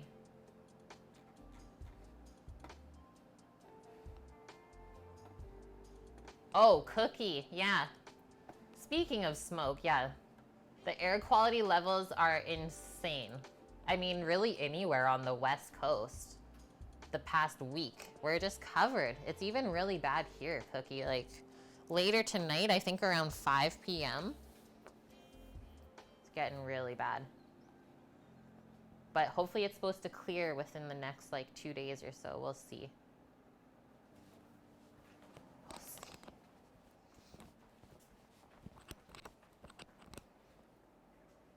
That's true, Chocolate. Yeah, it got fixed. At least it got fixed, right?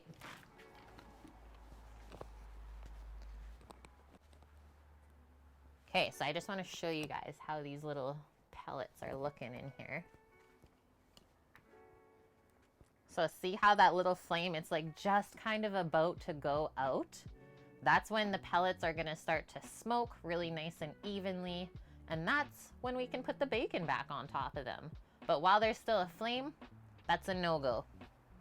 Other than that, cooking with pellets, especially for infusing stuff with smoke, it's so simple. See, there we go. Now our little smoke is puffing. And if you guys are interested in this, you don't have to have a big green egg to use it. You can use this in like your Weber barbecue, etc. Because it's just a cold smoke, so it's just infusing it with the smoke flavor. We're not actually cooking said item.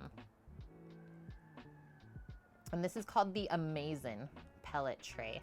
Amazin' pellet tray. And we have found that the Traeger pellets are the best. So far, they're the best quality out of any of the other ones we've used.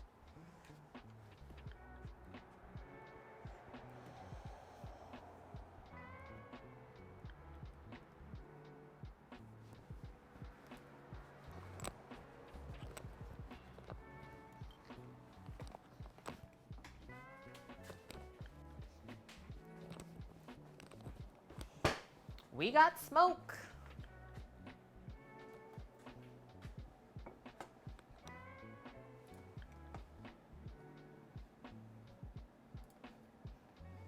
You guys had some smoky or super smoky days in Calgary last year, Swilliams, and the one before. Yeah, I believe it. I mean, it's almost a yearly thing if the Okanagan gets lit up.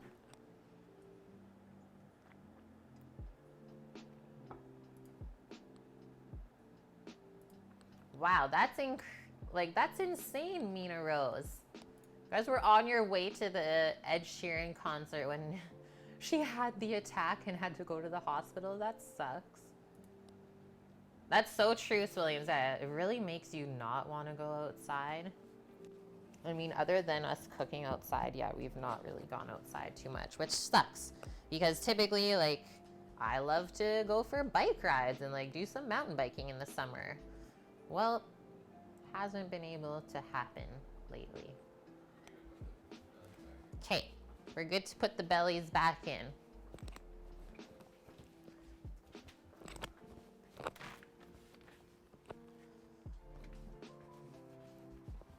We're smoking.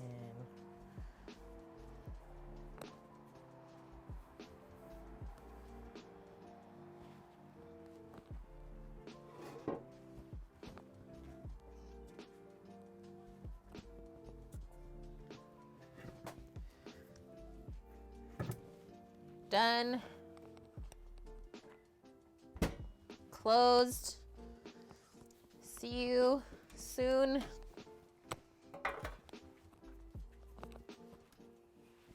And now, back to the other one. Oh, we're going up.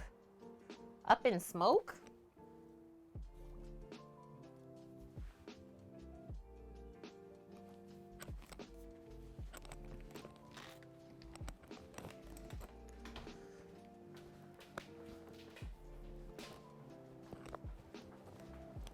Okay, guys. 15 minutes left on our first timer. I'm gonna peek at our Macarena. Oh yeah, it's bubbling. It's starting to bubble. Got a little bit of browning happening on those breadcrumbs, so we are safe to start our veggies. Yeah, this is not a Cheech and Chong movie. So we're gonna start by turning on the pan to a medium-high heat. Pardon? We're up in smoke. We got smoked and then we went up.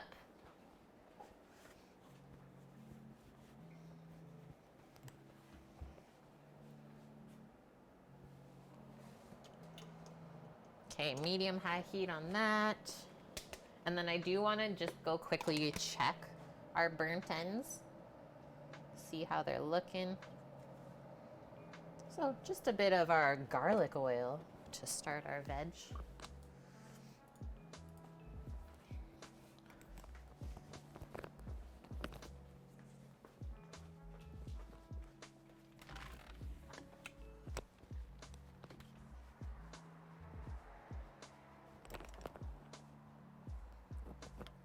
Oh yeah, yeah, yeah, yeah, yeah. Those are gonna be ready. Oh yeah, yeah, yeah, yeah, yeah. I am drooling. Keep it all in your mouth. Yeah, we're gonna get saucy today for sure. How's that? Maybe a little bit of just some plain olive oil.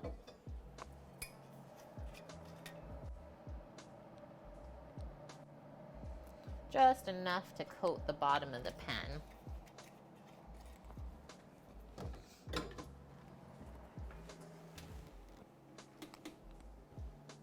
Okay, I'm gonna move that from the top rack down to one lower because I feel like it's browning a bit quick now.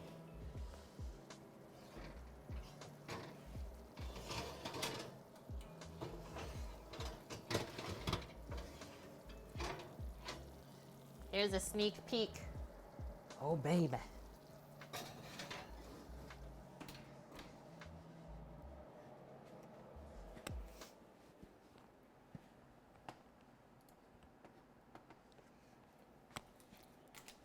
All of the things are checked off the list as well, so that's nice. We're done.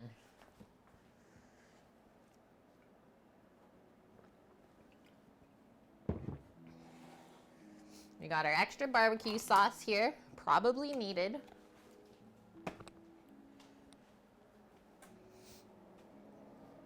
And as soon as this is hot enough, we're putting our carrots in. You can do a little test drop if you want. Not really sizzling too quickly, so we can wait a little bit longer. Want that oil to be nice and hot.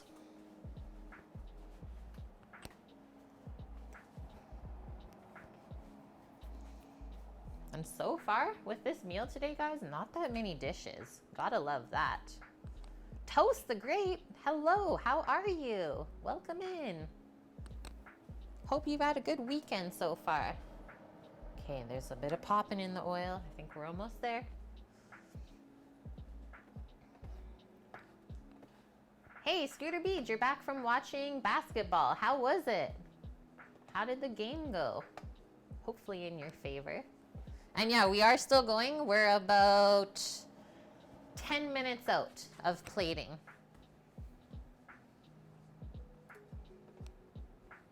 Yeah, we're almost there. That is good to hear, Toast. Yep, so far so good here. Woke up today, got my health. We're good. How's the air quality? In the garbage, one might say. I know it's a longer Sunday stream. I knew you guys were gonna be happy about that, Bonk. I was like, I know it's not typically our thing, but they will enjoy it. Okay, I think we're good now for the carrots. Do another test. Beautiful. Then we're just gonna spread all those out into one nice even layer.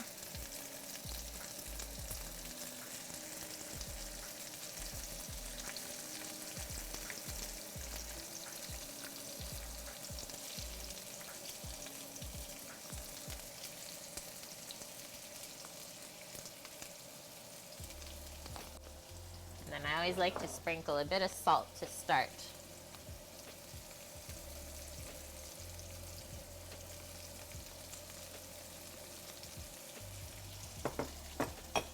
Check on that mac. Oh yeah, she's happy. I think I'm actually gonna turn the oven off and then just do a quick little broil to finish off the top because it's completely bubbling.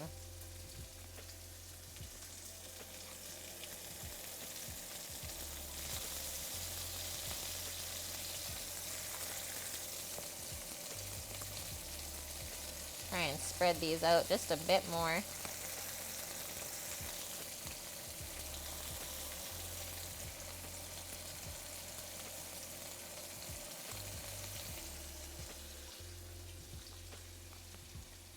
Girlfriend took yesterday off so you could spend some time together. You can't spend all of the time watching me cook food. It's true. Gosh.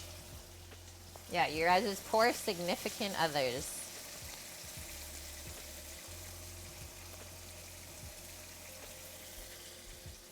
Okay, so those are still on a medium-high heat, and I think we will put a lid on for about a minute, just to kind of steam the carrots real quick, cook them through. Toast the Great, thank you for the follow. Is Staub safe for oven use as well? Yeah. They are great for so many things. Yeah, you can use it in the oven, like I've done baked beans before in the oven. But I really like using this brazier for cooking vegetables on the stove top.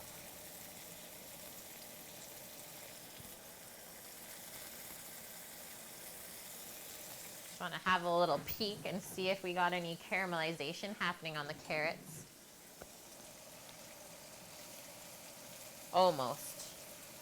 So as soon as I start to see it turn a little bit brown on the carrot, then I will pop that lid on and give it a little kiss of steam. Cook them through, and then we can add our beans to the pan.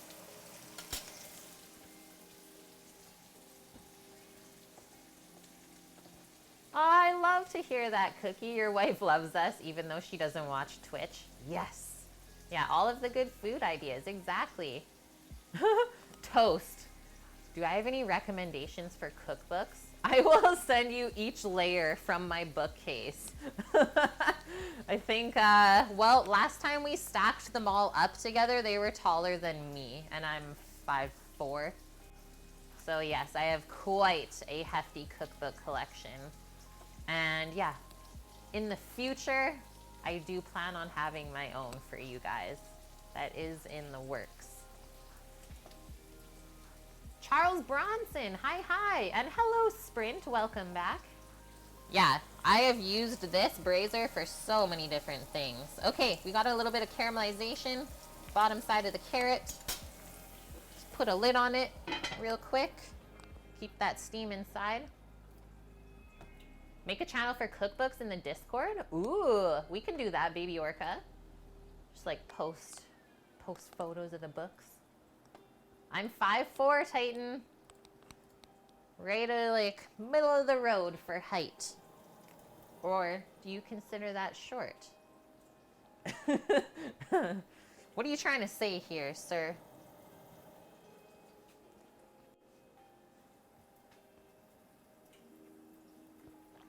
Centimeters. Isn't it 162 centimeters, I think? Do a podcast, yeah, cookbooks with Kate. Just me like reading through them. Narrating. Okay. Now we gotta give this a stir. Let's come in with a spoon. Oh yeah. We got some flavor building in here for sure. Now I'm gonna take out one of the bigger carrots and just see how cooked it is. Just don't want any soggy carrots.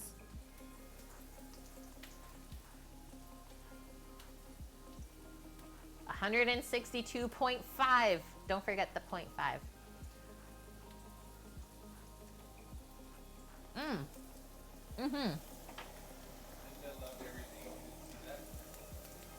I put our herbs in.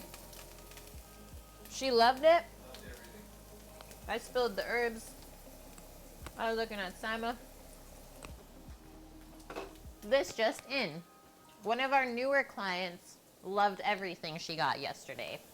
And I love that. Okay. Herbage. Our beaners. Give that a stir. I'm going to put a bit more salt in the pan. As well as some pepper now. And I'm also going to turn it down to a medium heat. Ah! You will stay in that pan.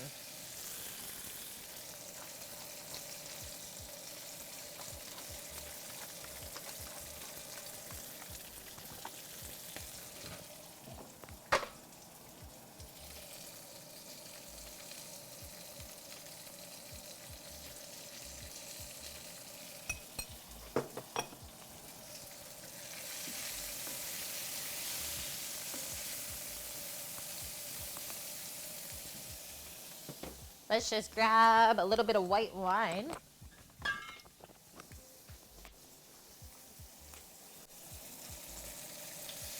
And we'll put a lid on it one more time.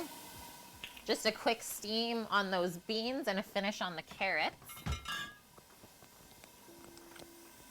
Yeah, this is my absolute favorite way to cook vegetables. Squash is also really awesome done like this. Okay, open it up. Look at all that steam on that lid. Turn it off. Take it off of the heat, guys. Come into the middle so you can still see what we're doing. So we want a little bit of the wine left over still.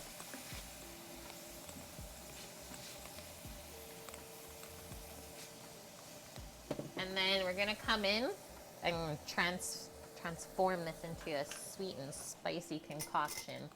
So our hot honey, our chili pepper infused honey, let's just do like a teaspoon, and then that'll kind of glaze everything together in the pan.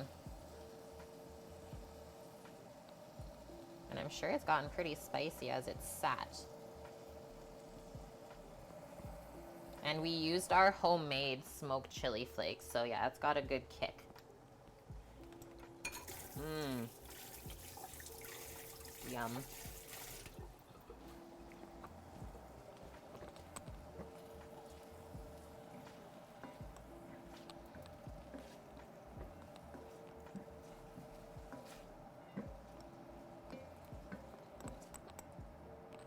Let's just cover that up. Done. Put the honey away, put the garlic oil away. We're almost ready to plate. Yahoo! Let's do this one. Wait for the shake. Have we ever cooked a turkey in the Big Green Egg? Yes. Yeah, smoked turkey. Out of this world. So, so good. It creates like this skin on the outside of the turkey that just keeps all of the juices inside. Like one of the most tender turkeys and juicy turkeys I've ever had. That's that timer we're waiting for. And, okay, just a quick little broil on the mac and cheese. Are the bike parks open in BC? Yeah. I believe like most of our parks are all opened up now, Toast. Just no one's really doing anything outside right now because of the air. So just because it's open kind of sucks. They're empty anyways.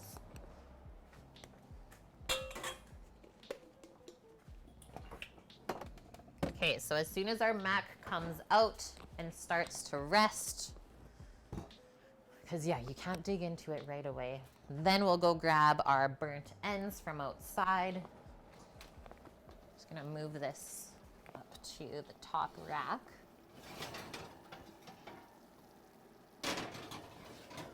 For proper browning. And we did it, guys. Judo, you're heading out. Poor Pupper is crying in his sleep. Okay. Well, I hope you have a wonderful rest of your day and have a good week. And we'll chat to you in Discord. I know it. Until next Friday.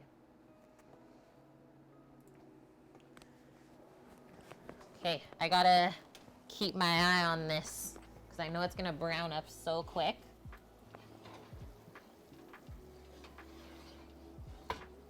Oh, and I'm lighting my towel on fire. Don't do that. It was a close one. Little kiss of the element.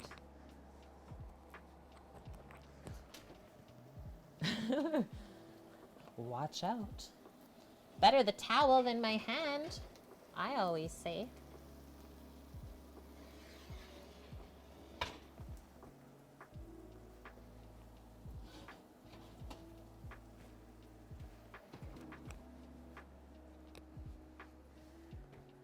Thank you, Cookie, for posting that link to my apron. I was gonna get into that. And this apron is made by a close friend of ours in Vancouver, in Canada. And he has been more than generous to support us and also give us a 15% off code for you guys to use at checkout. Sorry, this looks insane right now. You need to see this. I was just like, whoa, can't talk. Gotta look at the Mac. Whoa, I lost my words there. And yes, we do need to do mac and cheese on the big green egg. Cheese lava. That's what we need in our life.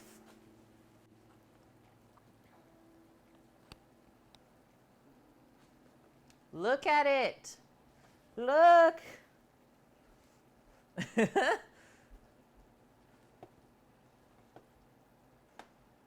Perfect temp to dive right in and burn off your entire face. I agree, watch. He says, let the mac and cheese rest for 15 minutes and then serve. 15 minutes? I would say maybe 5 is all you need for things to kind of meld back together. Yeah, it's beautiful. There's like tears streaming down our faces right now. Okay, I'm gonna go grab those burnt ends. Let's go out so we can fit both things on the board. Yeah, maybe 5 minutes. 15, Vion. What is this? Madness, I tell ya.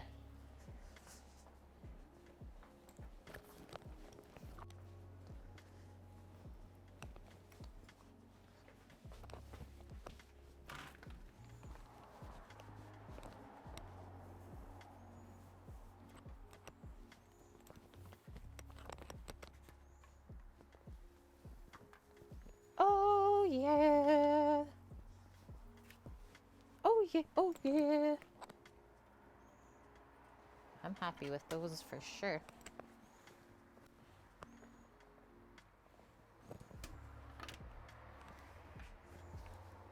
Just shutting down the egg real quick.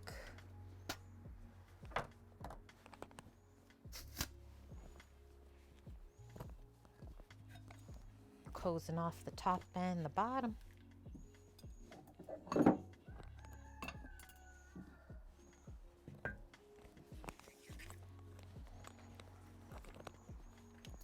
Y'all ain't ready for this. Wow, it smells good in here right now. Ah.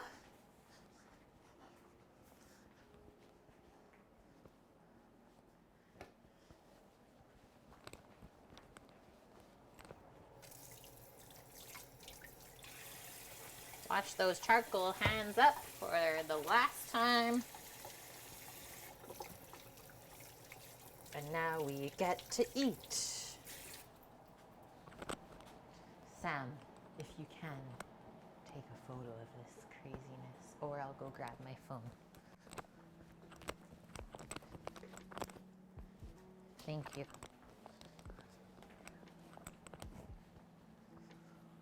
It's lit. Hungry Sloth, thank you for the follow. Welcome.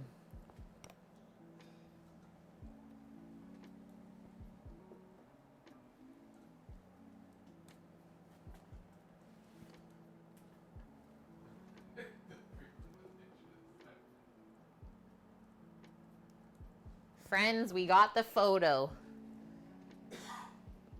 Might not have any photos of the pizza from yesterday, but heck, we got mac and burnt ends here in our life. Okay, let's clear off. We'll clear off the burnt ends from the board, I think. Get our plate up here. Ooh. And we gotta start with the mac for sure. I mean, we'll do one more like close up. So see how they just soaked up all of that sauce?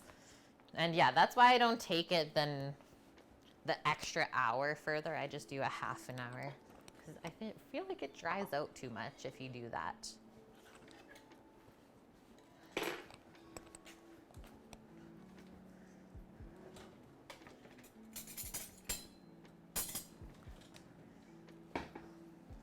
Williams, nice man. You got a smoker. That's not a big green egg because of the price, but you're still excited. I'm excited for you. Yeah, a smoker's a smoker. You got to start somewhere, right? Okay. Do we need a close-up mac serving? I think so.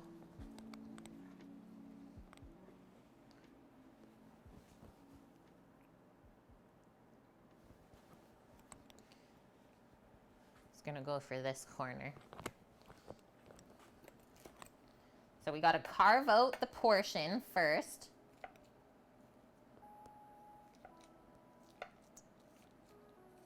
Oh my gosh, the cheese already.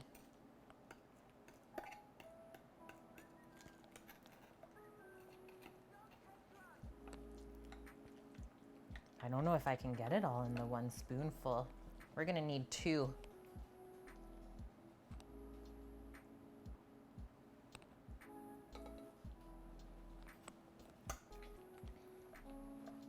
Maybe even 3. But I'm trying to keep the crumbs on the top as best as I can. The cheese pull. Yeah, that's a healthy helping a mac. This. Oh. Man. I'm in. I would be happy with just that. I've never just like binged on a dish like this before though, where it's just like, today, all I'm having is mac and cheese for dinner. It's like, I've always eaten very balanced. Is that boring? Salad. I don't have salad. I have green beans and carrots. Oh, green beans. Green beans and carrots coming in.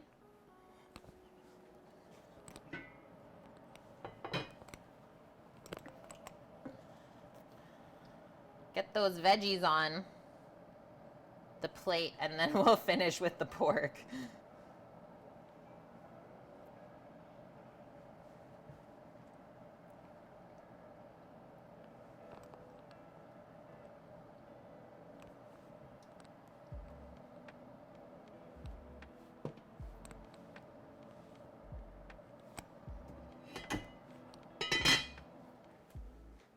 We're back. Oh my gosh, there's no room. There's no room for the burnt ends. I'm just gonna use a spatula, I think, to get them off of here.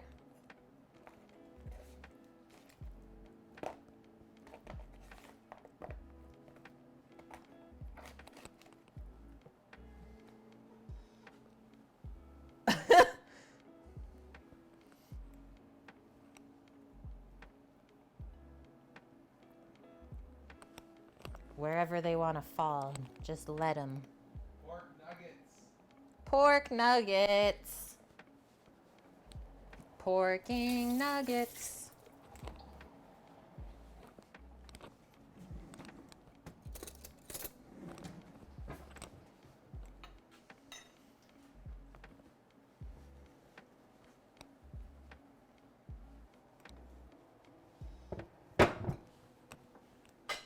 Clear the board.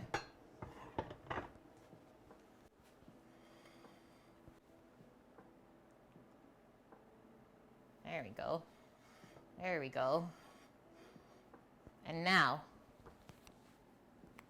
we can make a little bit of room over here. Just gotta make a little bit of room for the barbecue sauce, guys. Just a little dollop. Just right over in that corner. That's why we saved some extra. Because it looks like we need it. And this is Aaron Franklin's classic barbecue sauce. It's tangy. It's got nice like flavors and spices to it. my favorite, and it doesn't take more than half an hour to make. You need the sauce, hey Cookie?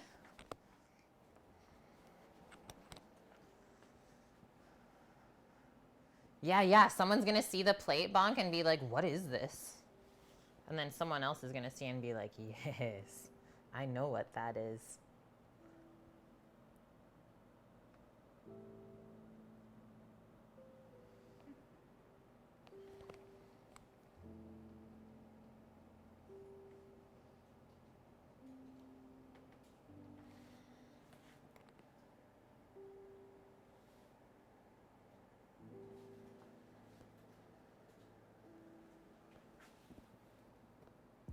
That's a good photo.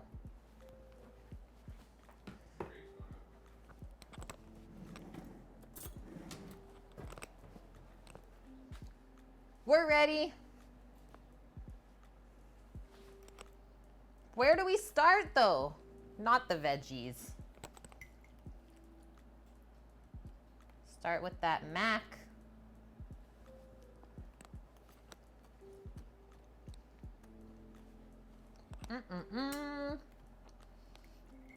I like the crunch from the breadcrumbs, guys. The mac itself,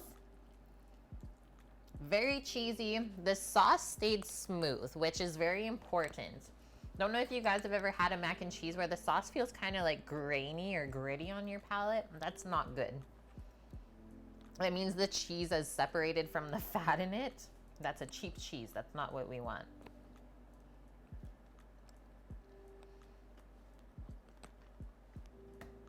That's the best mac and cheese I've ever had in my entire life. Those are big words because I've eaten a lot of mac and cheese in a lot of different places. I'm gonna go with this crispy corner bit. And I have to say, the mixture of the aged sharp cheddar and the Gruyere is just perfect.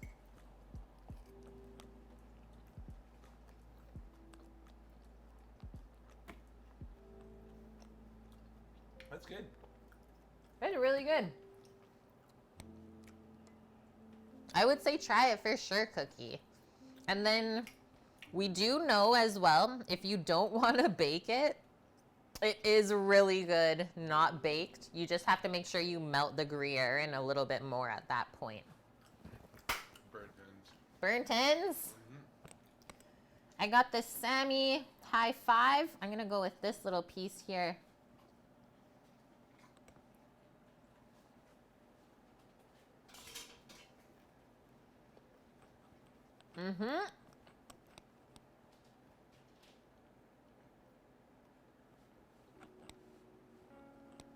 They're so chewy, hey?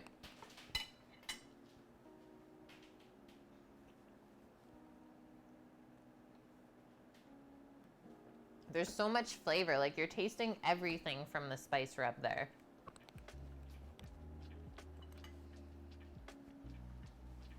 And then, yeah, like the bit of chili powder and cumin in the barbecue sauce. It's very nice. I'm gonna go with one more little piece and then I'll get into those veggies, see how they taste. You guys, I'll add this to my mac and cheese list. My list of mac and cheeses to try. The fact that you guys have a list already for that, this is why we're friends.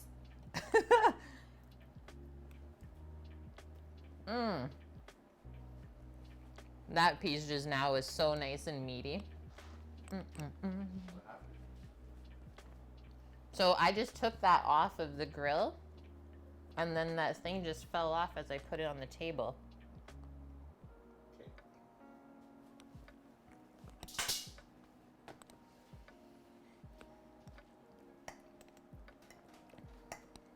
Okay, let's equal everything out now with our veggies.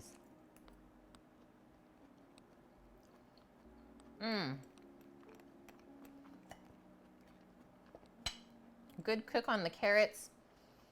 I think a little bit more salt there, but if I'm being honest, there's a lot of flavor in the pork belly, so I don't want everything to taste too salty. Thank you, Cookie, Cheese Hype. Thank you for those 1,000 biddies. See how the beans taste with everything.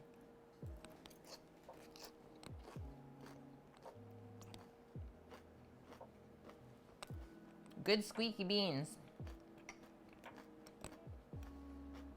Okay, I'm gonna go for one more bite.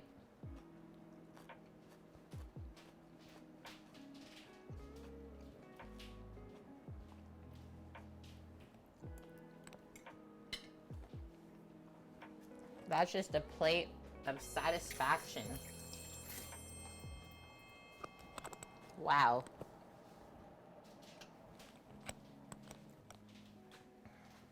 Wendell Ortega, thank you for that follow.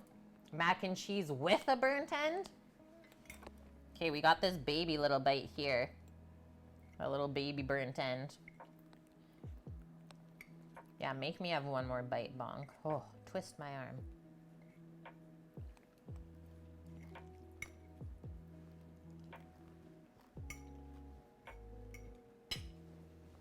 Mm-hmm.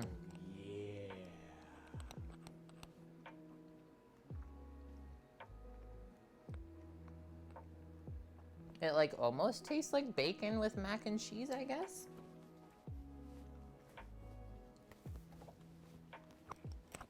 Just because of the pork belly. Thank you, Sammy, for gifting the sub to Toast. Welcome to the kitchen crew, Toast. Okay, guys. This is where we end the stream and the wonderful weekend of food.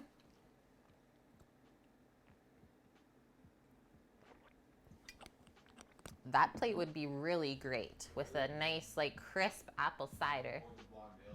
Or yeah, we have this other beer in here. I mean, I would drink a sour with that plate for sure, just to cut through all the richness, but we do have this little guy. A honey blonde ale. That'd be nummy too. A little bit of sweetness. Wait, Toast. Yeah, you can PM on Discord for sure. Get on in there. My belch of approval, excuse me. Okay. Who are we gonna go raid, guys? Meadow Fox? Yeah. Is that, I've never been there. A harpist. What did Sam find today for us? Just typical spelling on that as well? Yeah. Okay. Yeah, we're good.